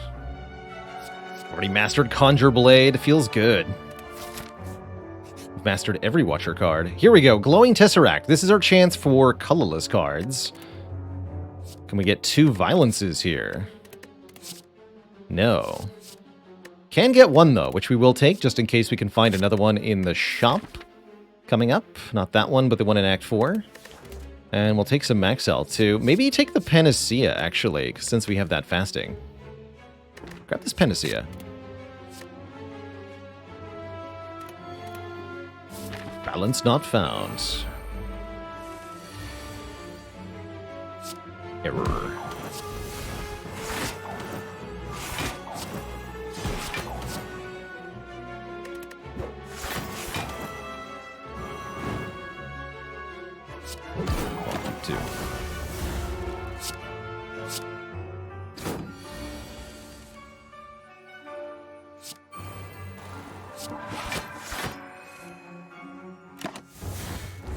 Draw cards on purpose here. When was the last time I forgot to take one of the keys? I think it had to be 2021. It's been a long time.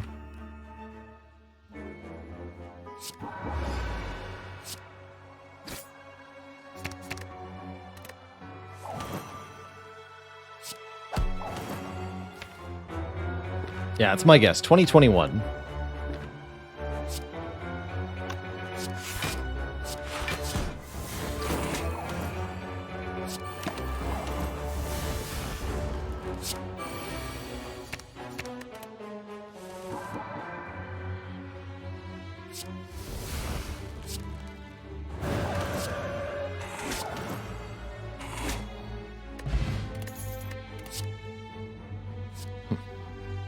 One is fine, surely. 74 max HP. So far we've gained 10 from the Singing Bowl. Not actually that much, I guess. An Omni Fasting. What a quaint idea.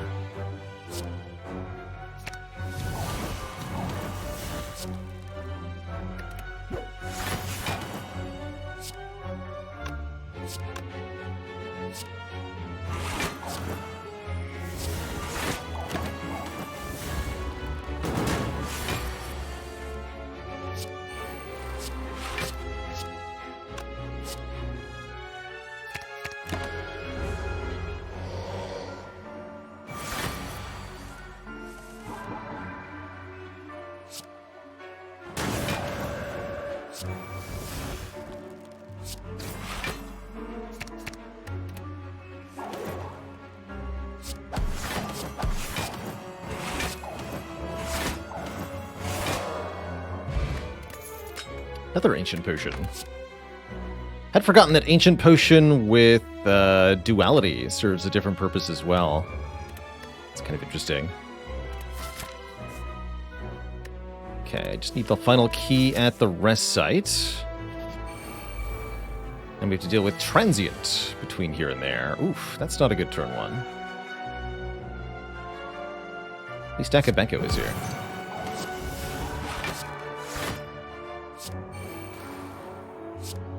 Stings a little bit.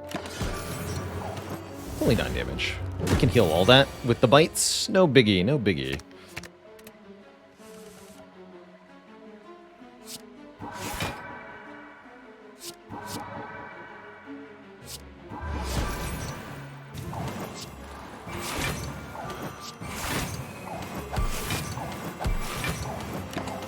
Get wrecked, sir.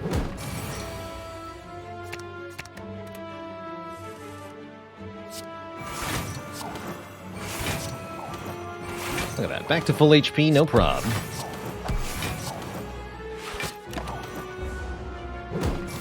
seem like we're going to get many opportunities to use the pocket watch, though.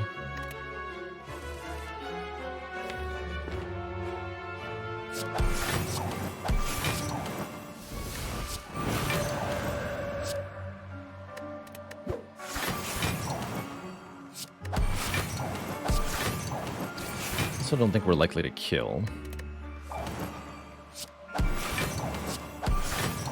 Let's just end with a skill here. Mama Rossi, thanks for the Prime sub. Welcome to the Cozy Sub Club. We definitely smashed our support goal today, so tomorrow we're going to be doing a modded Community Spire Day, the return of the Packmaster, and more besides. I'm excited.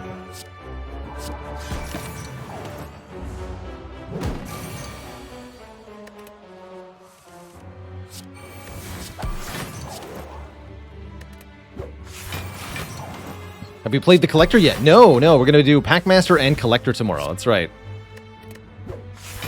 Yeah, we'll check out the Collector. Definitely. Definitely do that.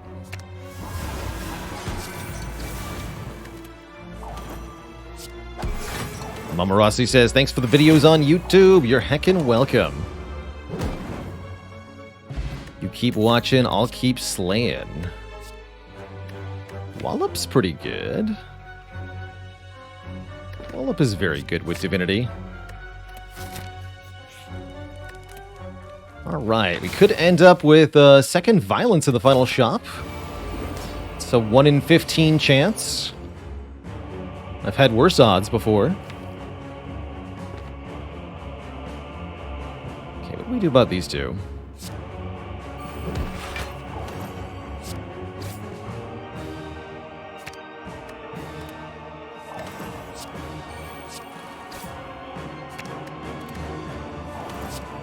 We can't talk to the hand here, huh? Can gain 3 decks permanently, though.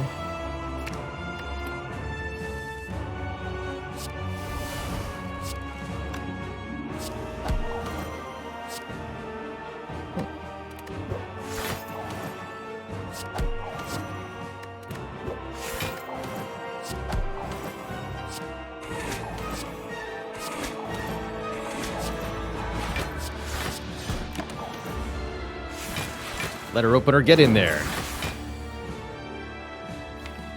I guess discard Omniscience, huh? It's not quite the turn I wanted, but it will do.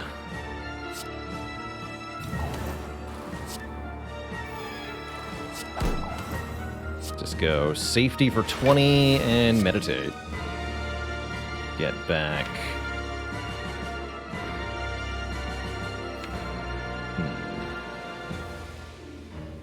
Cut through fate. Twice, I suppose.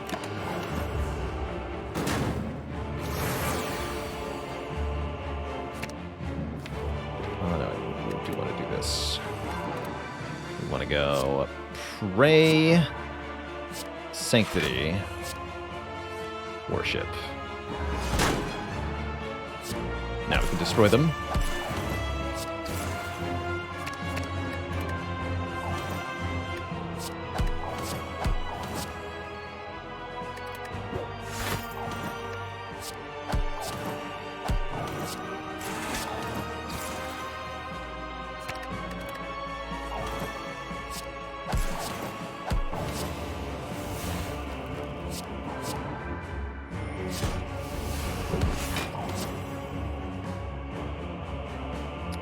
Take Cut Through Fate, Prostrate.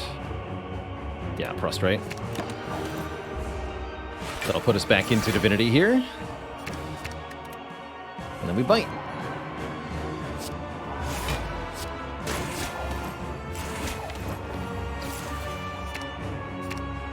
Just like to take that. Yummy.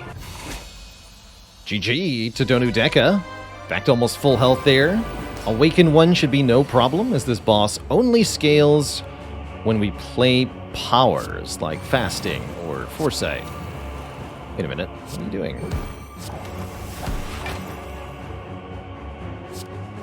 doing?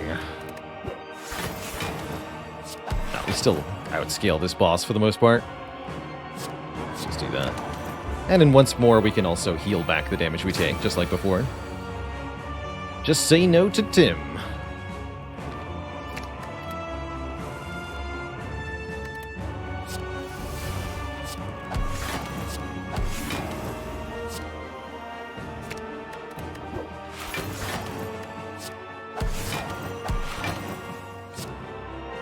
Gotta kill the birds at some point, though. Oh, Panacea on this turn is really good. Play it after all of the attacks have been played.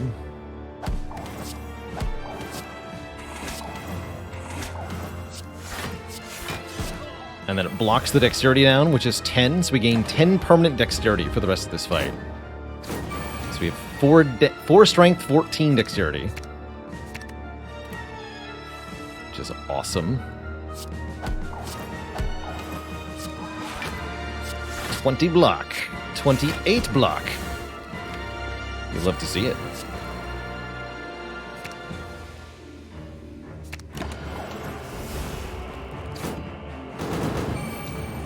Perfect block.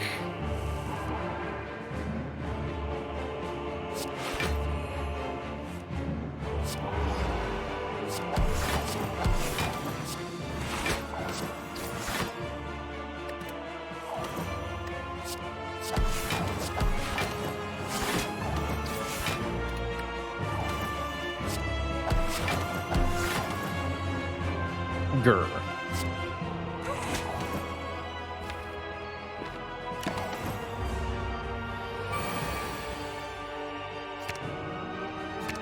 Need these. That defend was actually okay.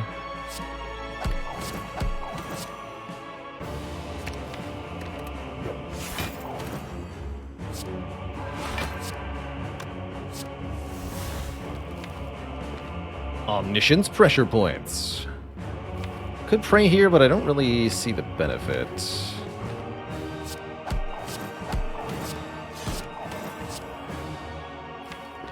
Sure, all omniscience pressure points.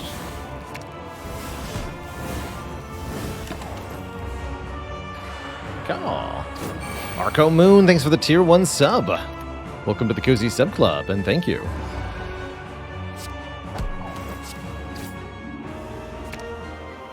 Alright, looks like we're gonna need that to see reality.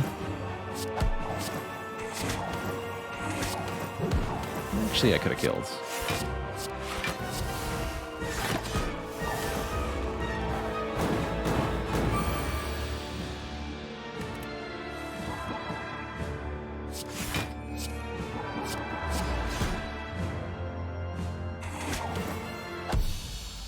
GG. Alright, pretty good proof of concept for our later game fights. Prime our stick and deal 2133 damage to the heart, which squirms and bleeds. Will we get the second violence in the shop here? Again, a 1 in 15 chance. Doesn't seem particularly likely, but anything can happen. Panacea actually seems kind of interesting as an upgrade. But it doesn't work the way you'd want it to. You know what? I'm going to upgrade the Omniscience instead. It's my highest scoring non-seeded run. I remember it being a little bit over 4,000, Matty G. It was a silent run with Shivs and Dead Branch. And Wing Boots to get like 7 elites in Act 3. Did not get there on the violence, unfortunately, but we do get to buy a incense burner, which is very good for the late game here. And a card removal. Let's lose 1 defend, I guess. Actually, no, let's lose Eruption? Let's lose Eruption. I don't trust. I guess I should use the Power Potion here, since we have a White Bee statue. I guess so. Like water, huh? Unless I want to create cards. It's not really happening. can't apply Talk to the Hand. What do we got here? Panacea is good, at least.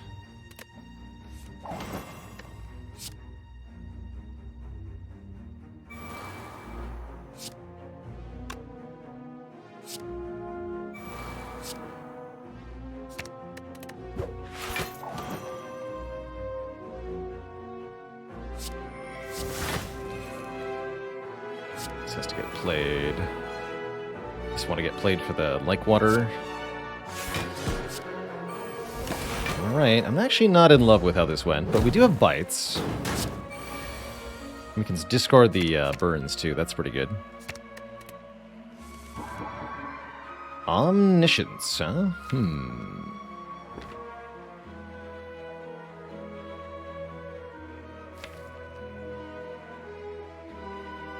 Could Omni Wallop? Omni Fasting. No, that's what we do.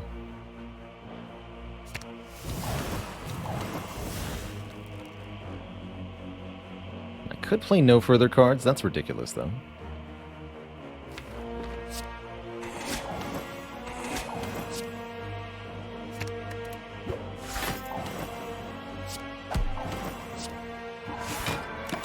Take very little, actually.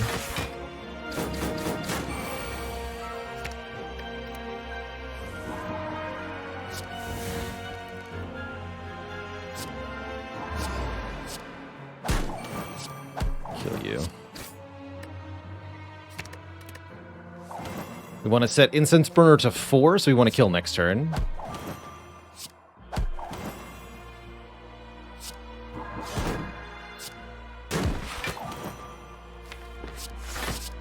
Keep me back. Let's go with this and this.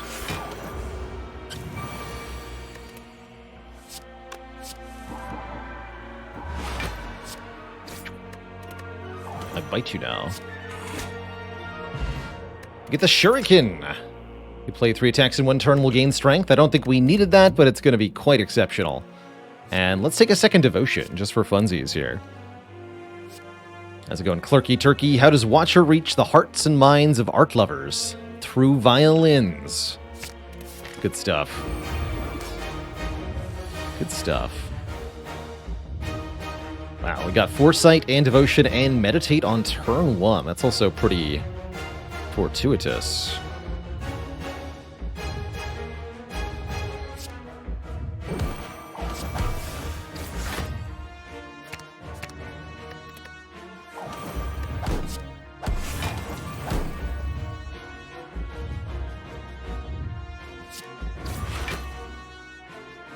Let's just get rid of Ascender's Bane. Yeah, I think the fight goes on long enough. I don't want to try to draw into that again. Let's just lose it.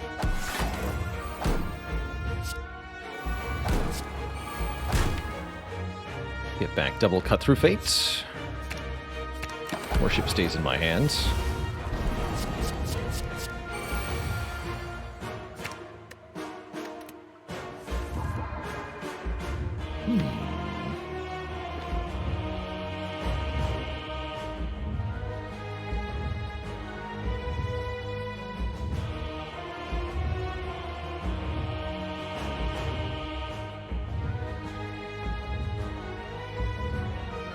I'm going to Omni the Fasting.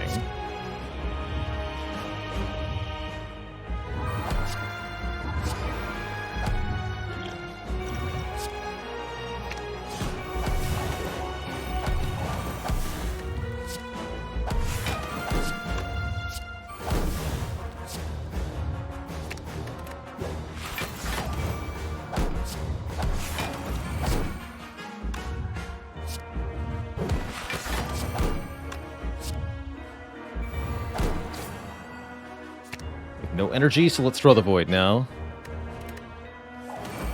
No penalty there. Damage cap the heart. Good turn.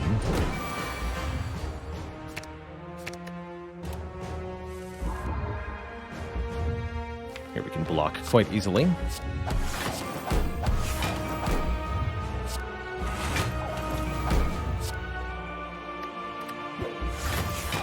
I can gain a ton of dexterity on this turn, too. Deceive, Sanctity, Bite, Panacea, 7 Dexterity, Safety. So you have 13 Strength, 15 Dexterity now.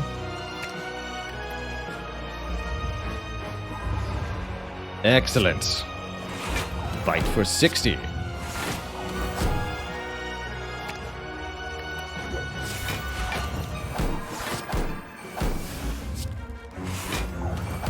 Have some pressure points, why not?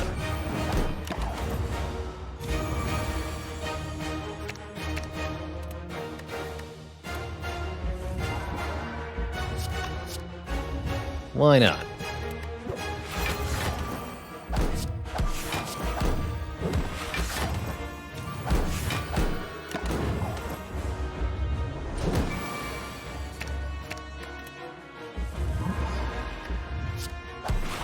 Get your health quite low enough, though. Oops. It's all good.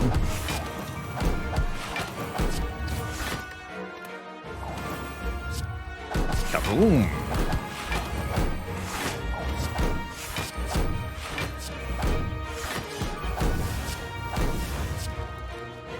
What do we want to kill with? Pressure points, obviously. Exact lethal with pressure points. That's why you take it as the first card. Every time. GG. GG, Twitch chat.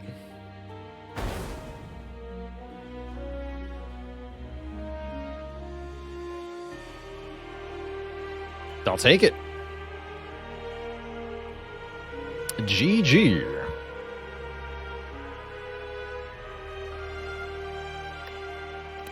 GG, everybody. Has it been done?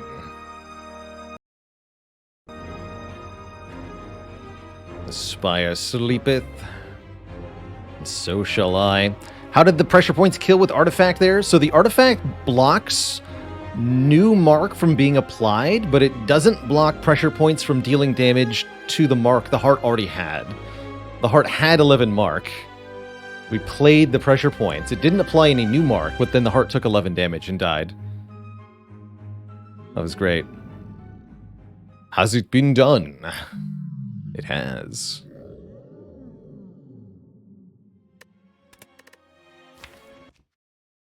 Well, this run just goes to show sometimes picking pressure points as your first card does work out really well in the end.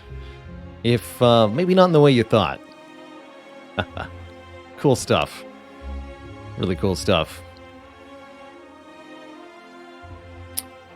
Rotor Panda says, how many targeted or random upgrades would it take to be worth a boss relic?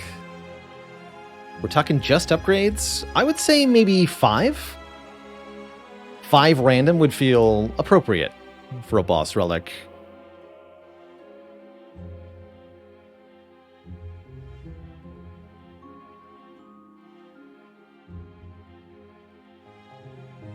Pressure points carried the snake plant fight. I mean, sort of. Yeah, sort of. It helped against Lagavulin, I guess.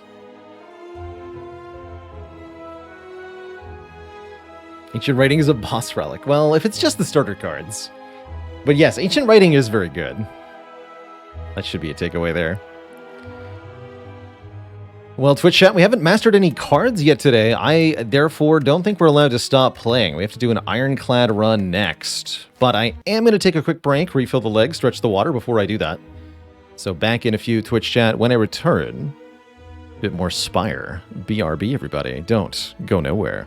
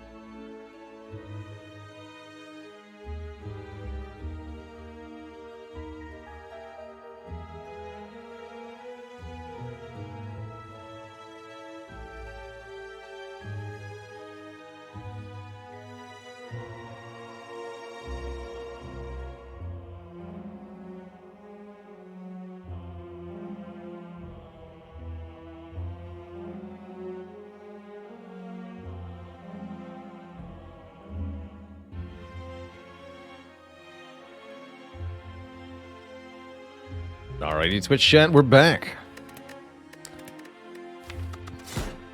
I'm hoping we can get a curse done. That's my goal. With the clad here. We're going to look for starts that say curse. Failing that, we might do boss swaps. Although I think 100 gold is a pretty good start, too.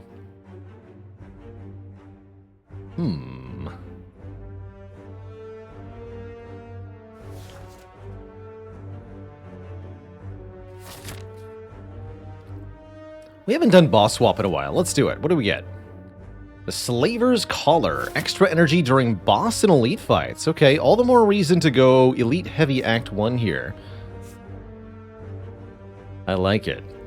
So we'll charge headlong into an early elite. Try to go for 3 this act.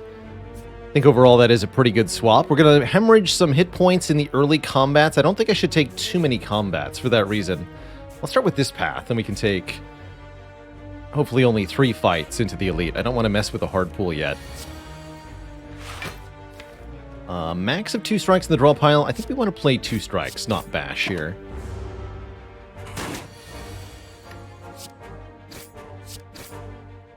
We did 24 instead of 8 and 18. We did miss out on 2. Okay, but there was a chance that we didn't.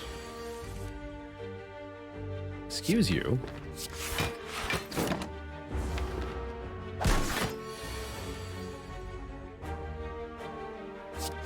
Cease your assault, good sir.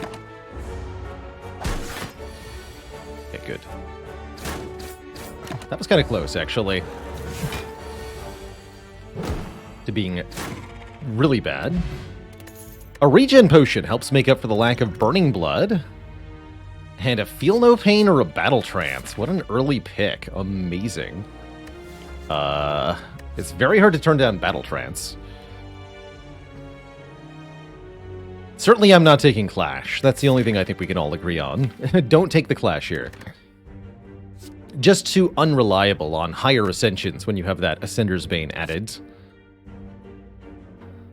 Let's take battle trance. I wanted curses. Well, not that particular curse. And purple fire spirits immediately appear. I guess we'll give them one of our strike cards. We'll face a jawworm. They're a cultist worm. You're not a jawworm. You're a regular bird. I think you have to take 6 to win this fight. Unless I go defend this turn, strike, defend, defend. Next turn, we bring it to 20. No, that won't work. Just kill it.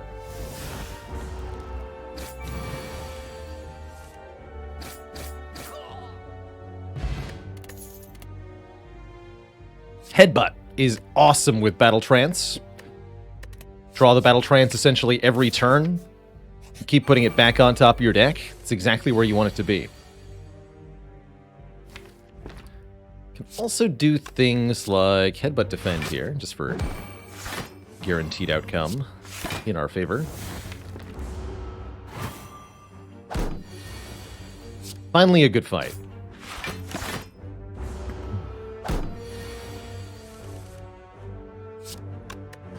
As we're going through this run, don't forget I'm looking for more clips of Spire whenever a fun or exciting or memorable moment happens on the stream. Trying to capture it in a clip and submit it to that Google form right there. And you could see it later on the YouTube.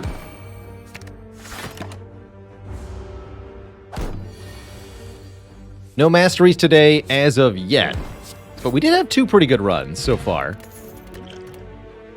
Just because we didn't master anything doesn't mean we didn't have fun. Yeah, that's right, not yet. If only Battle Trance had good cards to draw. Well, that can change.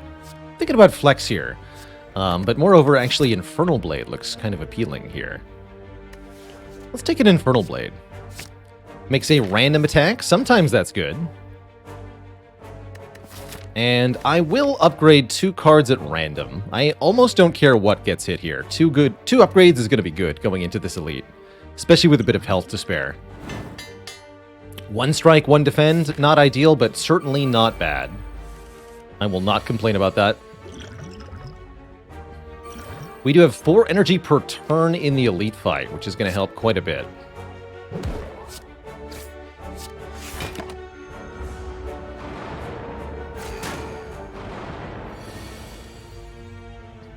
All right, Infernal Blade, show us what you got. Pommel Strike, that's pretty good. So let's Headbutt. I guess Defend Plus. Pommel Strike, Strike, Defend Plus.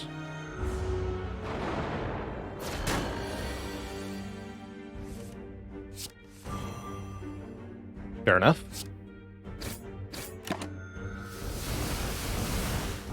What is health for, if not losing?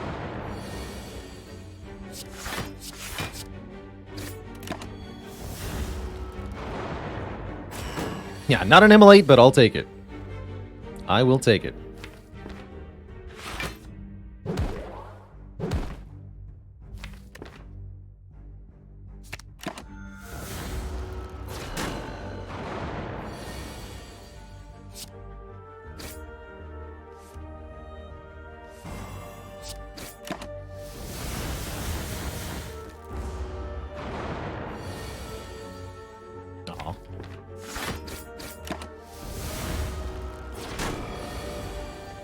Yeah, the Defend Plus has already saved 6 health, and it'll continue to save health as we go. The Strike Plus has helped a lot in this fight, too.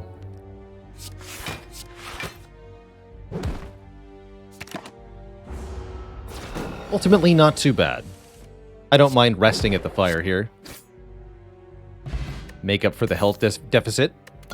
Happy Flower is pretty good. We can use that... Hey, there's an Immolate. Give me that. We can use that to... make up for the lack of energy during non-boss, non-elite fights by setting it up to a high number. The Immolate, especially with the Headbutt, is a very, very powerful attack card here, and very good for taking on super-powered elites. I think we sleep at this fire and then fight the Burning Elite. I think we can do it. Let's do it. Get some health back here. Next up is Gremlin Knob with Metallicize. And he's getting slapped. Boom.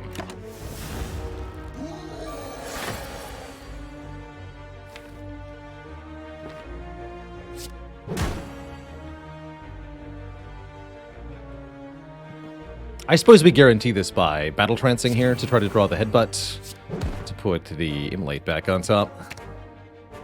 And actually, that means I can play defend here. Take a little bit less. Because we kill with Immolate no matter what. Bang. Get Bag of Marbles, turn 1 vulnerable. Very good with Immolate. And Feel No Pain returns. This time I'm going to take it. Especially since we have the Infernal Blade.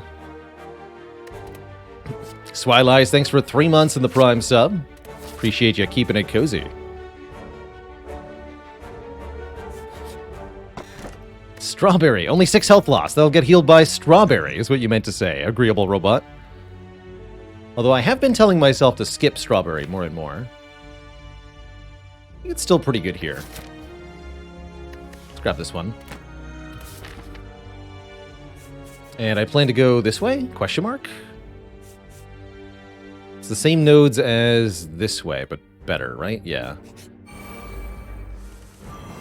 Immolate. Dang it. Where Immolate? There, Immolate.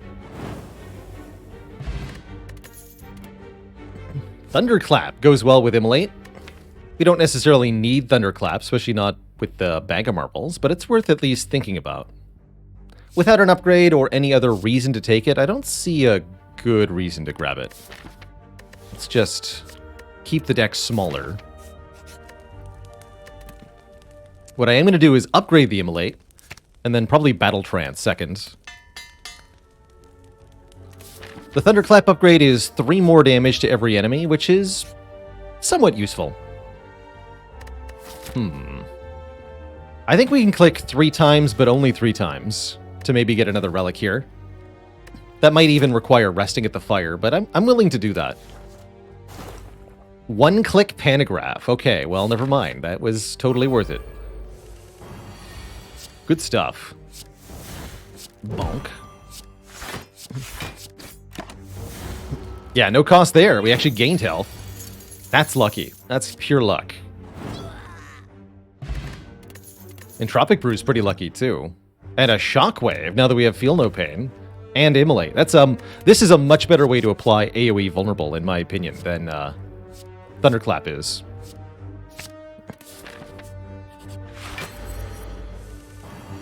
Oh ho! Bash, Immolate, turn 1, Lagavulin. Let's do it.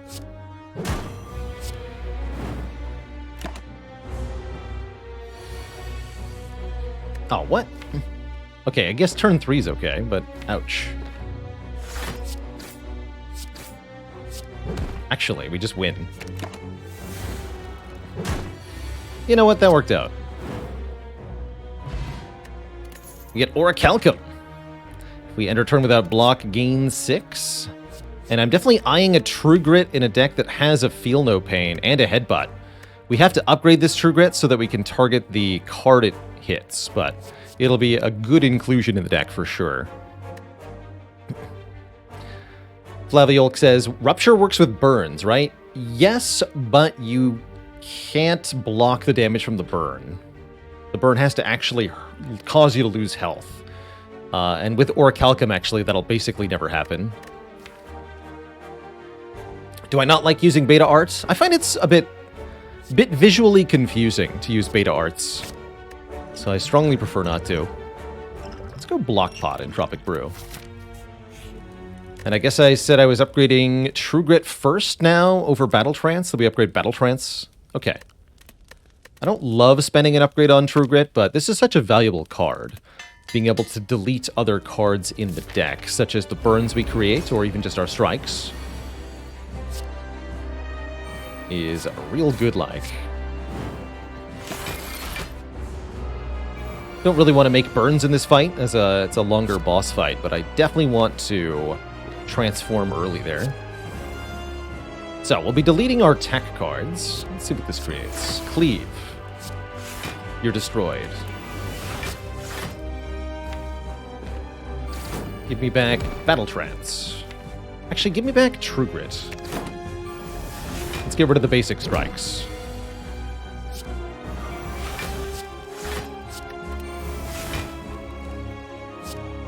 Take 1, deal 9. Sure. It's probably worth it. That's not good.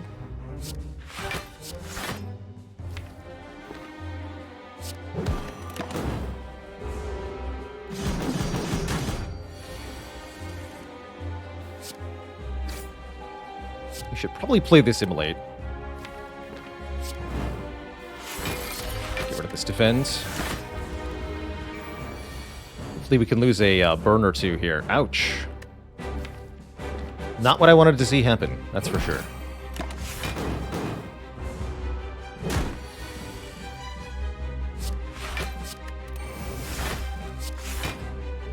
Okay, I think we just play this twice and win.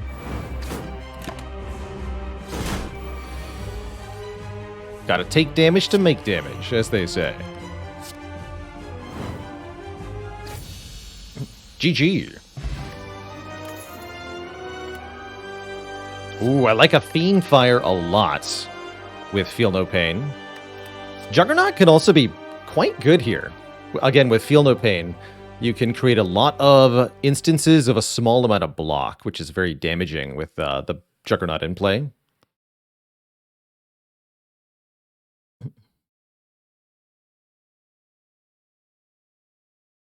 Can you be offered Black Blood if you don't have Burning Blood? No.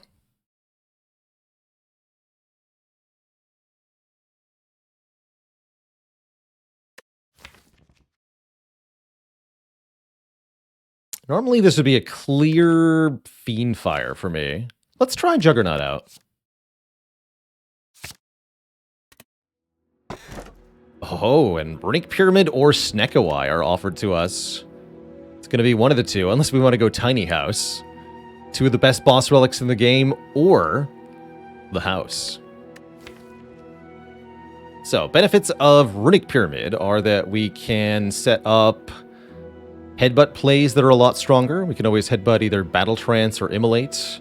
We can use True Grit to exhaust the deck down to a very small subset of cards. And we can draft some really useful stuff in the future, especially more exhausted in card draw.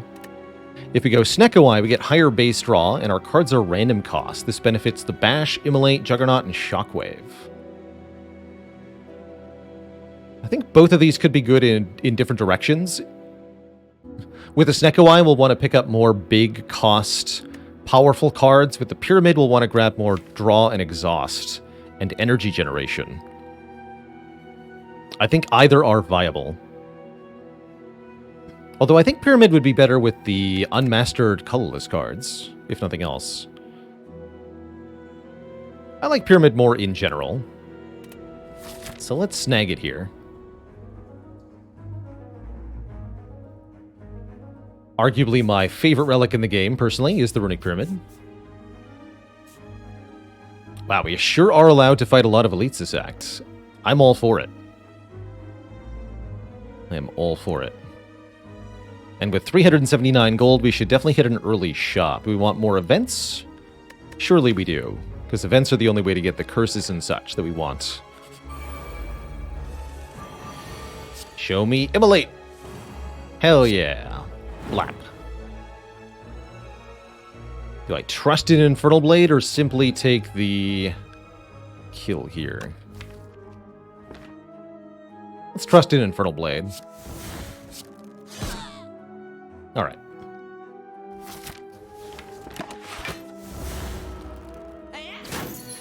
Infernal Blade at least did not fail us there. Definitely could have created a card I was not able to play. That wouldn't have been good. Want a shrug? Yeah, we do. Just one. We really want a Burning Pact, is what we want. Ooh. Jax, transform to, or gain 3 strength on turn 1 with Bag of Marbles. Bag of Marbles' mutagenic strength is definitely a way to slap. I like that. Marvelous.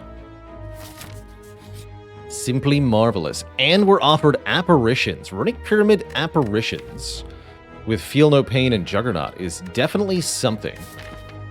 Apparitions really want to be upgraded so that we can retain them in our hand until the time is right.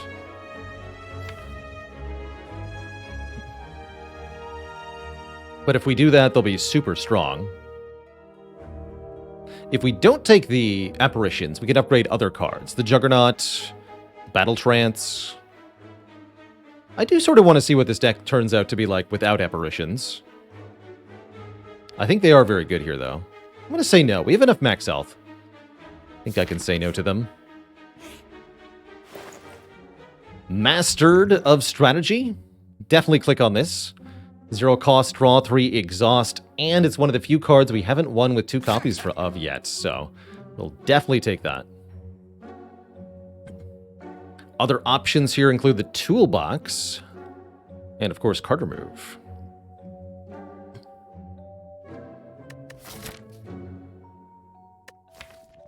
Yeah, I think we had one run that came close with Master of Strategy, but we have not actually won with it. I guess I remove a strike. What do we think about Fire Breathing? I think it's a lot worse with Runic Pyramid.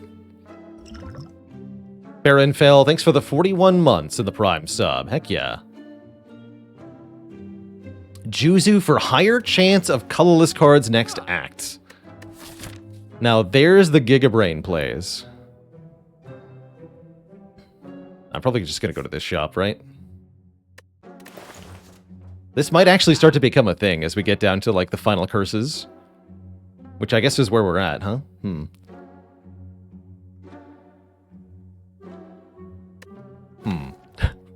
Is it actually? What a funny thought.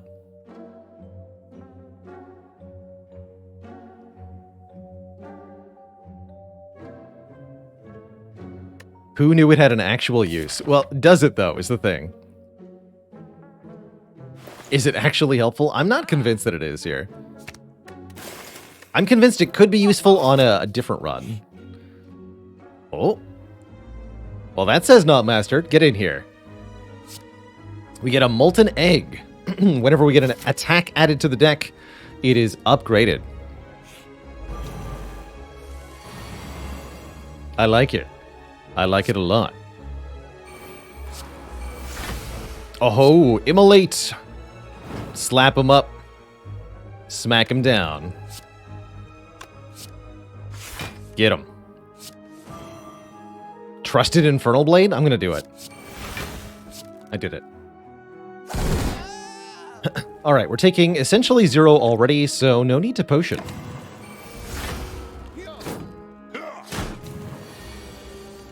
Didn't even need the Juzu bracelet. Good times. Another elite up next. Do we want Happy Flower? I actually think I prefer it extra energy turn 2. Let's just kill him then. Eternal Feather. That's great healing. Heal per rest site. And definitely add card draw.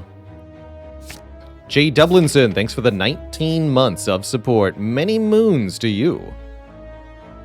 Can offer the Molten Egg or the Happy Flower here to Inloth, who is hungry and will give us his gift, tripling our chance of rare cards in combat rewards. That doesn't actually help us, necessarily, although it could definitely make the deck more interesting. Skippy7404, thanks for the Prime sub. Welcome to the Cozy Sub Club.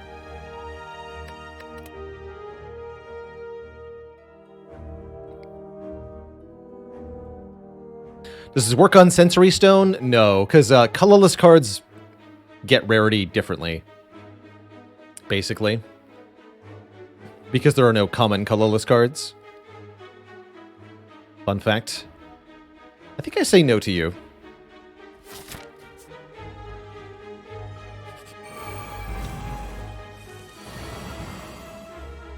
Blah. Bonk.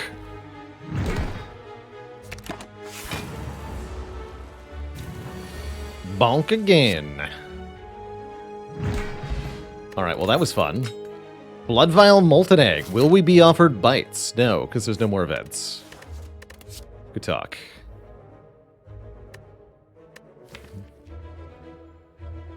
Perfected Strike? Probably not.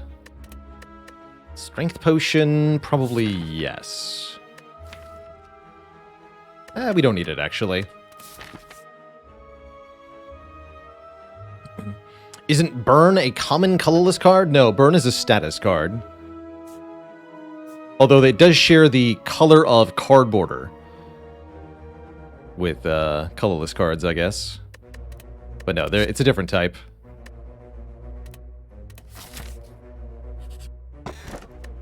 Whenever you would lose health, lose one fewer. Sure. Yeah, sure.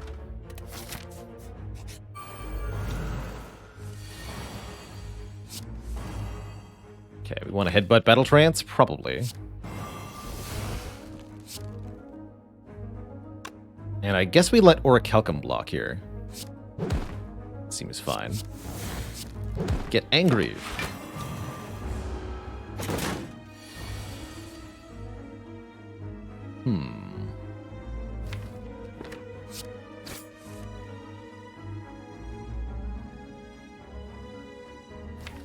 No feel no pain yet. Want Juggernaut in play sooner rather than later? I think we go Juggernaut. Juggernaut block, block potion. What I think we do here.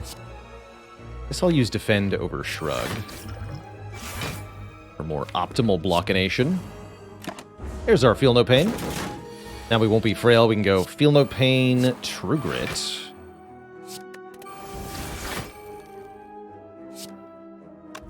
Blap.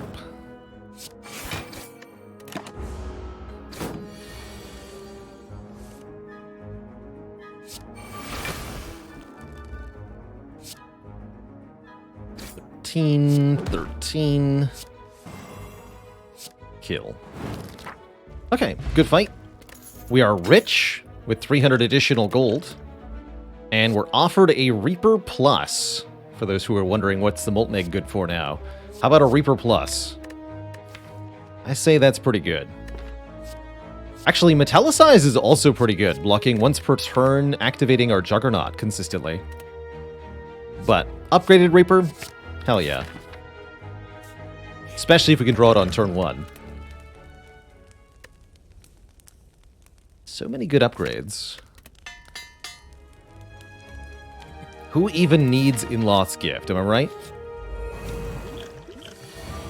Totally right. Oof. Who needs to not die to slavers?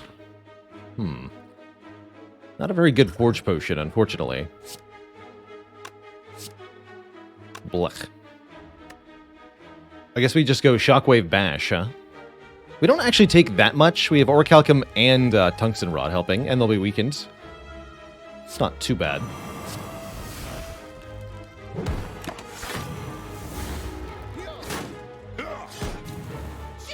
Two plus 4 plus 9. Definitely could have been worse. Easy.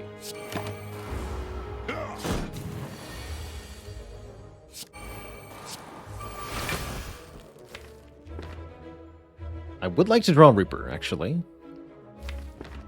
Although... Oh, good.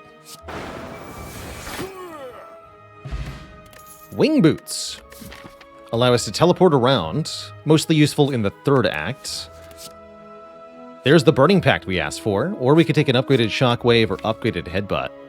But I think it's very important to be able to exhaust more targeted cards from our hand, especially with Pyramid.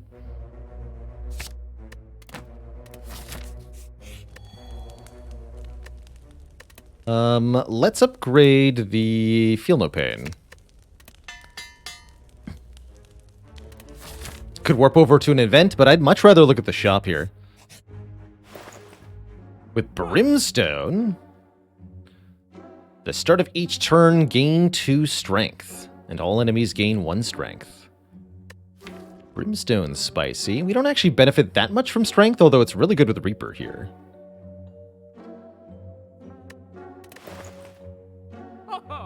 Let's do it. Brimstone is a sweet relic. Scary for sure, but very cool. Do we want a Reckless Charge? Probably not. Do we want Preserved Insect for Act 3? I think with the Brimstone, this is going to be unnecessary. Might prefer Anchor. Although even Orichalcum makes Anchor a bit less useful too. Seeing Red could be a thing. It's even on sale, right? Seeing Red seems good with all our card draw. Let's grab that. Yeah, we could also go to multiple shops in the next act. We could hunt for Dolly's Mirror with the Wing Boots. That could be worth it. Disarm is definitely a card we want to hunt for to deal with the... Let's remove a strike, at least. This deck wants a Corruption.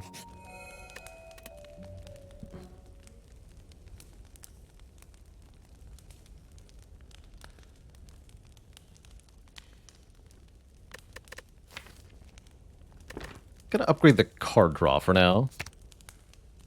Let's do the Battle Trance.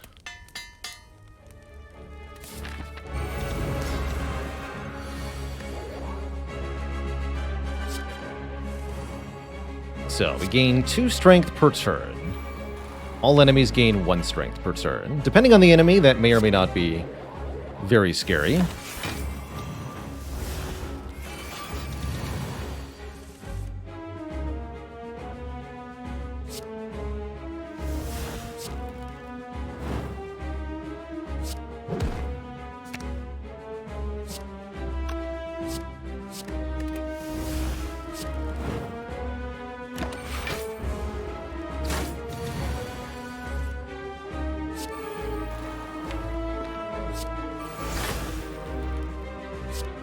Bonk.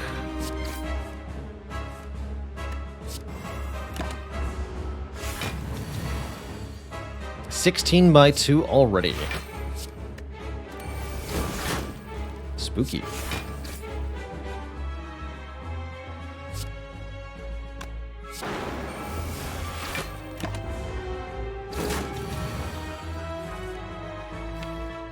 Didn't draw the bash.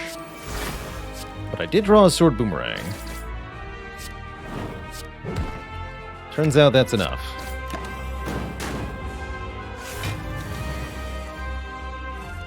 Nintendo 64. Get destroyed. Easy boss with the brimstone there. Also easy is the choice of Limit Break here. If we're getting automatic strength gain every turn, then Limit Break is, at worst, gain 4 strength. If we draw it turn 1, it's 5 strength. Turn 2, it's 4 strength. Turn 3, it's 6 strength. That's awesome. And it even exhausts. And of course we have Runic Pyramid too, so we can hold on to it for as long as we want. We're also offered Coffee Dripper, Pandora's Box, or Runic Cube. Pandora's Box with an egg is always a little tempting. 6 transforms. Or even more energy with all of the healing we have. Eternal Feather, Blood Vial, and Reaper. I think there's no problem with Coffee Dripper. Runic Cube draws 1 per time we take damage, which is kind of awkward with Tungsten Rod, because it's very difficult for us to take 1 damage. I say we take the Coffee Dripper here. And Pantograph, that's right, we have so much healing.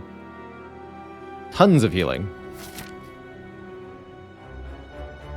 Okay, well, if we wanted to do Wing Boots to shops, here's our chance. I guess we start by going to that first shop.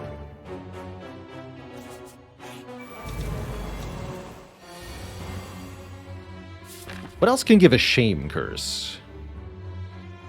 Random curses. Don't think there's any events in this act that specifically give shame. So mirror's our best bet, probably. Bonk. Blonk. Good fight. Ooh, Flame Barrier, I like. Rage not bad either here. Well, I think I prefer Flame Barrier. Dupe event is also possible in question mark rooms, although it's pretty rare. We could transform a different curse, also an option. That's a way to get a random curse. Match and Keep can give us 1. I think the mirror is more likely than any of these. Good ideas, though.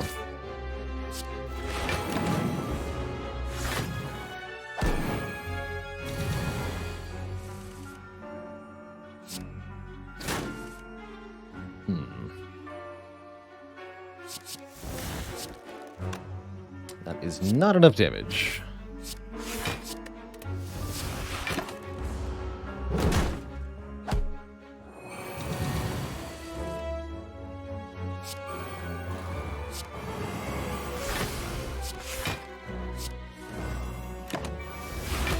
Only I had a way to heal.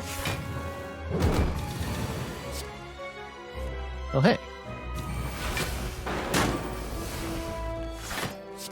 Bonk. Execute Order 66. We take a Body Slam. Body Slam seems questionable.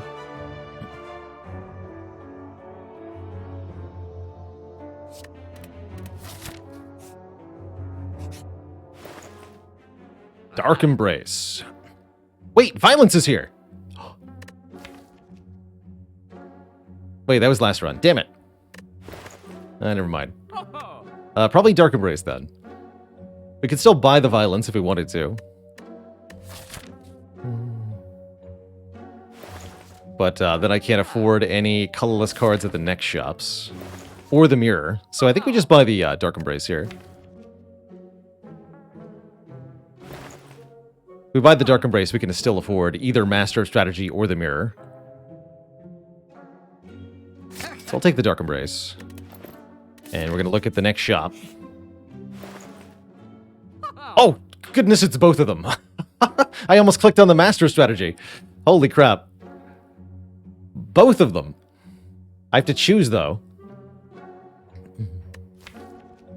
It's definitely going to be double shame. I said I wanted to do a curse mastery this run. Let's do it. Duplicate shame. And there's disarm, too. For the, we have to still beat heart with brimstone now if I want to master shame. So that's hard. That's hard to do.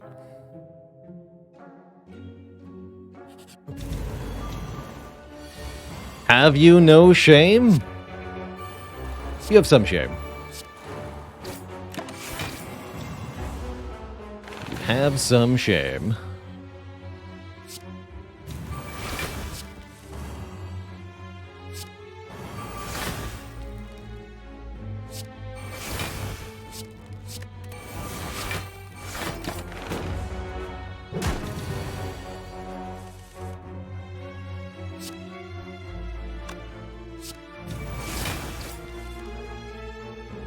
Have some shame.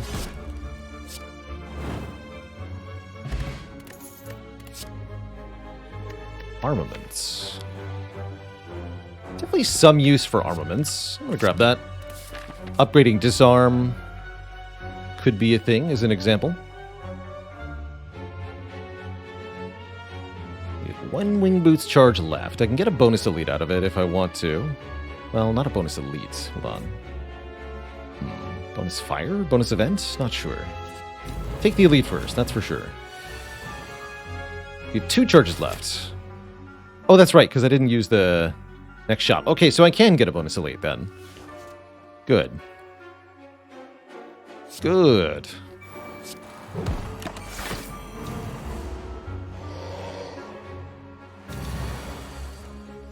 Ow. On the turn I'm frail, too. Ouch. Oh well. Good thing I have healing.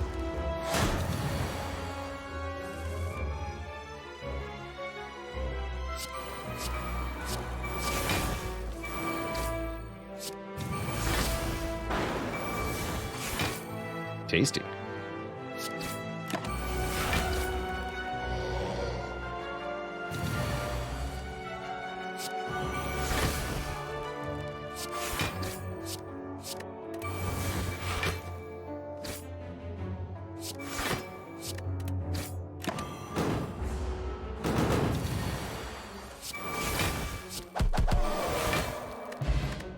Paper Frog makes vulnerable enemies take even more damage.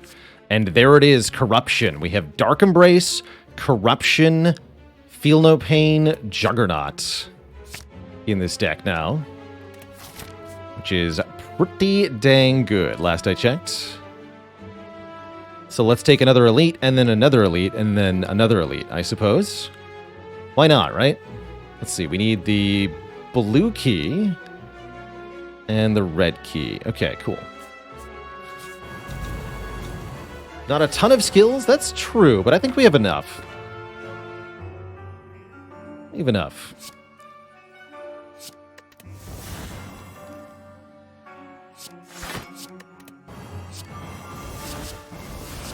I'm gonna hold on to that. Seems like a good card.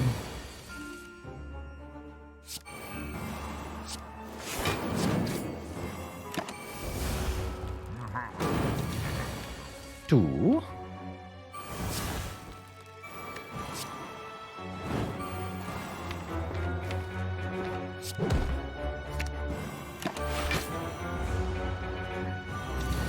One.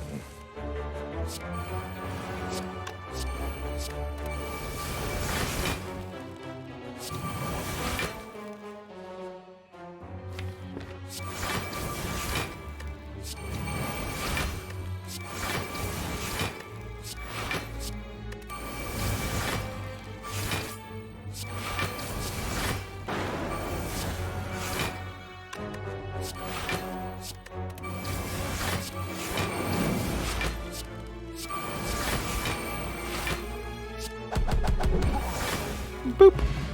Mango. 14 more max HP. Actually, make that 19 more max HP with the fruit juice.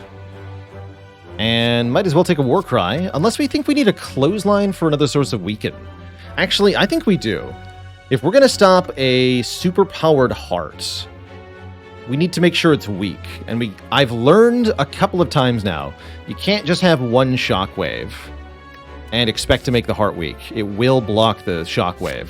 So let's take a clothesline to really lock that in. Yeah, Mango Plus. Amazing. Simply amazing.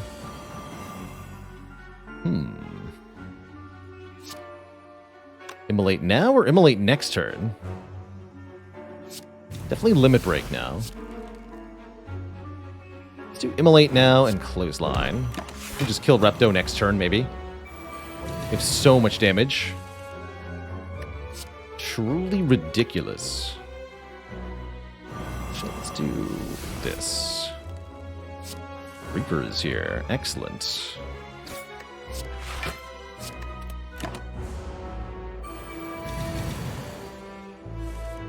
Hello.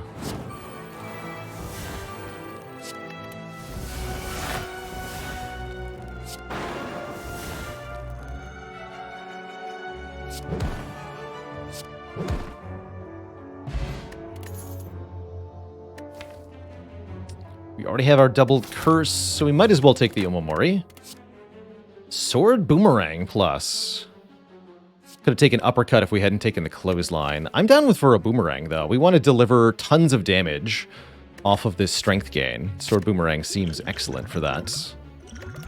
Odd card out in the deck almost feels like the Juggernaut now. It's kind of funny. Keep taking Elites? I think so. Might as well, right? Might as well. Now we're not afraid of the spaghetti monster anymore.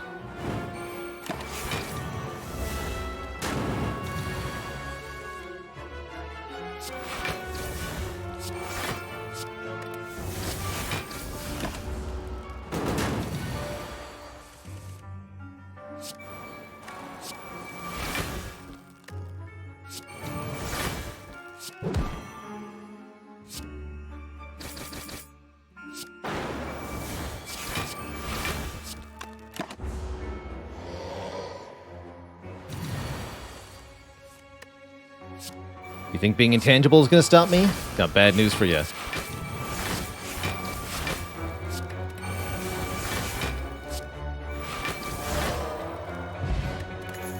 RIP. Second Win Plus. Exhaust all non-attack cards in our hands. Good way to get rid of shame. Good way to get rid of status cards, too. Definitely want that. Status cards like the one the heart adds. Looks like this might be a winner of a run here, Twitch Chat. We might even get use out of the Omamori here.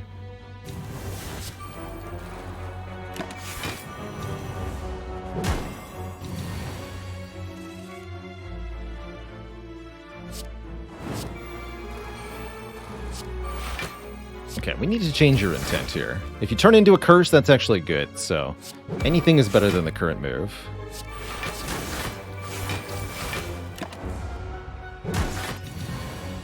(18/3).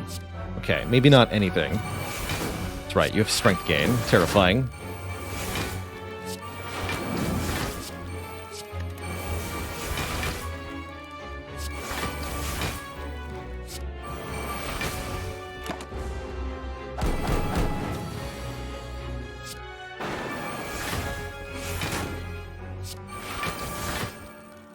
Good fight.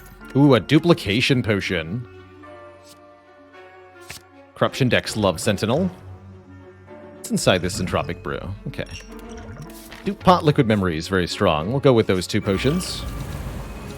K-Ops, thanks for 7 months of support. Thanks for helping you get all characters through 8-10. Just 10 more to go. Good luck.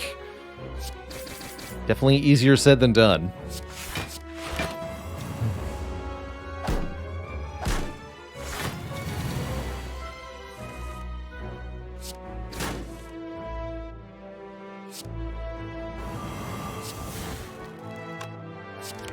That would be 27 damage, huh? Not quite enough to KO.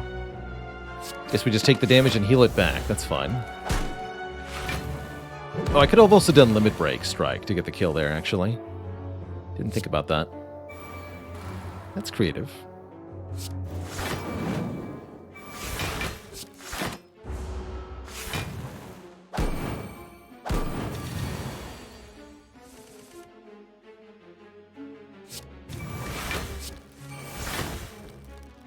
kill him yet. There's a Reapering to be had. There it is.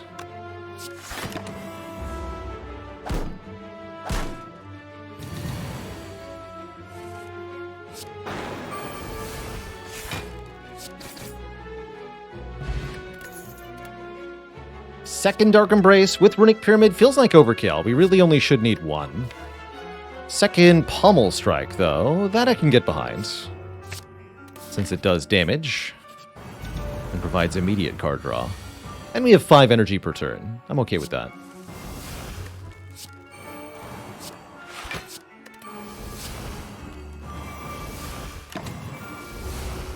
Oh, Dark Embrace, never change. Best card ever.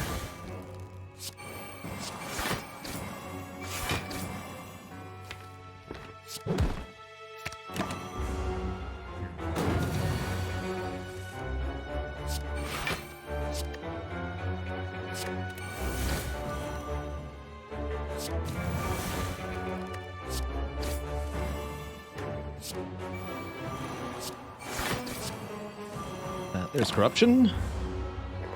Once Corruption's down, everything becomes easy.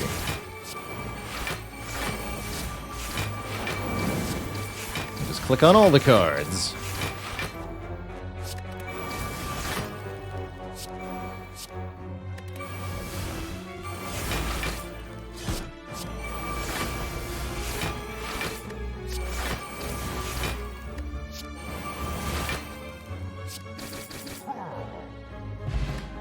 +1 strength, why not?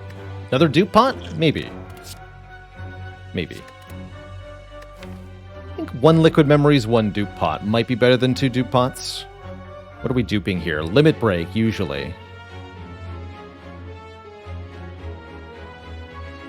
Yeah, usually limit break. Finally, some strength. No thinky, just clicky, clicky.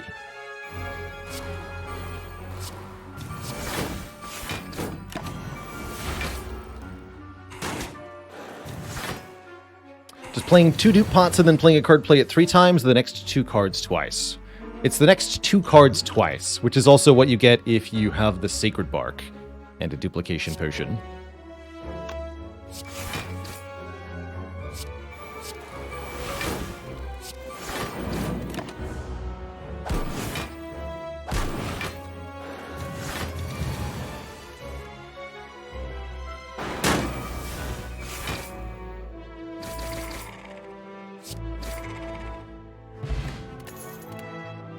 Demon form. Now that seems like overkill. There is no need for a demon form. We're already doing demon form for free with Brimstone. I wouldn't want to pay 3 energy to do the same thing. Although it is indeed fun. Definitely fun. Alright, let's recall.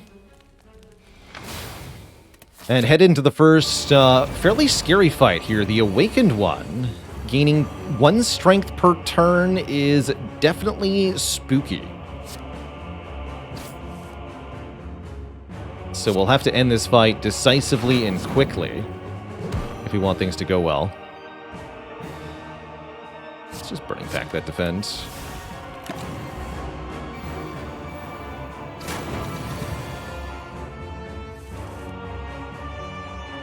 I guess we Corruption sooner rather than later then.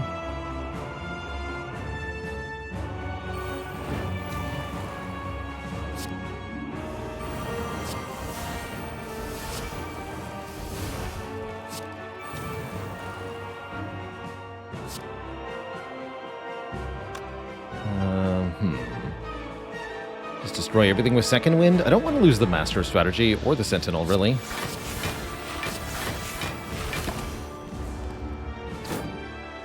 That's perfect block anyway. This deck would love an Exhume, that's for sure.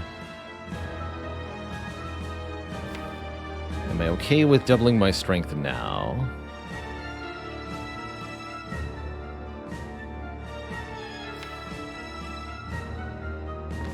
I guess so.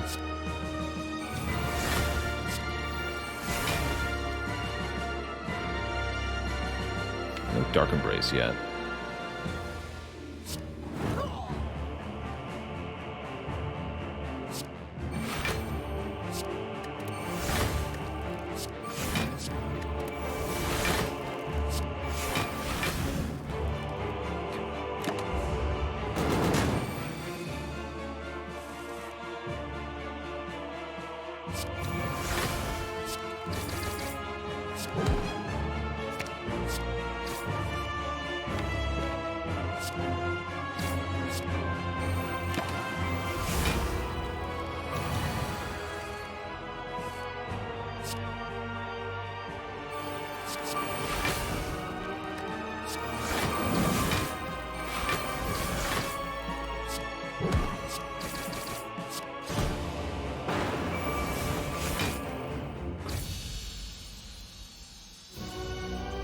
Correct. All right. Donu, Deka, get Rekka. Yeah, decisive. Definitely a decisive fight that was. Let's just Dark Embrace, take a bit of damage here. Once again, once we get the Feel No Pain, the Corruption, and the Dark Embrace down, pretty much everything is set.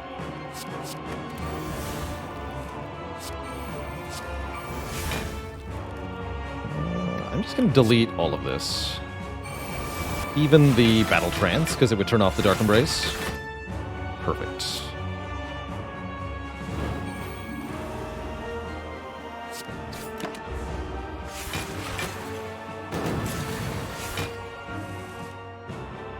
Okay.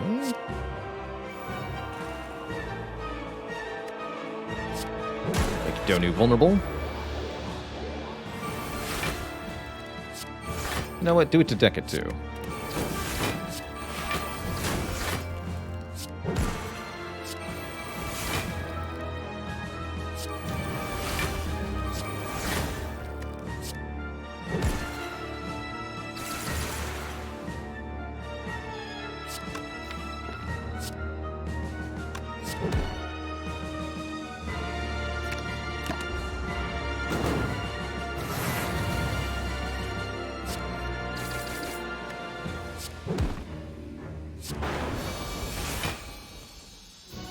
GG. We're on to Act 4 here.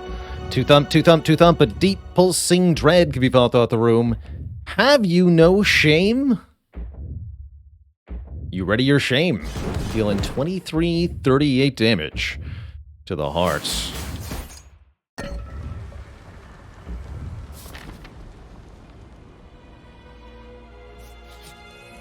What a shameful way to win. I think our upgrade should probably be Corruption or Dark Embrace, although we might want to consider upgrading Limit Break so that I can use the Liquid Memories on it. We could also upgrade Armaments. Or Disarm. Actually, Disarm for Heart is kind of a big deal. Let's upgrade that. Strip off more strength from that thing. Strange Spoon. Cards that exhaust when played are instead discarded half the time. That's not necessarily a good thing. Because we're relying on the Feel No Pain and the Dark Embrace. I don't think so. Down to just remove a card. Maybe replace it with another Armaments. We have 2 unupgraded Armaments. I like that. Let's try that. No second Master strategy, but with 2 Shames, I think we'll be just fine. Just fine.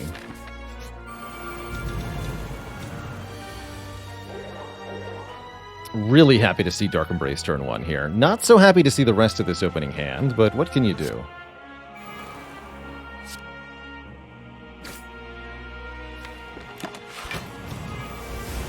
Okay, Corruption's here. Good. Good. So this hand, no problem. No problem at all.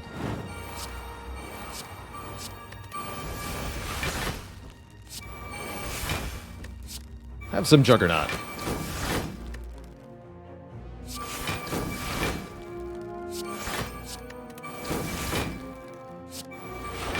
Let's see, incoming damage. 72.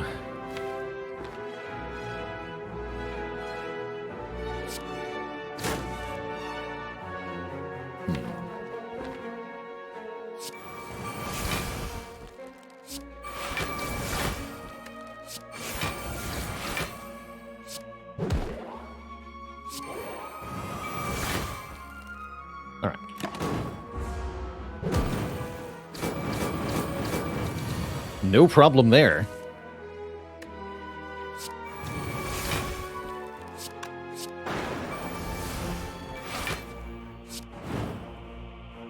No problem there either. We're at full health. We pick up a lantern from their shattered corpses, and we can add a spot weakness plus or a feed if we wish. I think a spot weakness plus is pretty good in this deck, giving us yet another source of initial strength gain. Though we are feeling a little hungry. I'm gonna master shame here. Let's take the spot weakness. As tempting as that feed kill looks, just want to make sure we actually win. Seems kind of important. Let's see, do we True Grit first? I think I just Battle Trance, take one here. Okay, Reaper turn 1.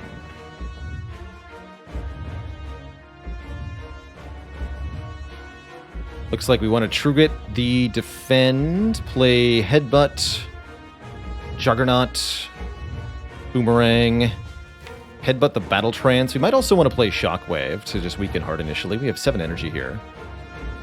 1, 2, 3, 4, 5, 6, 7. Yeah, we play all of that. So let's go Juggernaut first.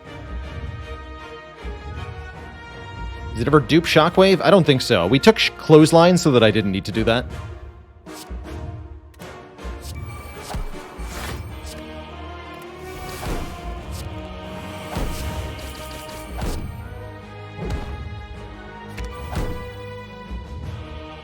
That first multi-attack could be really deadly here. Don't forget the Heart is gaining 1 strength per turn. So this first multi-attack is 4/15. Definitely could have been worse. Spot weaknesses here.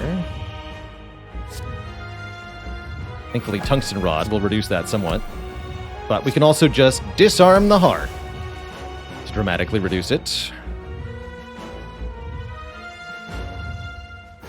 And stack some more weak here.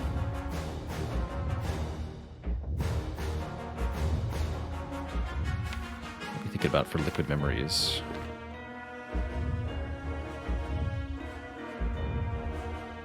And yes, this does 0. That's right. So yeah, just Clothesline then.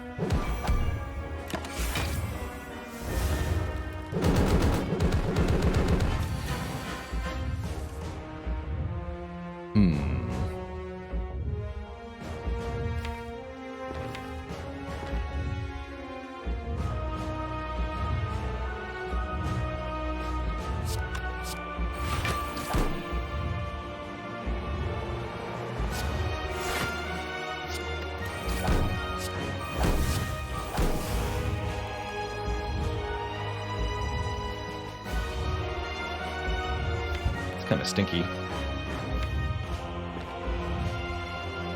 Probably just want a second wind here, then Pummel Strike.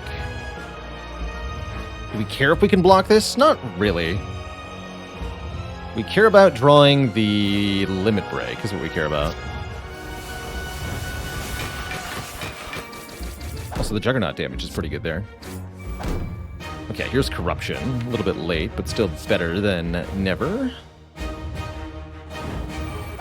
We have to survive 1 more hit. Yeah, we can kill this thing in 3 turns from now.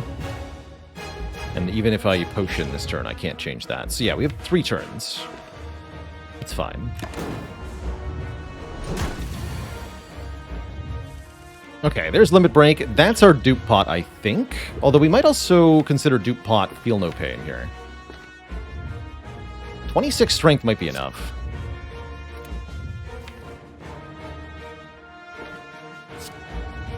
Although we need to do more damage. No, we need Dupont Reaper. Unless I'm Liquid Memory on Sword Boomerang this turn, which is allowed. Actually, yeah, that's probably what I do. Okay, Dupont Feel No Pain.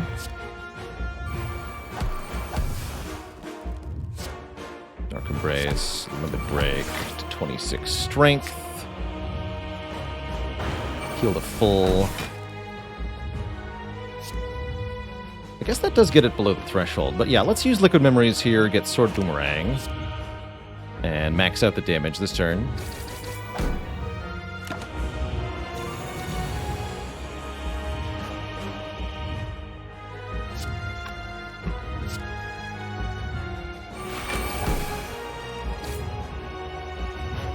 So we can use all our blocks this turn. We expect to kill it next turn.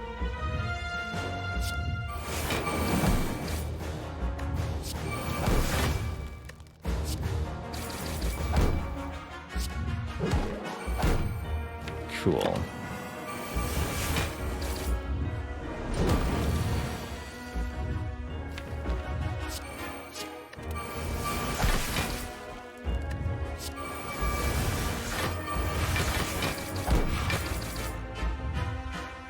What a shameful display.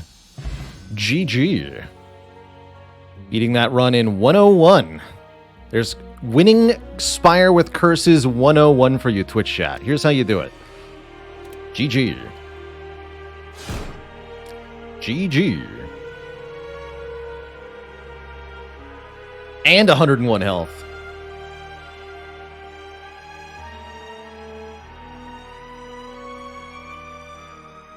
Glorious. Another curse crossed off the list, Twitch chat. What a great run.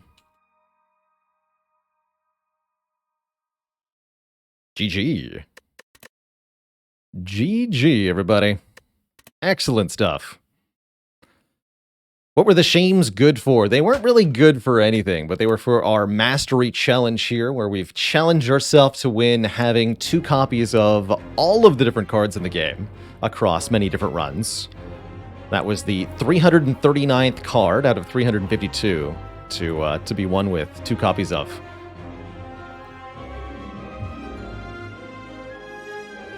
Now, what has it been done? The shame's been mastered. And so shall I. Well, hopefully this run is a demonstration that being shameless isn't always for winners. A lot of cool little interactions in this deck, too.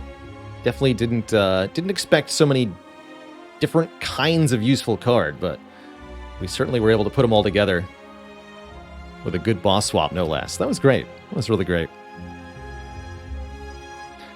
Could have mastered the Master of Strategy, but we opted to do Shame instead. If only I'd saved a bit more money, we could have had both.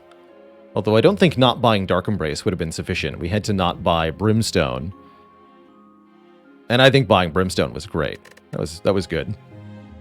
For those of you who haven't seen A20 Corrupt Heart done with Brimstone before, that was a good demonstration. I really think you need to have disarm and weakness in order for it to feel comfortable. And doing exhaust shenanigans at large could really help too. I think ending the challenge with Master Strategy would be really appropriate.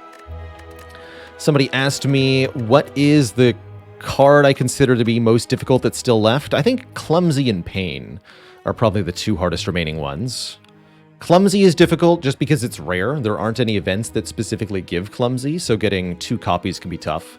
We almost were able to get Clumsy mastered on a previous run, but we failed. And then probably the hardest colorless card, I think, is going to be No, we got Transmutation done. Enlightenment. Chrysalis, Master Strategy, that's it? Oh, and Violence, of course. So Chrysalis is the only, like, really tough one, I think, that's left. Necronomicurse run, not yet on YouTube, but coming soon.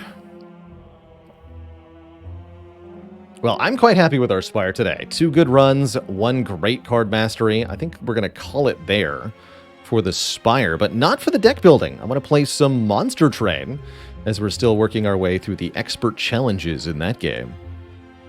So, that's what's up next, Twitch chat. 1 run of Monster Train coming up. Before that happens, I do need a quick break. Gonna refill the leg, stretch the water. Back in a few to go to hell with you all. BRB, Twitch chat.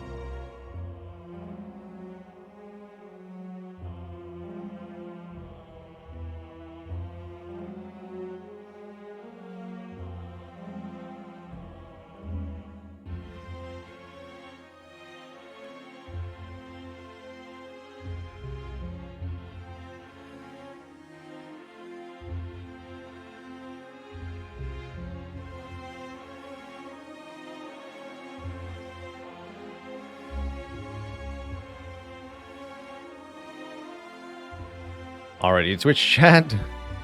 Welcome back. It's time to go to hell. But not in a handbasket. We're going to do it in a trade. This challenge is going to hugely skew the stats on Blue Candle. I think this challenge will definitely skew my stats in general. We've already seen our Defect win rate tank big time because of this challenge. No surprise there. I think Defect was already a character who didn't have a whole lot of room to be creative in their picks.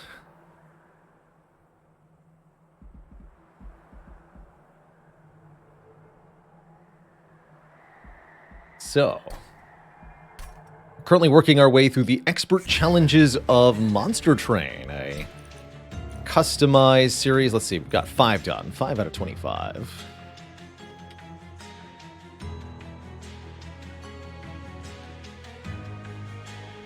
The Evil Eyes Challenge says, when a non-champ unit dies, it is purged from the deck.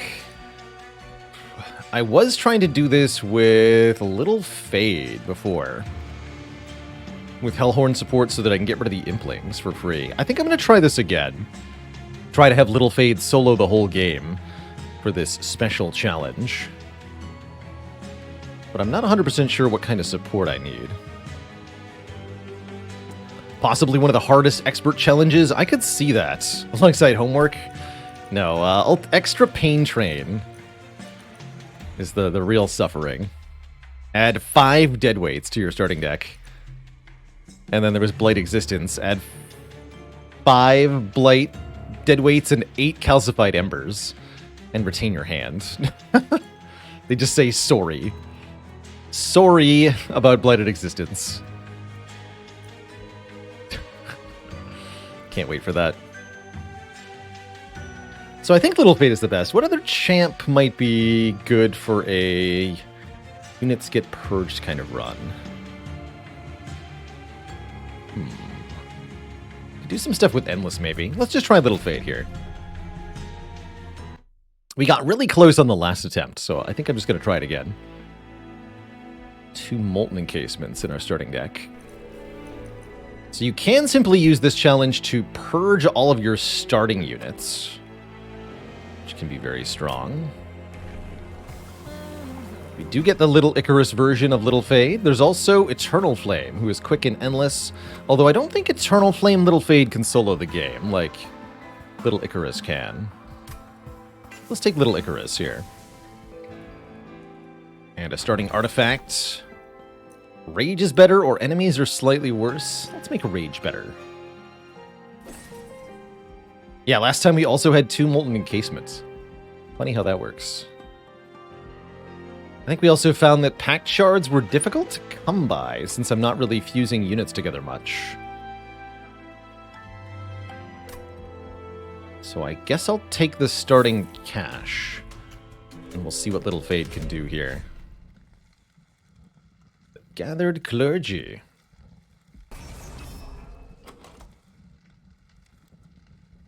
Yeah, bring it on. First fight is mostly about getting the starting units out of the deck, although we'll also want Little Fade to get kills where she can. I don't expect her to do it a whole lot. These get purged, so they won't be part of the reform pool. I guess we just kill what we can, when we can. The googly eyes are a good touch, too.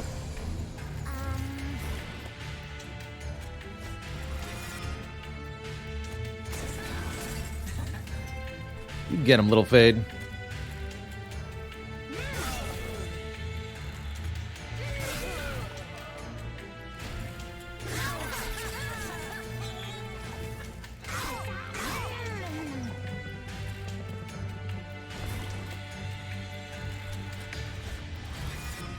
Each time we reform Little Fade, she comes back with more and more health, higher stats, which can let her get more kills here.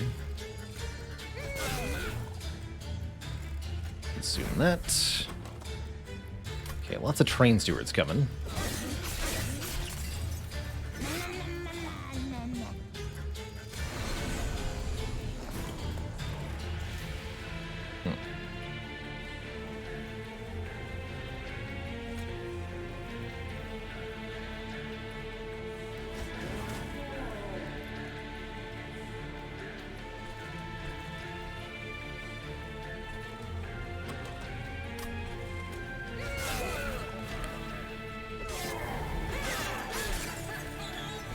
Let that tough guy go to the pyre.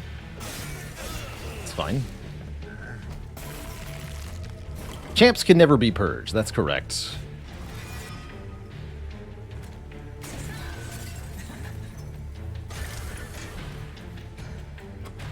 Get him, Stewie. Oh, lifesteal. I was like, why did that... Hello?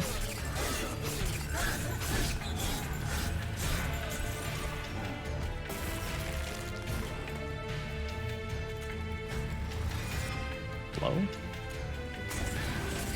Alright, Little Fade wins the one-on-one and gets yet more spikes. That's a pretty good first combat. In fact, let's put the Train Steward in front so the Train Steward gets killed by the boss here.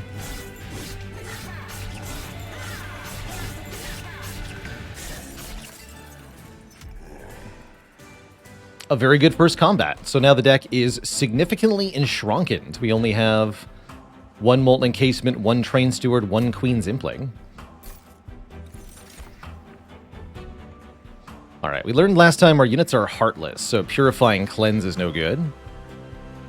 Whiplash or Hallowed Drippings could be okay to make our burnout last longer. I don't think I want any of it, though. I'd like a way to get more HP. None of this provides that.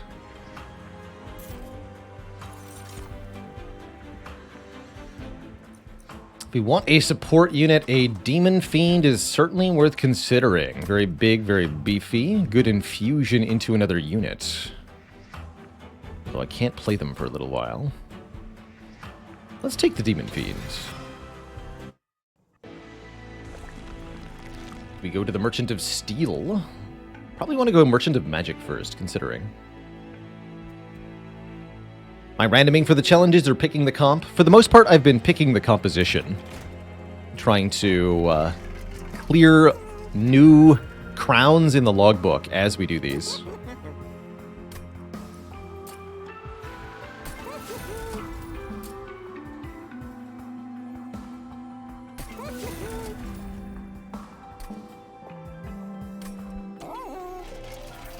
See, if I were to roll for new upgrades, the cost reduction's okay. I think I'd rather just have a couple purges.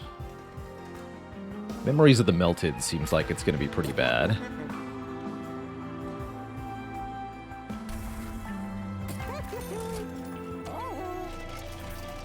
Well, let's take another artifact. Draw 10 on turn 1 is very likely a winner.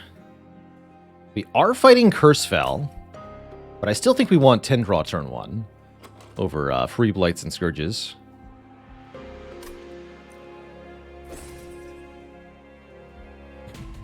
Maniac says, I'm pretty sure I did this one with Little Fade Awoken.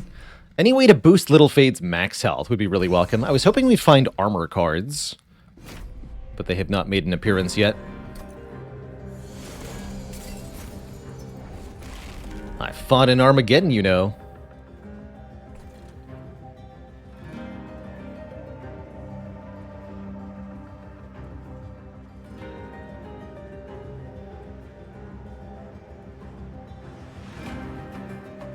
You're making this harder than it needs to be. My bad. I'll just play my stuff then.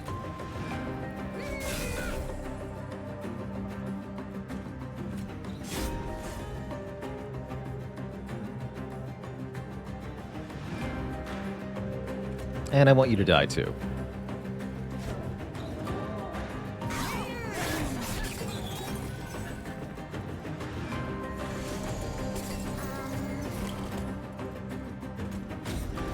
Oops.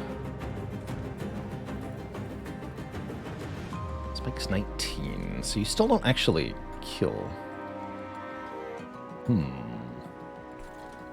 Concerning. Guess that means I play Little Fade down here, yeah? But then how are you dealt with? You're not. Hornbreak and the other thing will do it? Okay.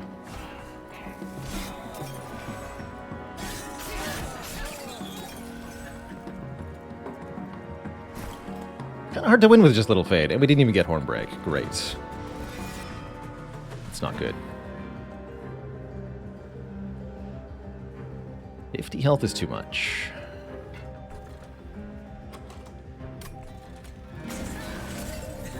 Oh, you do die. Oh, because I don't die to your hit. Good, good, good, good.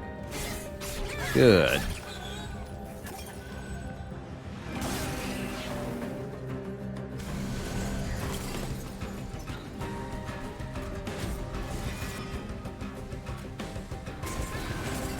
My concern is that this boss might kill me.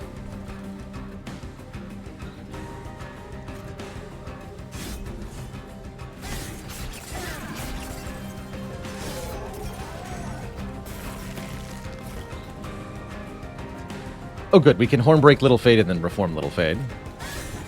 Good. Killing your own units is very strong as a Remnant Clan.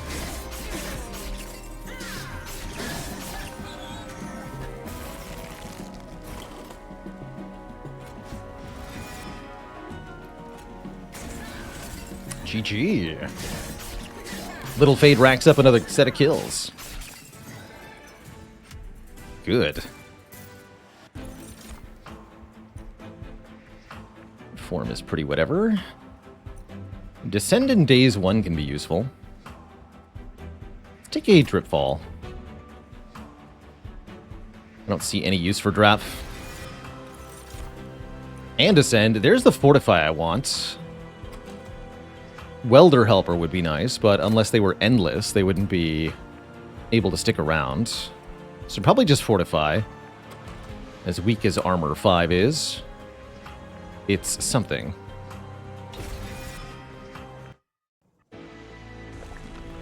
And I am going to go to the Merchant of Steel. Maybe that's not correct, but here we are.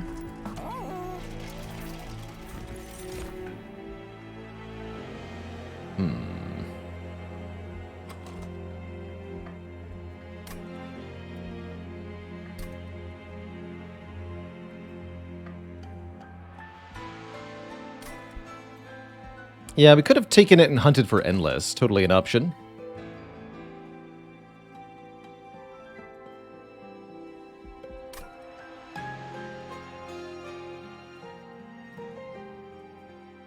Both of these are pretty bad base units. Could take Paraffin Enforcer and then infuse Demon Fiend into it to make a half-decent unit. But only half-decent. I think I just skipped.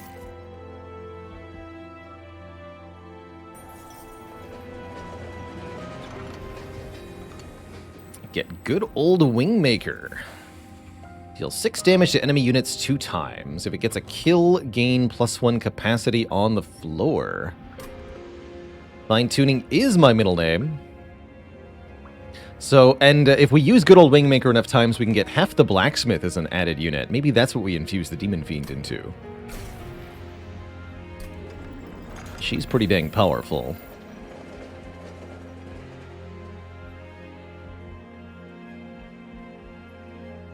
Have to do that here. Any removes that we want. We don't need this many primitive molds. Let's lose one of them.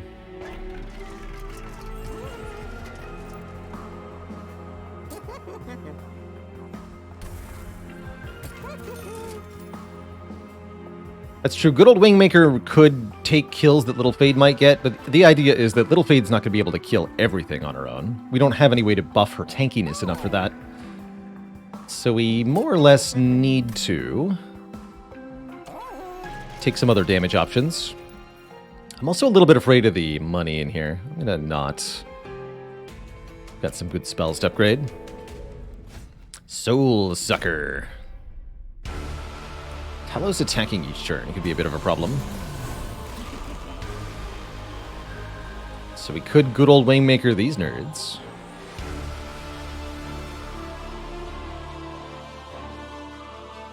Doesn't mean we will. So I've heard that killing my own units so that I can reform them is the strat.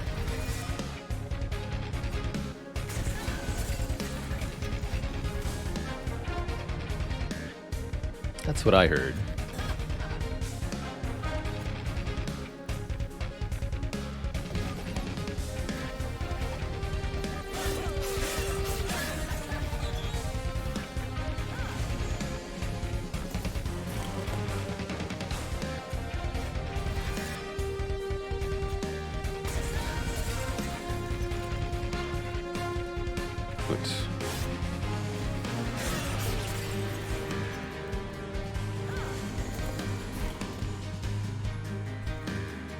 Good.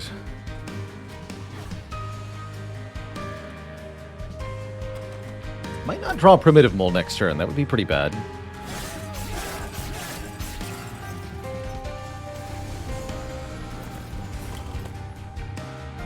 Good.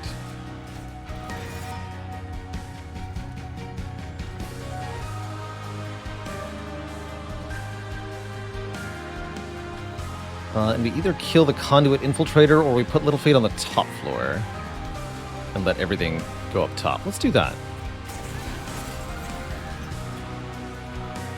So we just have to play Good Old Wingmaker 5 times. Apparently we don't need to get kills with it. That's what I learned last time.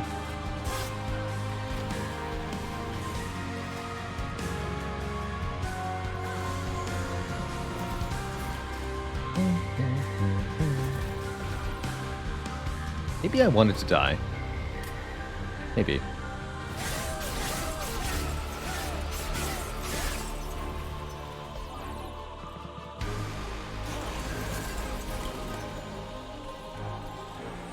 Now I can.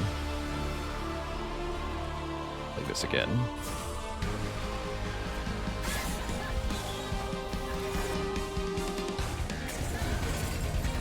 Easy peasy.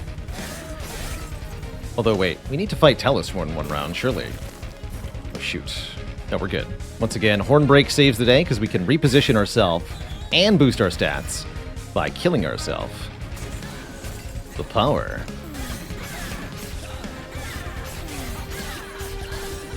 Spikes, though.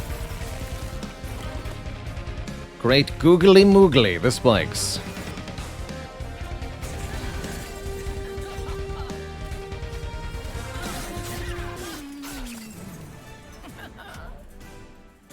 Loved it. Ooh, hallowed halls. Kill friendly units, reform random units to the floor until it exceeds its capacity. Sure. Some of you will die, but that's a sacrifice I'm willing to make. Of course, we don't want to play hallowed halls on Hef, because that would kill her. Definitely want more card draw. Oh my goodness, we did it. We actually, I was wondering if we did. We played, because our deck is so small, we were able to play the hammer 5 times in one fight. So we instantly get Hef after the next ring. That's awesome. Welcome to the train, Hef. Of course you can come. Hef is a 50-50 with Trample. Gets +1 capacity on the floor every turn. It's Amazing says, how do you know the rarity of a given card? The little dot in the middle. It is white for commons, blue for uncommons, and purple for rares. There's a star for the champ. Definitely go Merchant of Magic here. I want to upgrade the good old Wingmaker.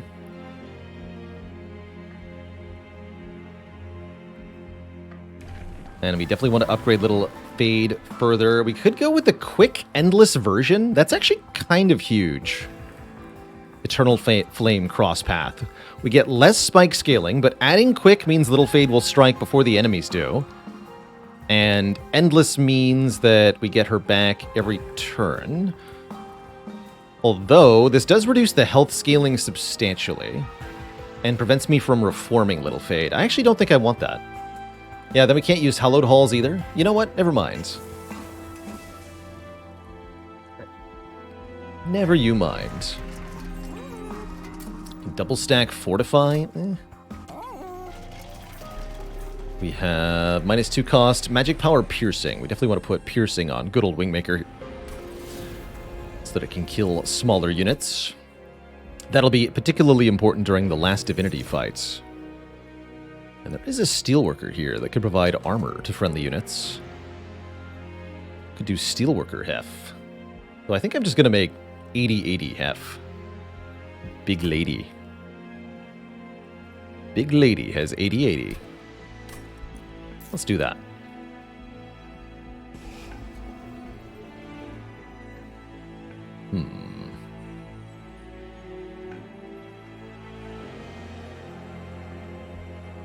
Guess we just remove one of these. Keep both horn breaks. Keep good old Wingmaker. Keep Fortify. Keep Fortify. Do I dare double stack Fortify? I'll tell you what I do dare do, is I do dare make Hallowed Halls free. I think I do dare make Fortify Armor 10.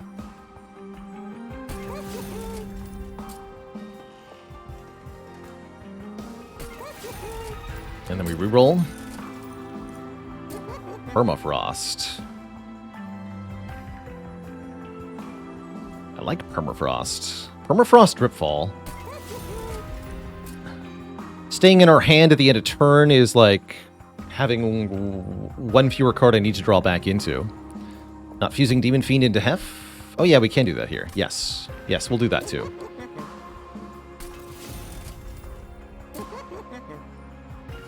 Permafrost on Reform could be a good idea too.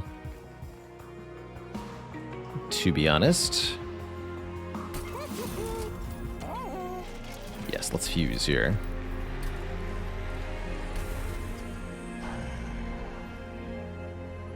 She big. Look at that hammer. She's ready to slay. We have 13 cards in the deck.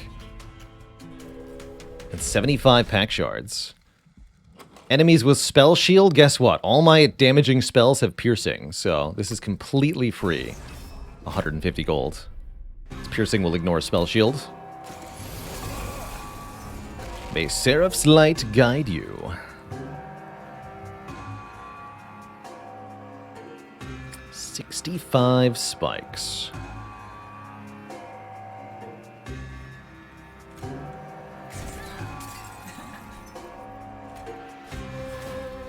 Guess I wanted to Hallowed Halls first, probably.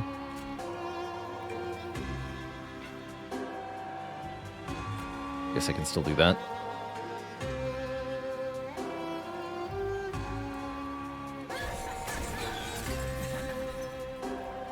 Yeah, it's fine. There. Stats. You go up top. Lady. Oh my god, the googly eyes are so big!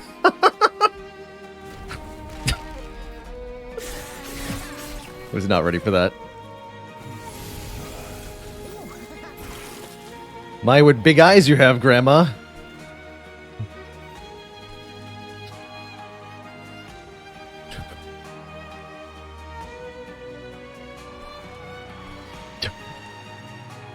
Oh man, that's too good.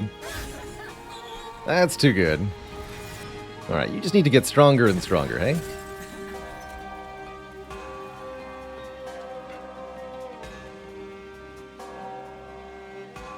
What am I missing here? Oh, you have no attack power. That's what I'm missing. I see. Do it like this, then.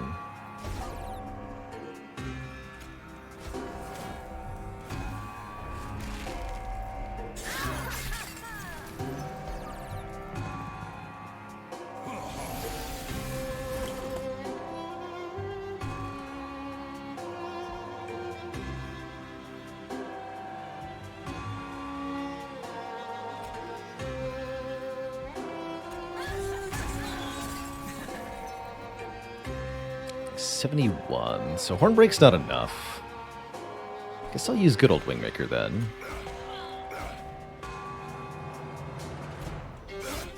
Yeah. Get one curse here. That's not too bad.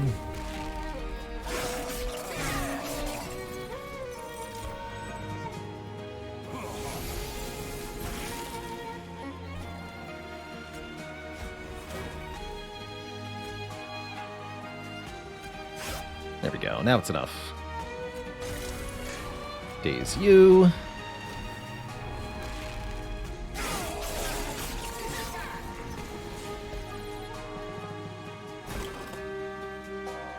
Kill you. Kill them all. Excellent.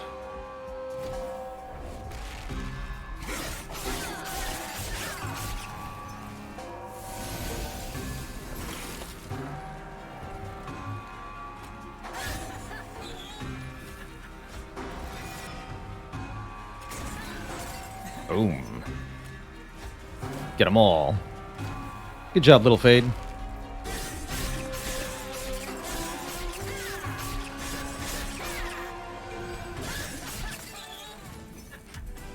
Nice. Reform a unit and apply additional attack power. Nah, how about this? Kill a random non-boss enemy unit, kill a random friendly unit. Yes. This is 2 upsides. Kill an enemy, kill a friendly. Both of those are good. We definitely want to be able to kill Little Fade and reposition her. This is also a way to one-shot really tough enemies. Don't think I'm going to take March of Shields.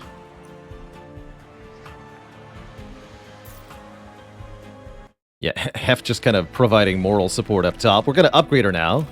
I still don't think she'll actually help necessarily. But in the event that Little Fade is not enough, Hef has got our back here. Ooh, do we want to do Spell Chain Hallowed Halls?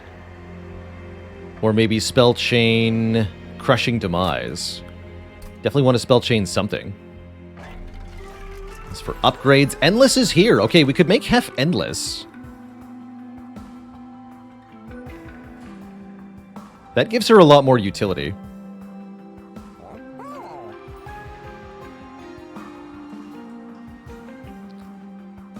That way she's allowed to die.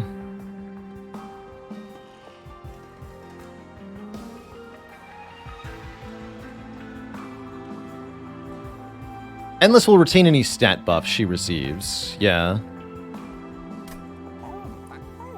Multi-strike would be good too. 80 is not that much attack power on her own. Let's do Endless. Just in case. We have no more upgrades to buy then. Yeah, good tank for Fade in later fights if we need it. Especially for boss segments. Create a unit with 20/20 and add Purge. Or do the same thing to a spell. Here's the thing, I don't actually want to lose any of my cards. Although I could maybe lose another Primitive Mold.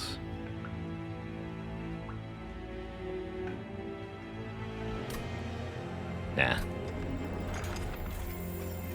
Does Endless override Purge? I don't believe so. Endless units don't die, but that's not Purge on death. That's just straight up Purge.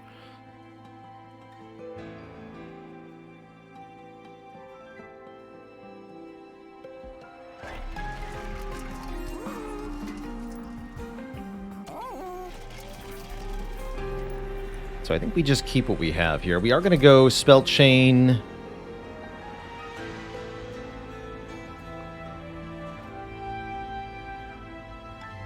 I think I want it on Hallowed Halls. Kill and reform Little Fade twice. Okay, we can go over with the horde at the end there. Cool. Stealth boss. Not a problem because of spikes. Easy peasy.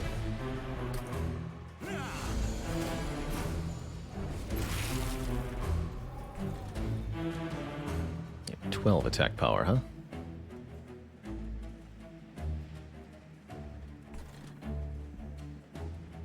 So we go Little Fade.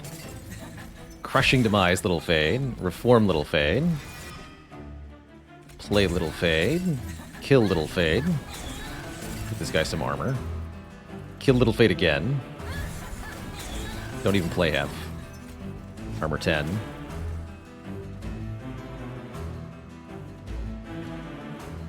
Oh, that's... oh, you get more when you die. I see.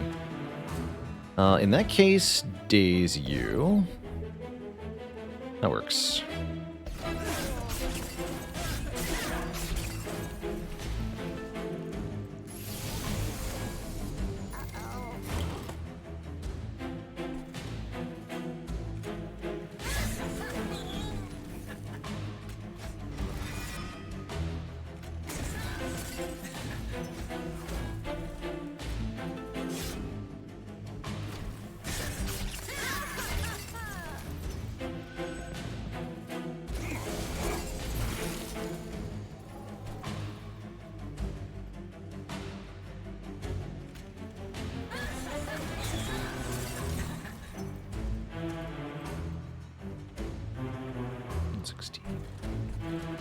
A little bit too much. Fair enough.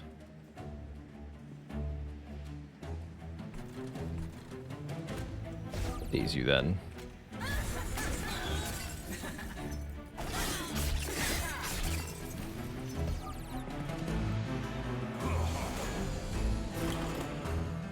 Alright, I'll use good old Wingmaker on this floor. Just a little bit too much stuff going on here. Get up there, Hef.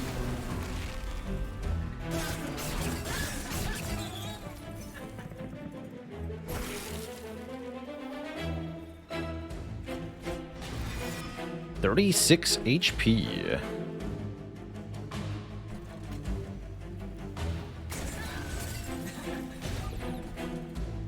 Pretty nuts.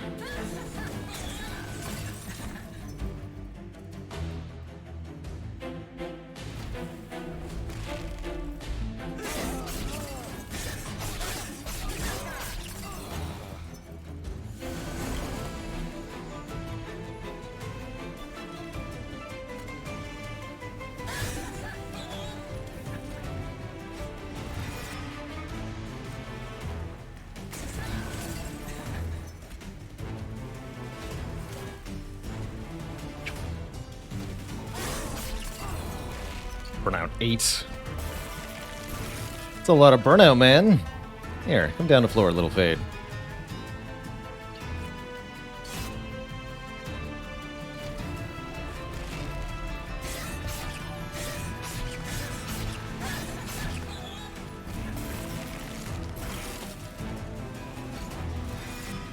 Get wrecked. GG. Collect the bonus money, no problem there. None of these. EO Sky, thanks for this Prime sub. Welcome to the Cozy Sub Club. Inferno can do some stuff. I don't think I need Inferno if I have Crushing Demise.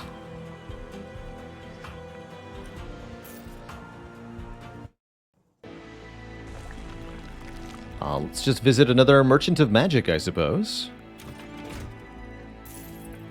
Since I can't upgrade my units any further. Holdover is here. I like Holdover on Crushing Demise in particular. That could be useful. Let's see what Concealed Caverns has. Build a card. Any card. Spikes. Card draw. What's this? No, don't do that. 5 spikes. Sad.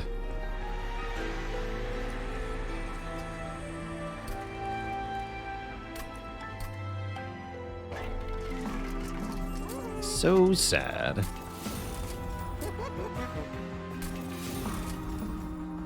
I think you need to hit a bit harder.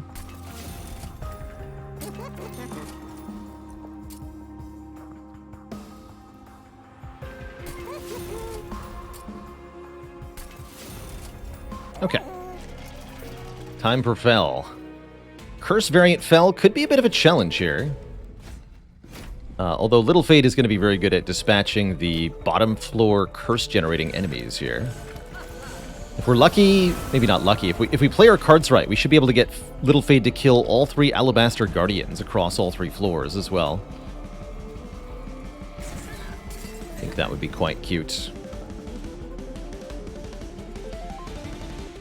So do we kill Little Fade? I don't think so. I think we armor Little Fade so that all 3 die. Play this up top. No reforms next turn, huh? But Hollowed Halls is a reform.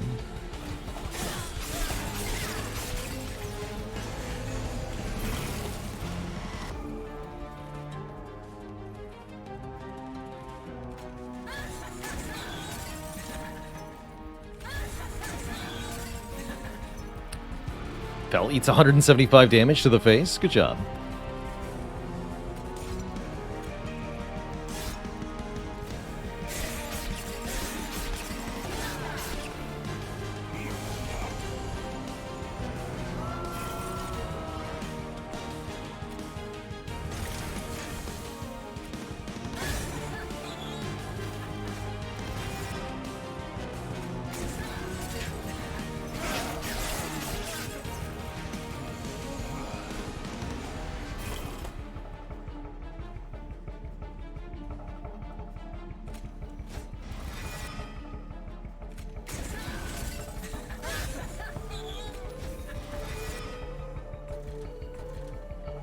You have to stop these things next turn, I guess. Daze this one.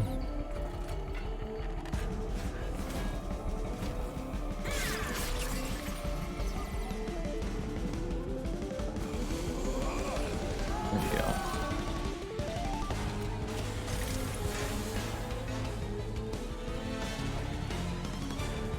Defect. Let's go to the top floor.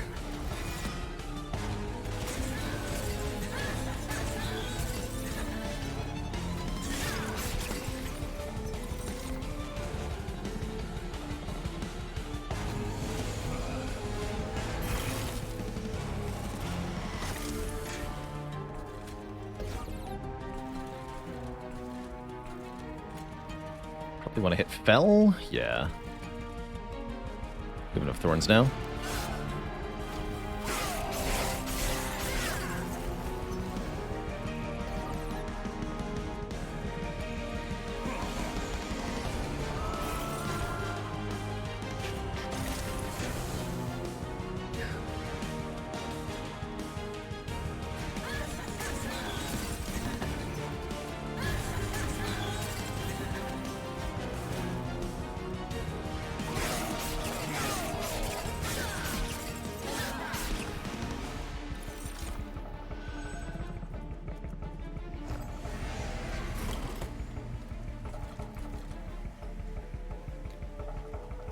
$20 by 2.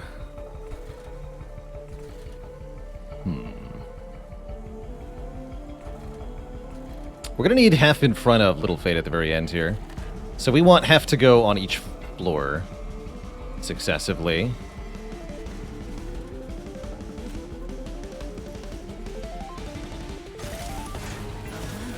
It's only gonna do 80 though.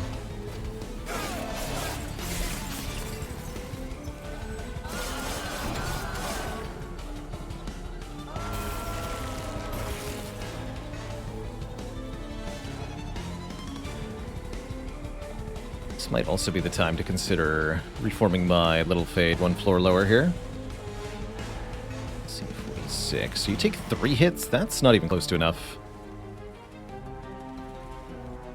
Is what I'm seeing at the moment. Let's try this.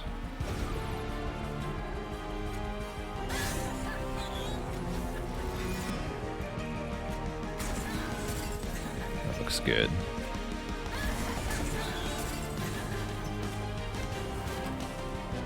Good.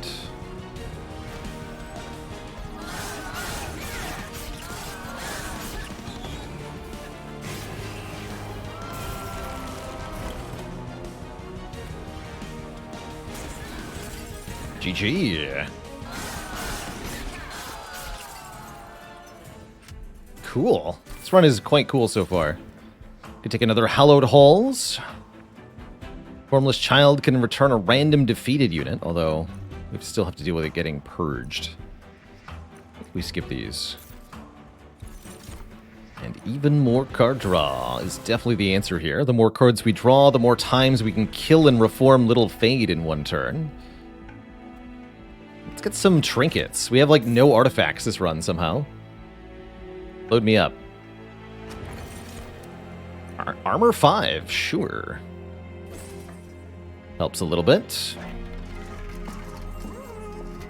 Chance to remove buffs could be good. Let's take that. +2 attack power on Slay. I guess? This is the final shop? No, it's the penultimate shop. That's right, we just killed Fel.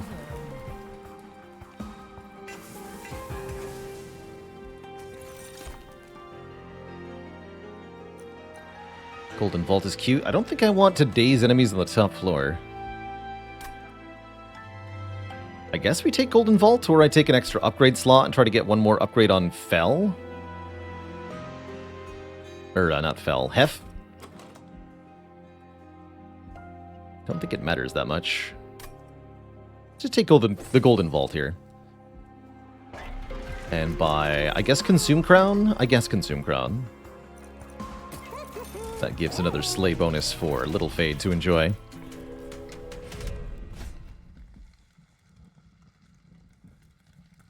More attack power. That actually sounds annoying, but I can deal with it.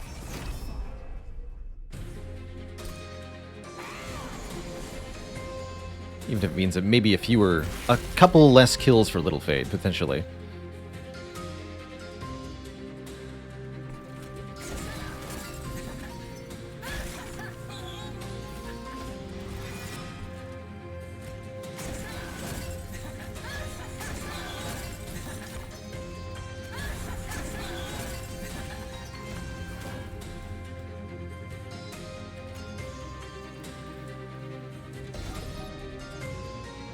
Oh yeah, because they...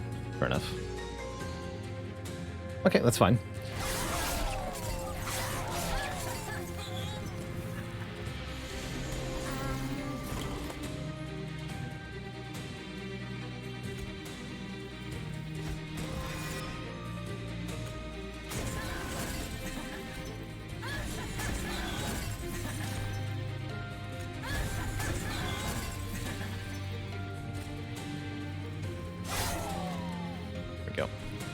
Kill this one too, then. Since they're annoying, apparently.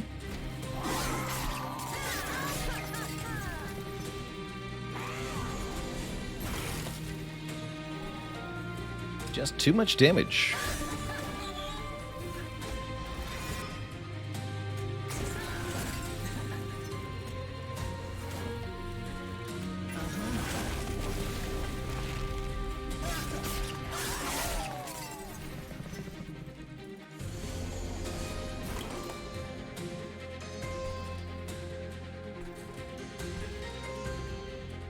During the final fights, I won't be concerned quite so much about stacking kills on Little Fade, so much as I'll be concerned with wiping each enemy wave.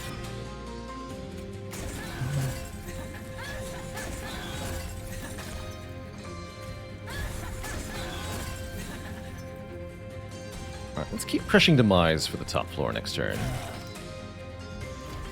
Should not have played that up top, though.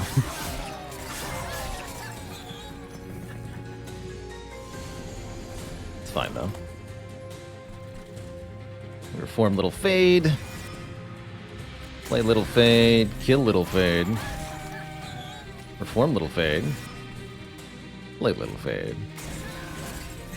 There we go. Now we're starting to get somewhere.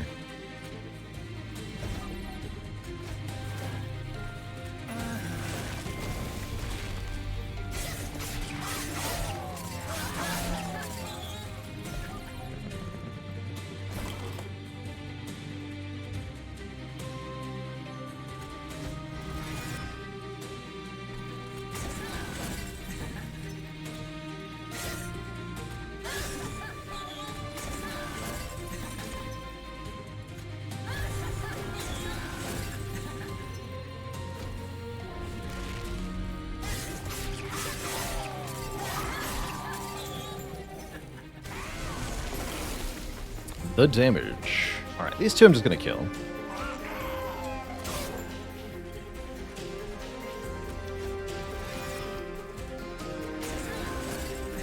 Get dazed.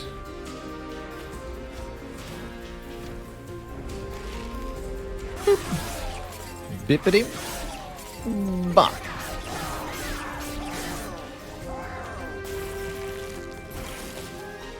Excellent. You get him, little Fade. 400 attack power.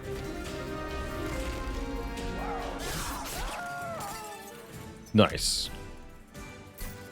That's coincidentally how much money we get for killing that boss. Ooh, Sacrificial Resurrection can get rid of our deadweights.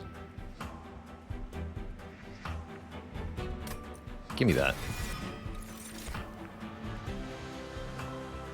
I think the drap it creates is immune to being purged, too. Let's get these. Yeah, 281 spikes going into Seraph. It's Seraph the Patient, too. So he's going to have a bad time.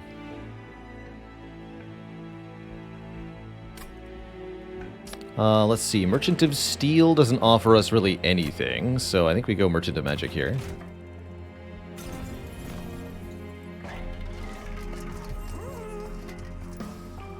X-cost cards get +3. I have no X-cost cards. These are all whatever. Didn't we learn that it was a bad thing creating unpurgeable units? It was a bad thing if you play them. Yes. We learned it was bad to play them.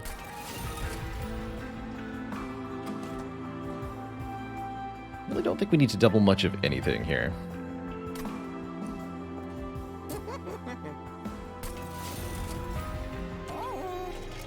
We have the 100 shards we need.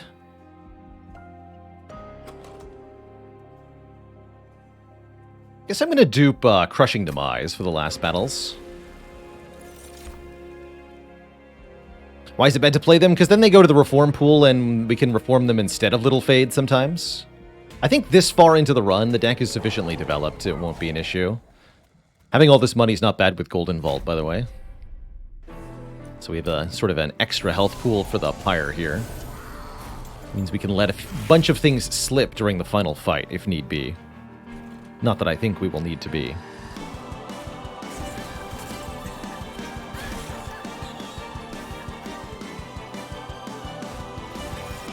Oops. Oh, that's right. You're gonna do the thing.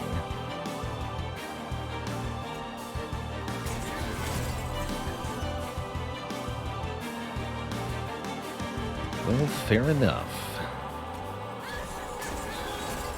It's an incant and a rally? Just an incant.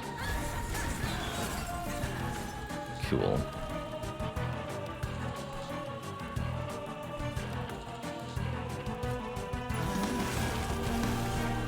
So we'll do that. And then... Sacrificial Resurrection, 3 cards? Let's go with yes.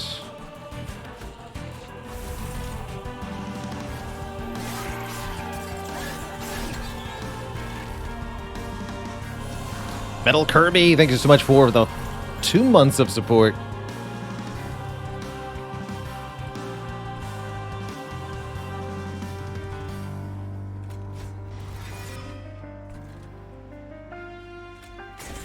You want to be harassing Seraph each turn here. Oops. Yeah, that's fine. Do this too.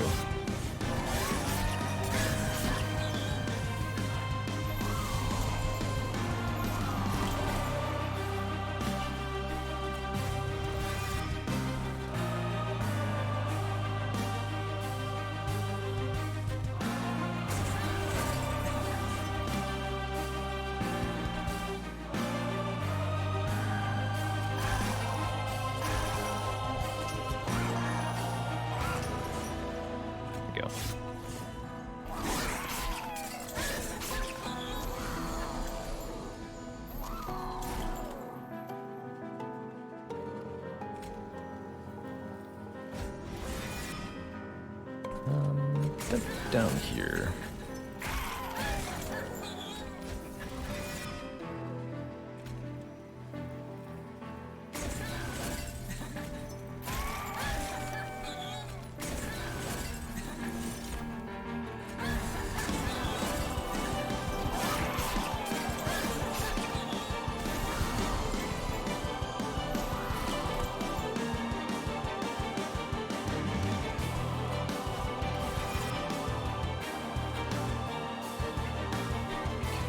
Focus on Seraph here.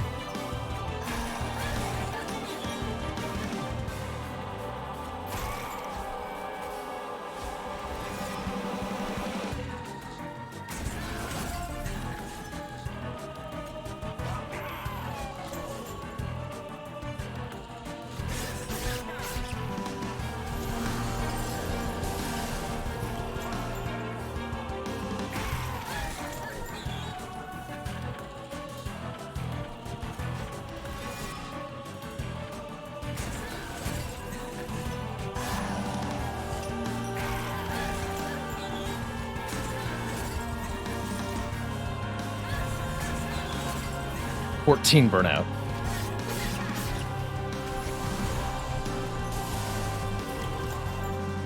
Pretty mental.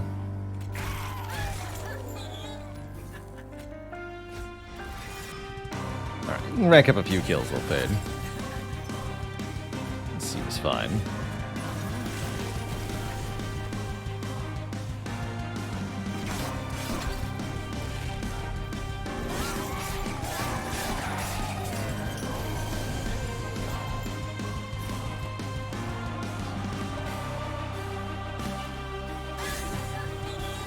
.63 attack power, Seraph.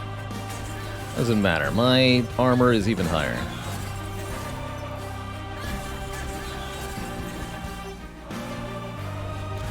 What are you so angry about?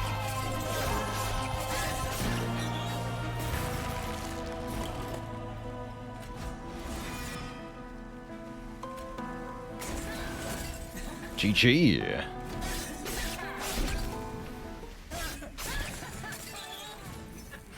Dead to the thorns.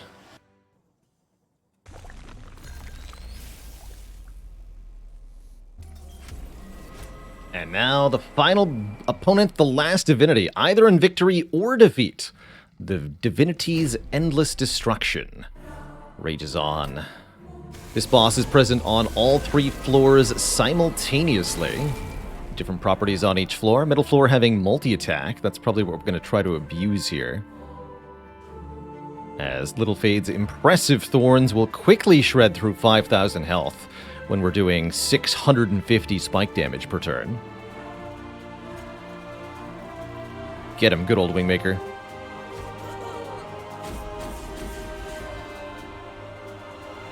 You got him.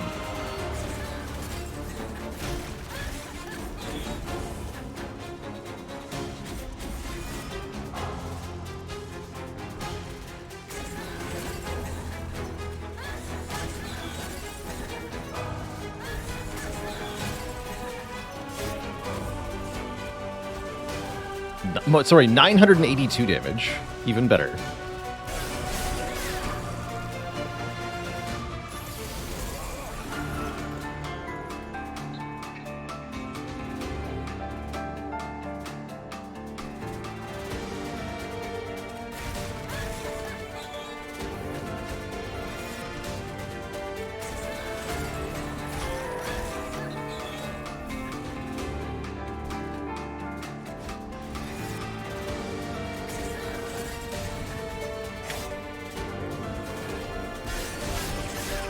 Boom.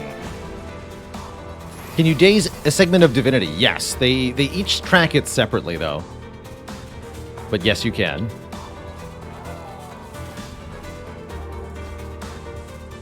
You most certainly can.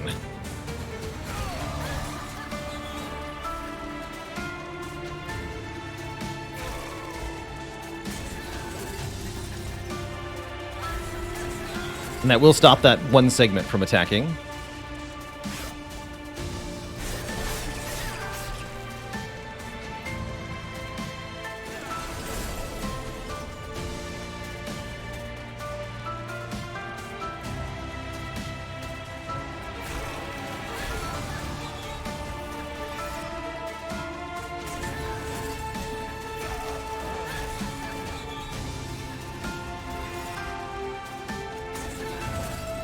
Get him, little Fade. You don't fit. Get up there, Hef.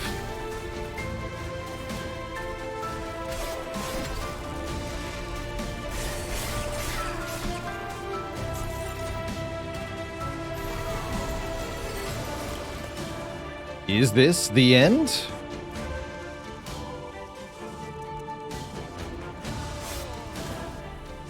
Sure looks like it.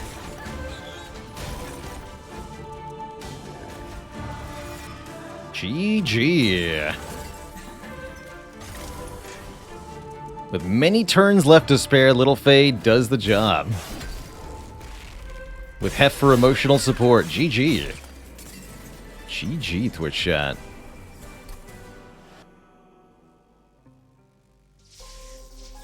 That was easy.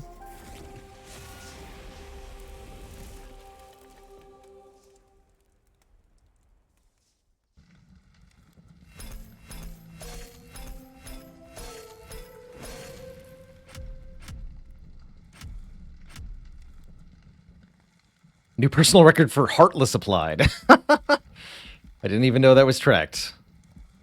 GG. GG. Let's see. What is the next challenge? Oh no, another half money thing. Enemy units have spell weakness 1. Friendly units have dazed 2. Yikes.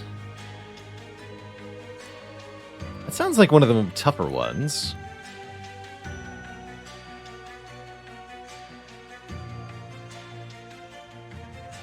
Only advantage being spell weakness is not a particularly large advantage. But there are definitely uses for this. Or clan combinations that can use this well. This looks like a good one for my favorite clan combo, Stygian plus Wormkin, probably. Reap Spine Chief could also work. Yeah, half money makes you realize how powerful money is. That's definitely what I got reminded of during the Train Steward challenge.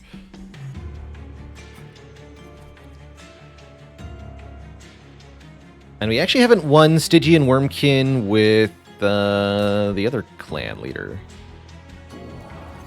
Soulguard plus Wormkin. Let's try this. Let's do a quick attempt at challenge number 7 here.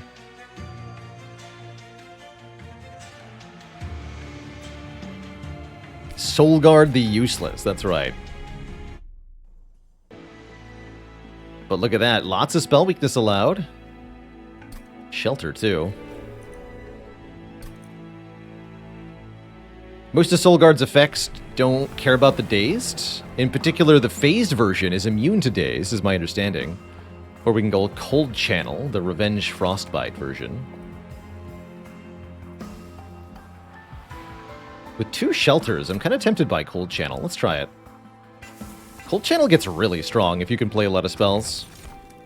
Ooh, and Base Charge. 2 charged echoes on each floor at the start of battle. Very good for the shelters, very good for the echo breaks. There's also Forgotten Name giving us gradual magic power scaling. That's pretty good too. Problem is it takes a long time. I'll take Base Charge. Divine Boons are a lot weaker than normal. Forget the boons. Just go. Armor 10? I'll make it work. Worst case scenario, if you ignore these units, they only do like 1 damage to the pyre each. It's not that bad. Smiley face.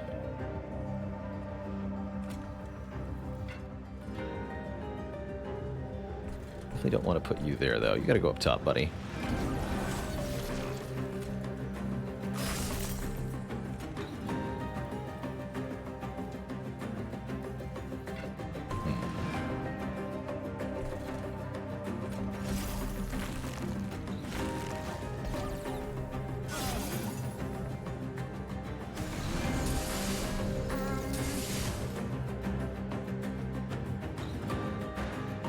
Have to use foregone power if I want to kill this for 25 bucks. Oof.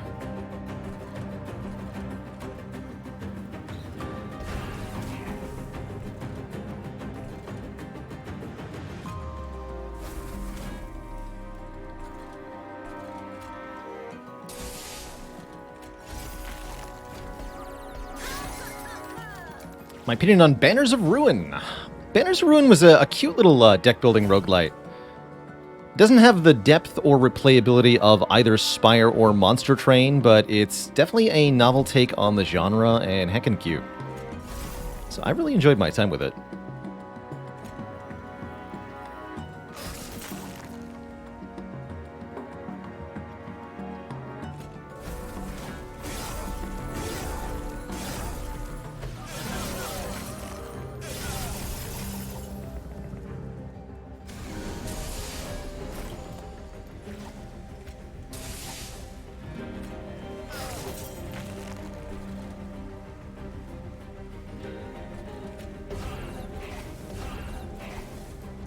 And you need to die.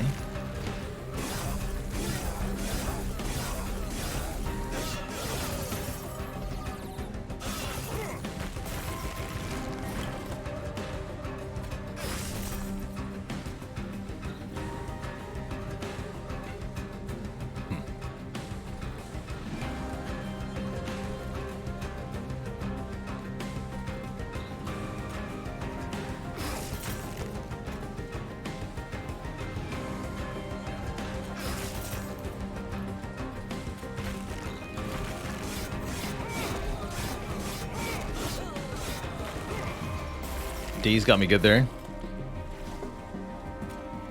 GG. Wasn't too bad.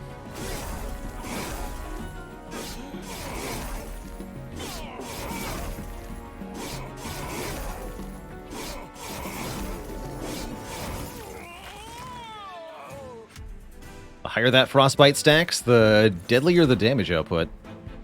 Ooh, this is a nice spell for spell weakness. Sure. And another shelter, this one infused. I like that too. More armor, please. Eel Gorgon removes its own daze at the end of the turn. It also gains multi-strike, proportional to the number of spells played on its floor during the turn. That's very strong. That is very, very, very strong. Get in here, Eel Gorgon. And I guess we'll go to the Merchant of Steel and try to make a super-powered Eel Gorgon. What days? Yeah, what an eelsy choice. Guess more like Dazed 1. I actually don't mind Strength Stone, Hearthstone as the two upgrades. Most of the advanced upgrades don't actually work on Eel Gorgon, other than Large Stone. Large Stone's good. Yeah, what armor? You got a good infusion? I was gonna say, I'd love Siren of the Sea and can't +1/+1. That's a winner. Infuse Siren into Eel Gorgon, and you're gonna have a good time. Let me tell you. So yeah, let's just give it the basic stat upgrades, and have it be a high stat unit that scales with our spell power plays. No complaints about that. More enemies. I'll take them. Although that could make playing our champ a little tough.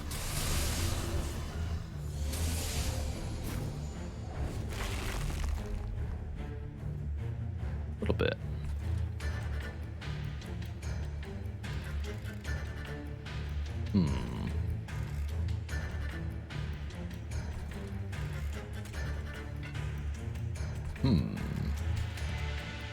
I guess we rely just on the Eel Gorgon? Seems fine.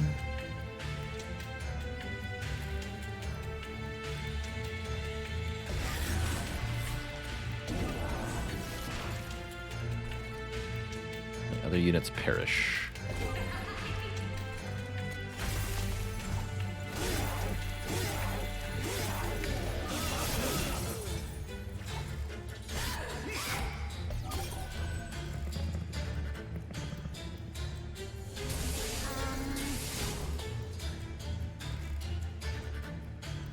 Oh, that's right. Resolve effects don't happen if you're dazed.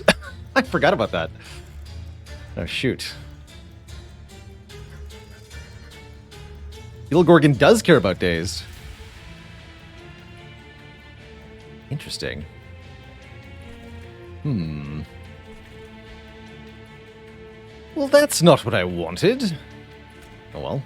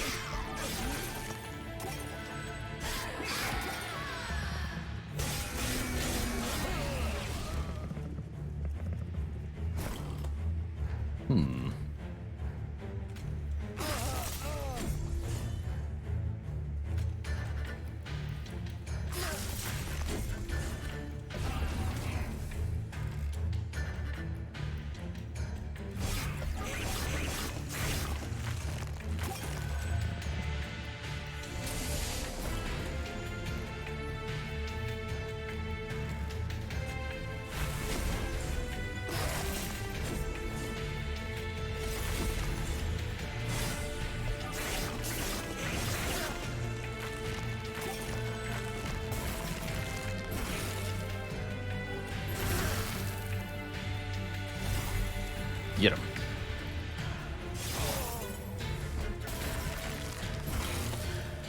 All right, 15 times how much?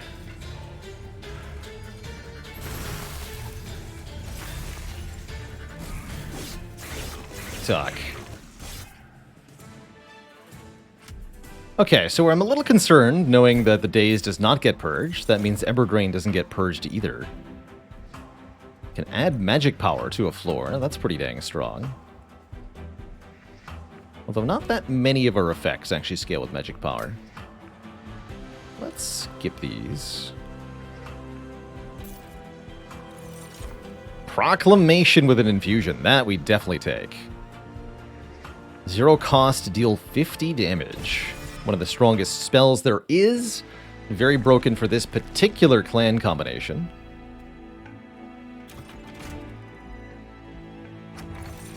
Especially if you have the Carving Choriska. When a card with Extract is played, we gain an energy and a charged echo back. Meaning that this infused Carving Choriska refunds itself. Or infused thingy.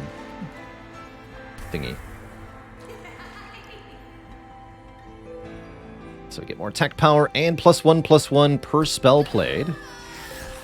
If we're really lucky, we can find the Bounding Seal, which will give us double incant effects. That would be extra strong. Wondering about giving -2 cost to this Ice Tornado. That's probably a good idea.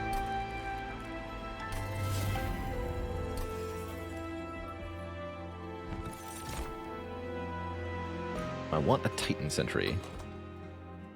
Guess it's not that bad. Sort of like another Soul Guard assistant. Could slow down playing the Eel Gorgon, though, which I don't love. I'm gonna try to not.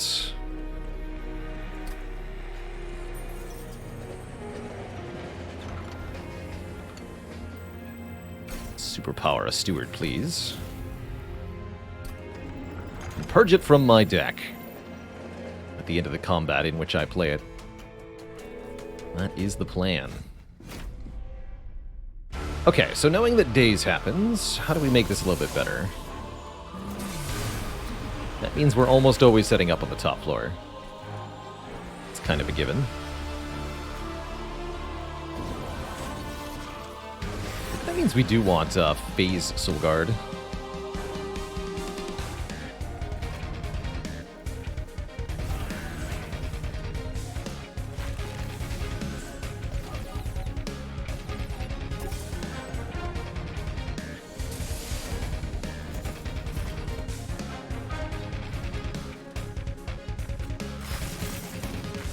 Kill that guy.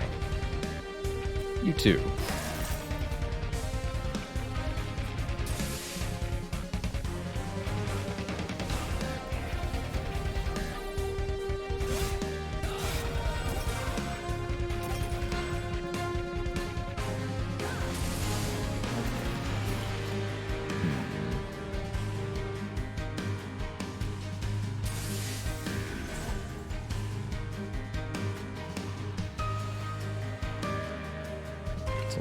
Frostbite, not worth it.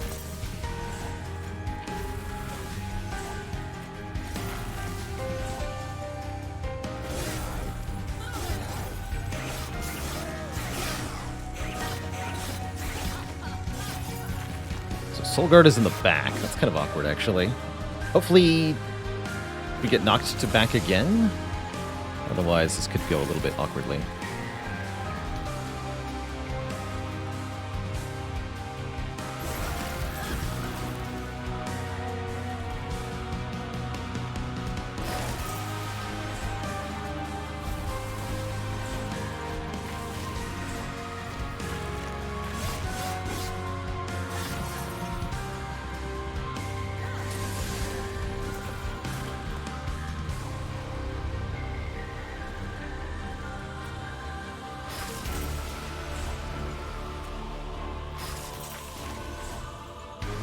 Dead.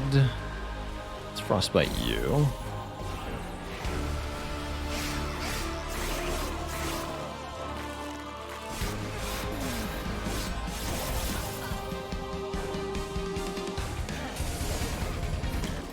Nope. So we're actually stuck with Soul Guard behind the Eel Gorgon. That's a bit awkward. Definitely not what I wanted, but that's okay. Can do some stuff.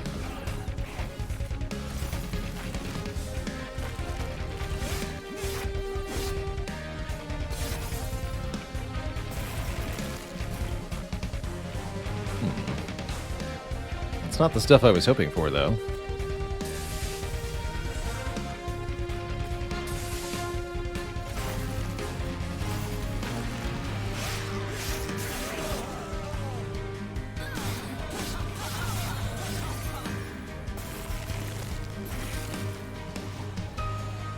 Kaboom! GG. 37 times 5.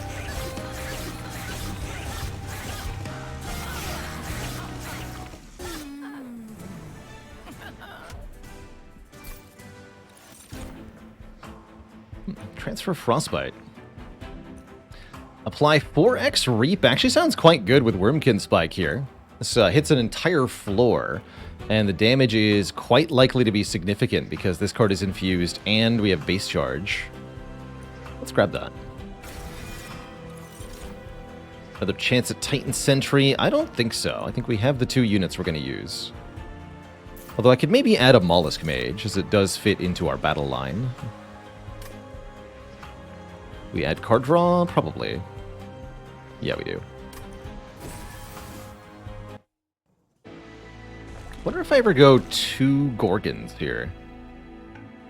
Interesting thought. We don't have that much defense. I'm entirely willing to do Proclamation, although it would be much better with an upgrade first. Get another dupe here. Ooh. So maybe we go Merchant of Magic first. Although I want this Vortex. Yeah, I would only need 1 more capacity for another Gorgon. It's interesting. Spell Chain? Ah, come on. Okay, I'm not going to do Proclamation then. Maybe I will anyway. It's still good. Wormkin Spike with -2 cost would be an interesting dupe also. Although that would be a lot of shards. I think it'd still be pretty good. Definitely want to get Cold Channel 2. A significant improvement in health for Soul Guard. The first Cold Channel variant seems really, really pathetic. But once you get an upgrade, he's a lot better.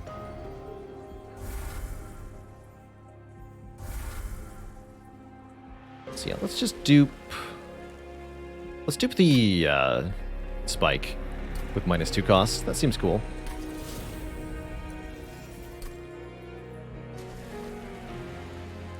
That's a powerful spell.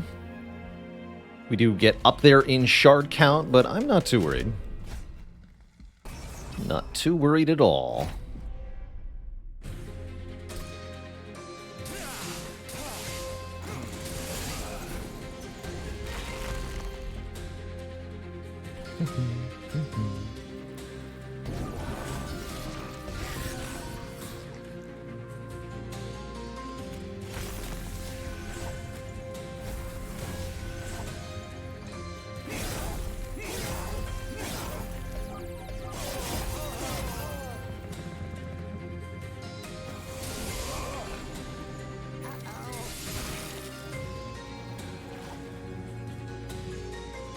This big guy is the only survivor here, huh? Actually, don't think we want to mess with this. Although we should play a couple spells up top.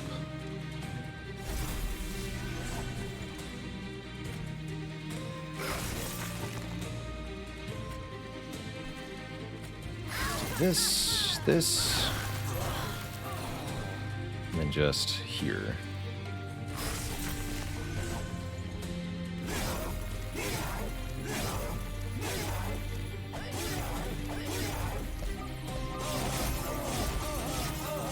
Oh, he is going to damage the pyre. Shoot.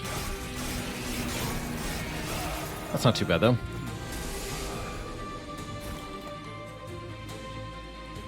20 reap, let's do it. Show them the power.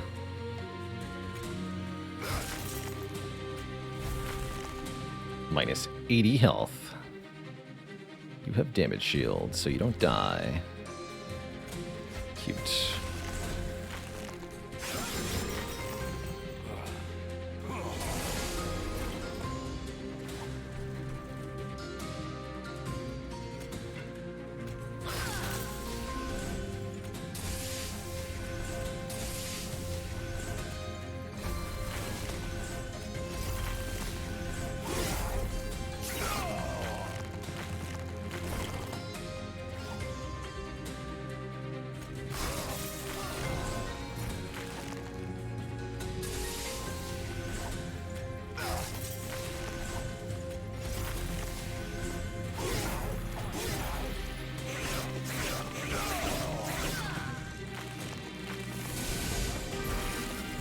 Okay, you can come up to the top floor if you want to, although it looks convenient to kill you both with spells. So let's just do this, actually. Boop. 60 by 3. Enjoy your foregone power, you nerd.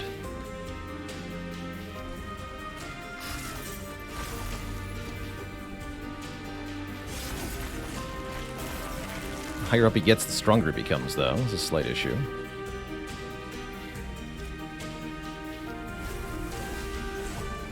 Have some reap.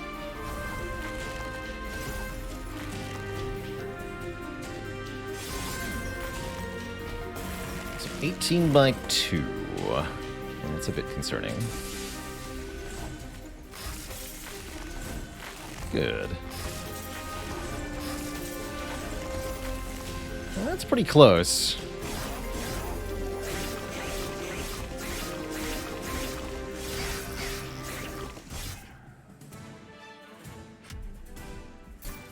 Still win, though. It's important. More spell weakness. Infused spell weakness. I like it. Make our spells hit even harder, please. Could use one or two more really good damaging spells.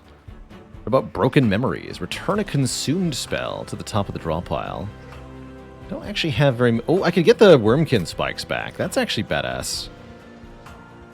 Give me that. Echo Infusion would make quite a big difference for our champion. That's definitely true. It's somewhat tempting to go Merchant of Trinkets just for the chance of Founding Seal. But I think I'm going to go Herzl's Horde Hellvent here. There we go. Dupe this. That's the spell we want. That's the one. Units cost -2. Eagle Gorgon for free is kind of nice, actually. Sure. And then duplicate Proclamation.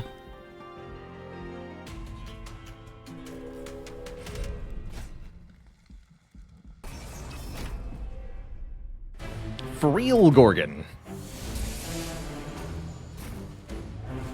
Proclamation.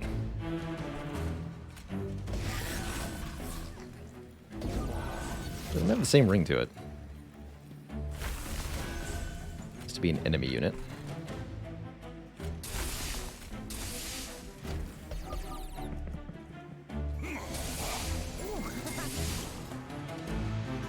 So it's now comparatively non-trivial for us to do 1,000 damage with one spell. Pro tip.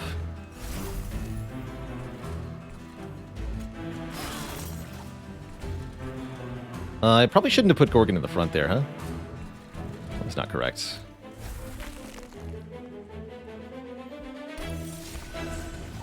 No, that didn't seem to be correct.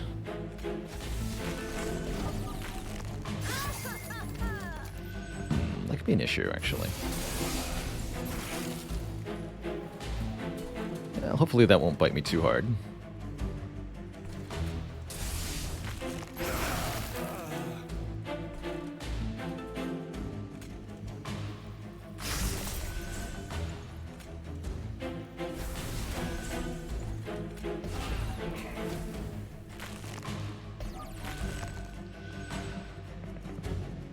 Oh yes, this is Stealth Champ, right? We'll be fine. Proclamation says hello.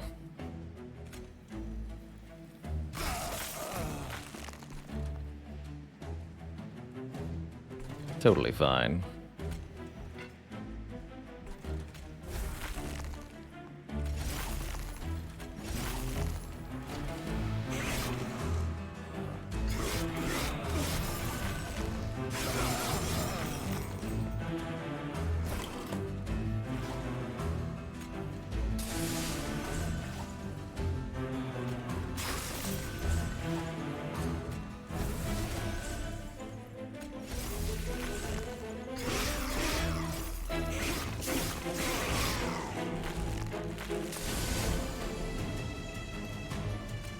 Boom. Yeah, stealth boss problem? I don't think so.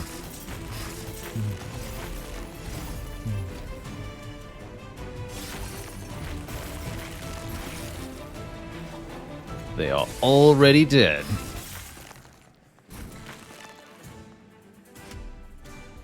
Oh ho ho, we get the Echo Seedling, totally worth the multi-strike challenge. The first time a consume card is played, we immediately add 2 more copies to our hand. So, additional Wormkin spikes or Urchin spines or shelters is very strong. Do we want a Glacial Seal and can't apply Frostbite too? Or do we want a Gifts for a guard? Draw 3 spells, give them Consume, Magic Power, and make them free. Glacial Seal being free is kind of cool. Welcome to the team. And Daze seems really good. So does Revenge of the Damned, actually. It's another. Both of these are extract cards, so they benefit with carving Koriska. This can gain us a ton of charged echoes. Although echoes aren't the main thing we're trying to get. Take Soul Crushing Guilt. Any use for a Merchant of Steel? I don't think so. Well, Glacial Seal could use it, but yeah, no. Let's upgrade the other stuff. Oh no, I have hiccups.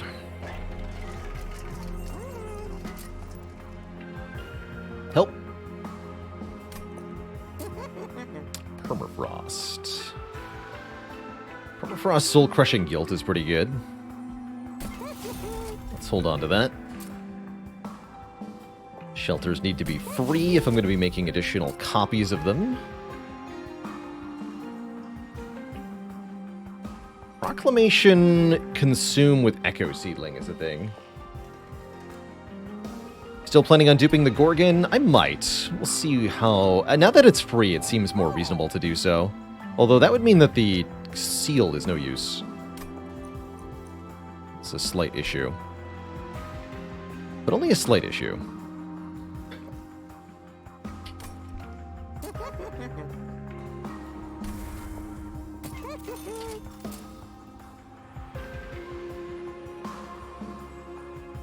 Let's make the Ice Tornado consume then.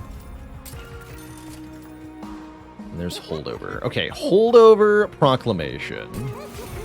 Definitely a thing. Oh, and I have Remove too. Whoops, I didn't need to pay for Remove. That was my bad.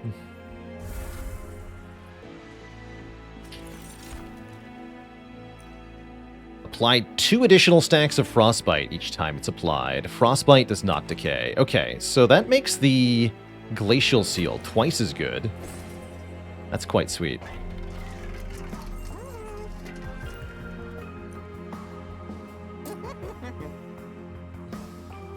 250? Let's just make it Echo Break free. No, the Shelter free, actually. Onwards. Sin of Shadow. This is the version of Arcus that summons curse-creating enemies. That'd be a good reason to go bottom floor setup here. Soul Guard in front, correctly this time. That means we're facing down the enemies immediately, which I don't love. Not much I can do about it, though. We're going to get additional... Do I want additional Wormkin spikes to reap Arcus with? It's only 8 reap per, but that's still quite a bit. Doesn't seem that important. No, we can kill him with Proclamation. Let's get some armor.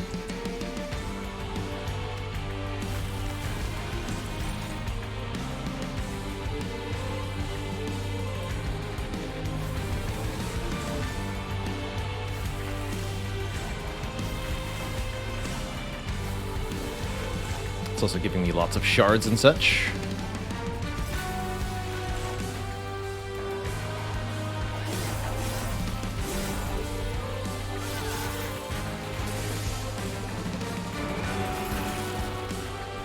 Perfect.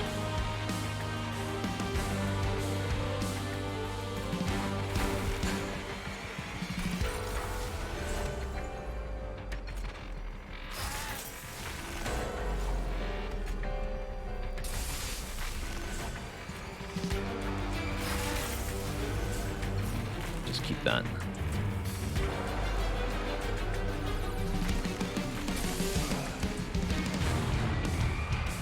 Oh.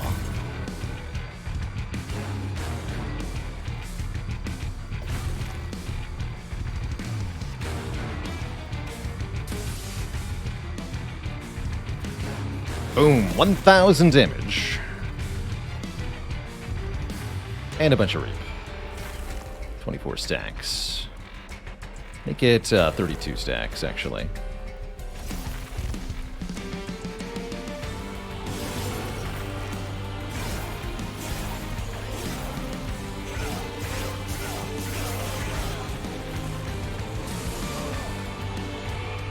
Perfect.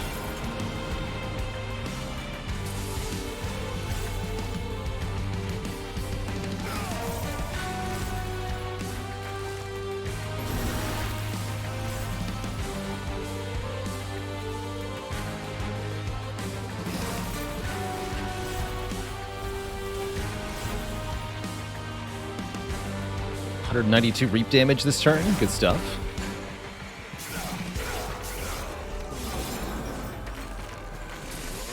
He's dying despite the stealth.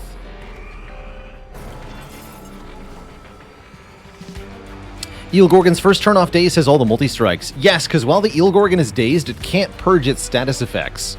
So we do get to accumulate multi-strike, which I hadn't actually quite noticed. But yeah, that's a thing. That's totally a thing. That's awesome, in fact. I just kill Arcus? Ignore these units. Just kill Arcus.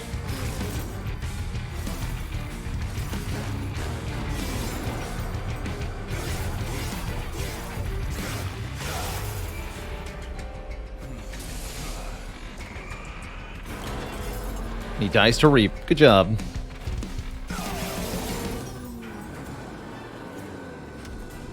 GG. That's a cool Arcus kill. We can get another Wormkin spike, which I'm honestly all about. Give me that. Where's X equals +2, though? That's what I want to know. So, with the Glacial Seal, I'm no longer all that sure about duping the Eel Gorgon, although it does still seem prudent. Let's do it. Let's be prudent. And I guess we go Merchant of Magic then, yeah? Merchant of Steel finally here. Get that last Hell Vent.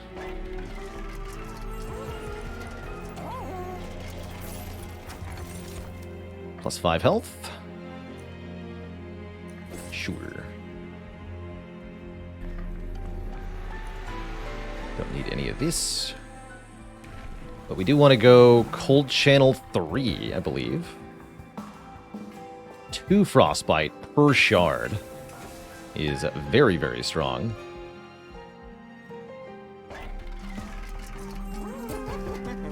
We might as well buff one of these Wormkin spikes. Just a bit.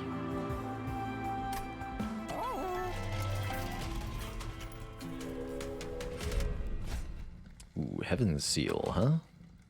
I should be able to deal with that. That's a little spooky, but we should be able to deal with that.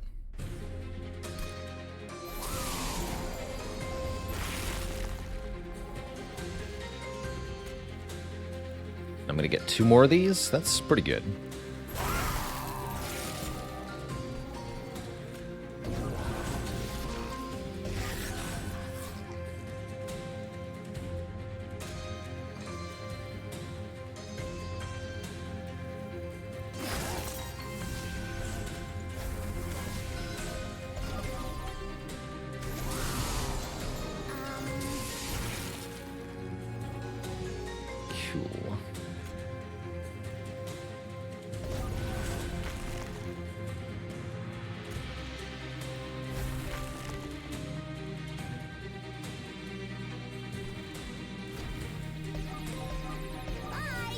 Whoops. I thought somebody was going to do something about that guy.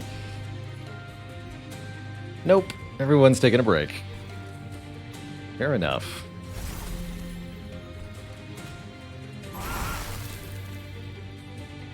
Fair enough. Pretty funny, actually.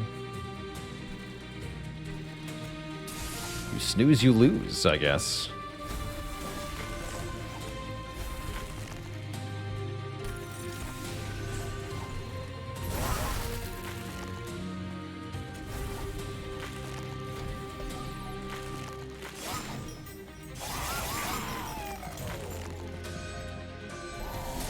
That's right, to heal the full. How did I forget about that? Whatever, the Pyre will deal with you, I guess. Actually, no, the Eel Gorgon will deal with you. Excuse me.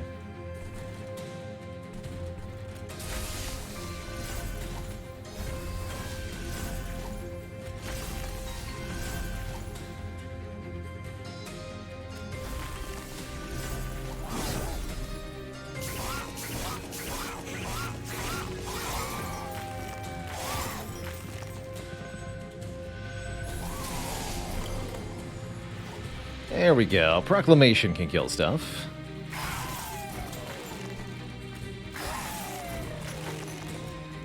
Quite easily at that.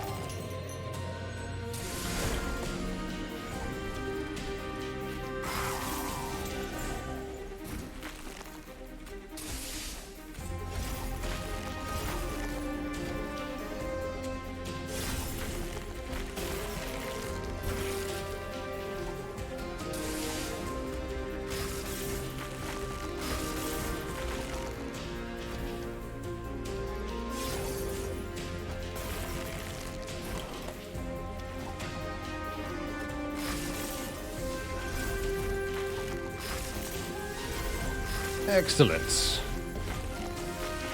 GG.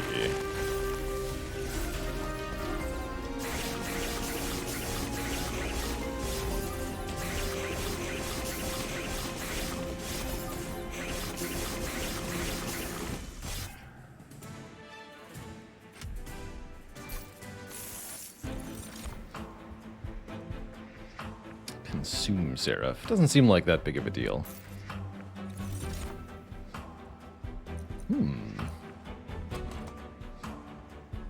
Don't gain that many charged echoes. Let's get that too.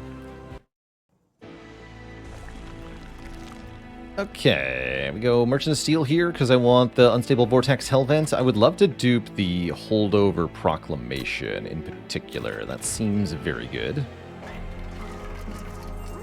Spells get an extra upgrade slot, you say? So I can make it Spell Chain? Oh my god. Okay. Purchase this. Purchase this. Put it here. Upgrade.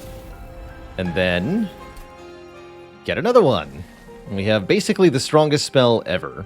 Holdover, Spell Chain, bonus spell power, Proclamation. It's just going to wreck face every turn. Especially twofold. Become unstoppable.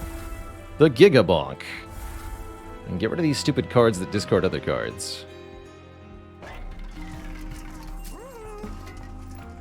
I guess that means I'm not duping the Eel Gorgon. Apparently. So, rip this capacity upgrade. Oh well. Oh well. I'm sure I'll figure out a way to be not so disappointed by that. We do have to be careful about the consume rule, though. First spell we play each turn gains consume.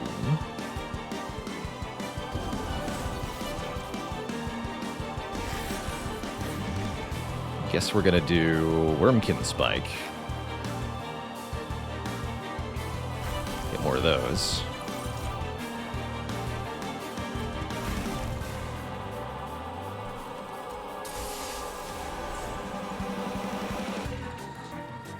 Eight more. In fact, have 8 more. I want as much reap on you as possible.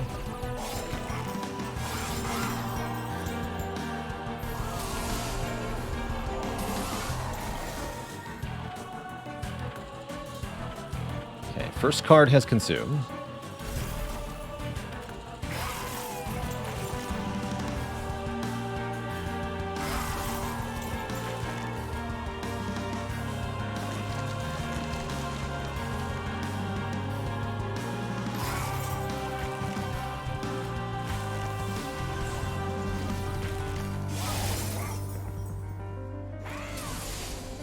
These enemies are a problem.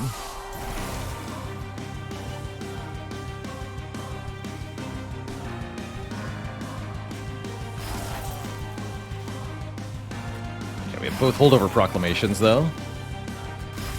And since they always refund their energy costs, that means life is good. Ooh, 3 for 3. Nice. Can start working on the spell shield on Seraph here.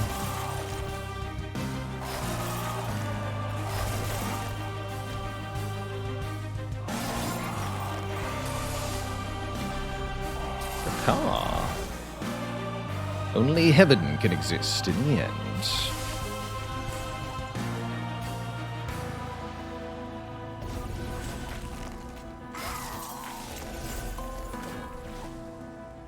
Heck it.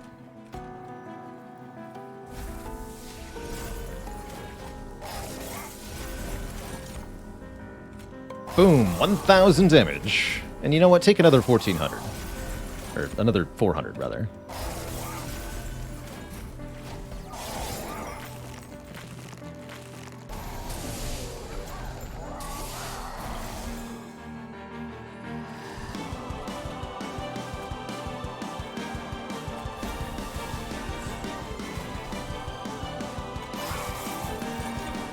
Just want to snipe all the high health enemies with these proclamations.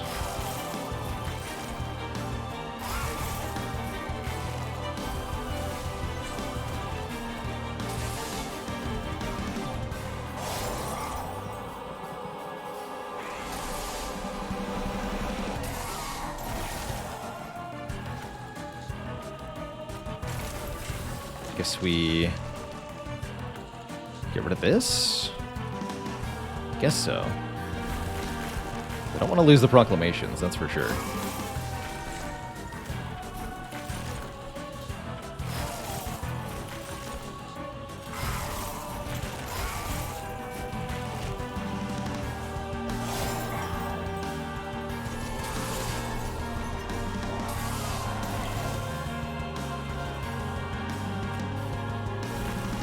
Please return to me this.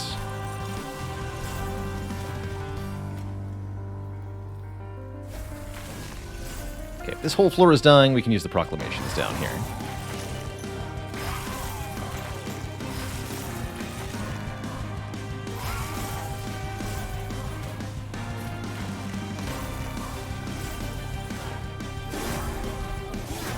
$40 frostbite each time Solguard takes damage. That's a ton of frostbite.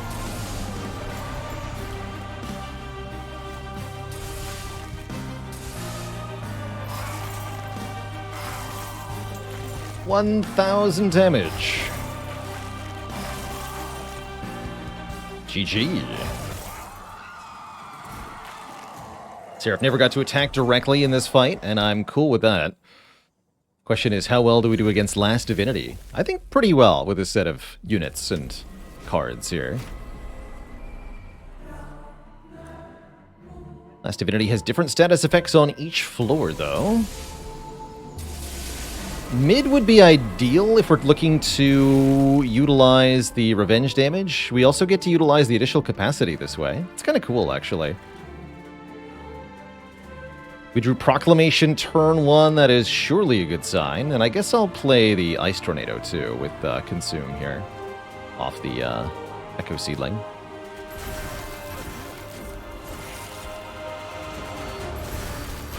Nice. Okay, so yeah, we can focus on dealing damage, primarily, for quite a bit here. And when Eel Gorgon finally does get to attack, oh boy, the power.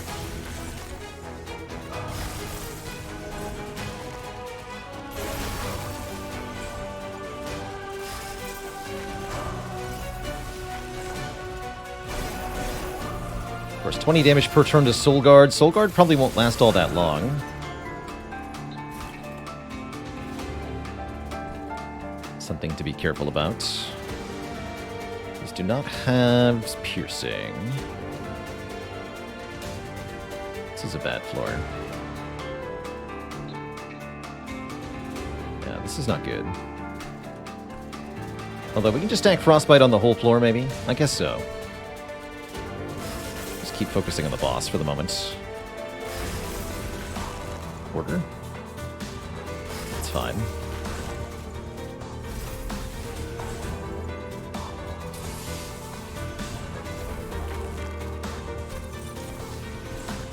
Definitely concerned here. This is 15 by 3 attackers, a real problem.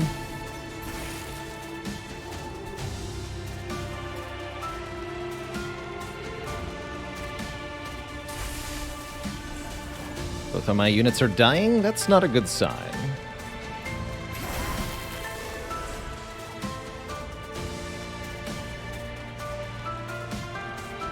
It's not a good sign.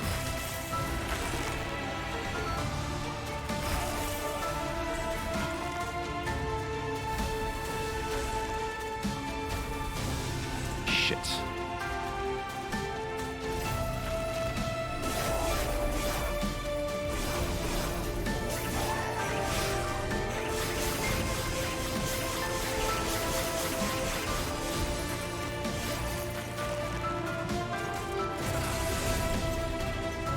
Now you show up, Glacial Seal. You're too late. Shoot.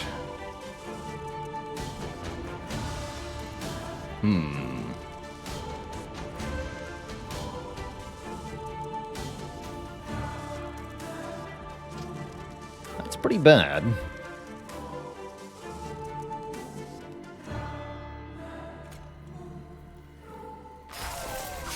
Guess we can try this. I'm not sure this is going to work, though.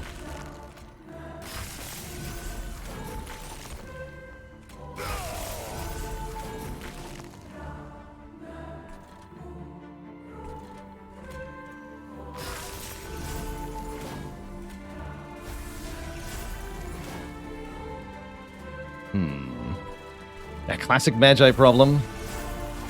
Uh-oh.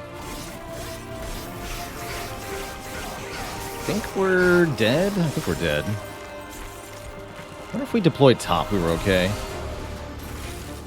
Not sure. Not sure. Do have some power, though, still.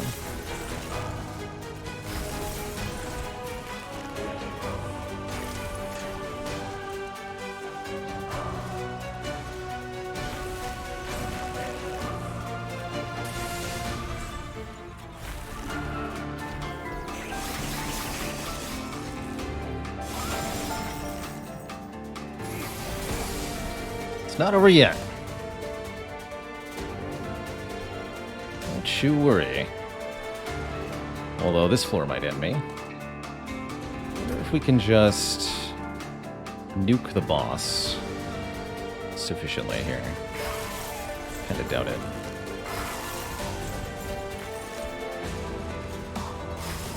I did do 1,000 damage, actually. Maybe we can.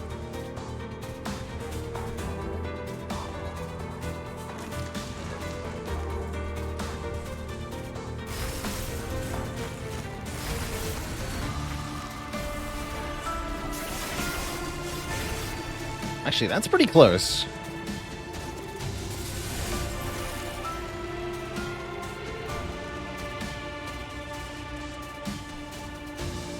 I think there's a way. I think we snipe the boss here, because we can do 800 damage this turn with Proclamation, and then we can bust through this floor and kill him on the next turn, maybe.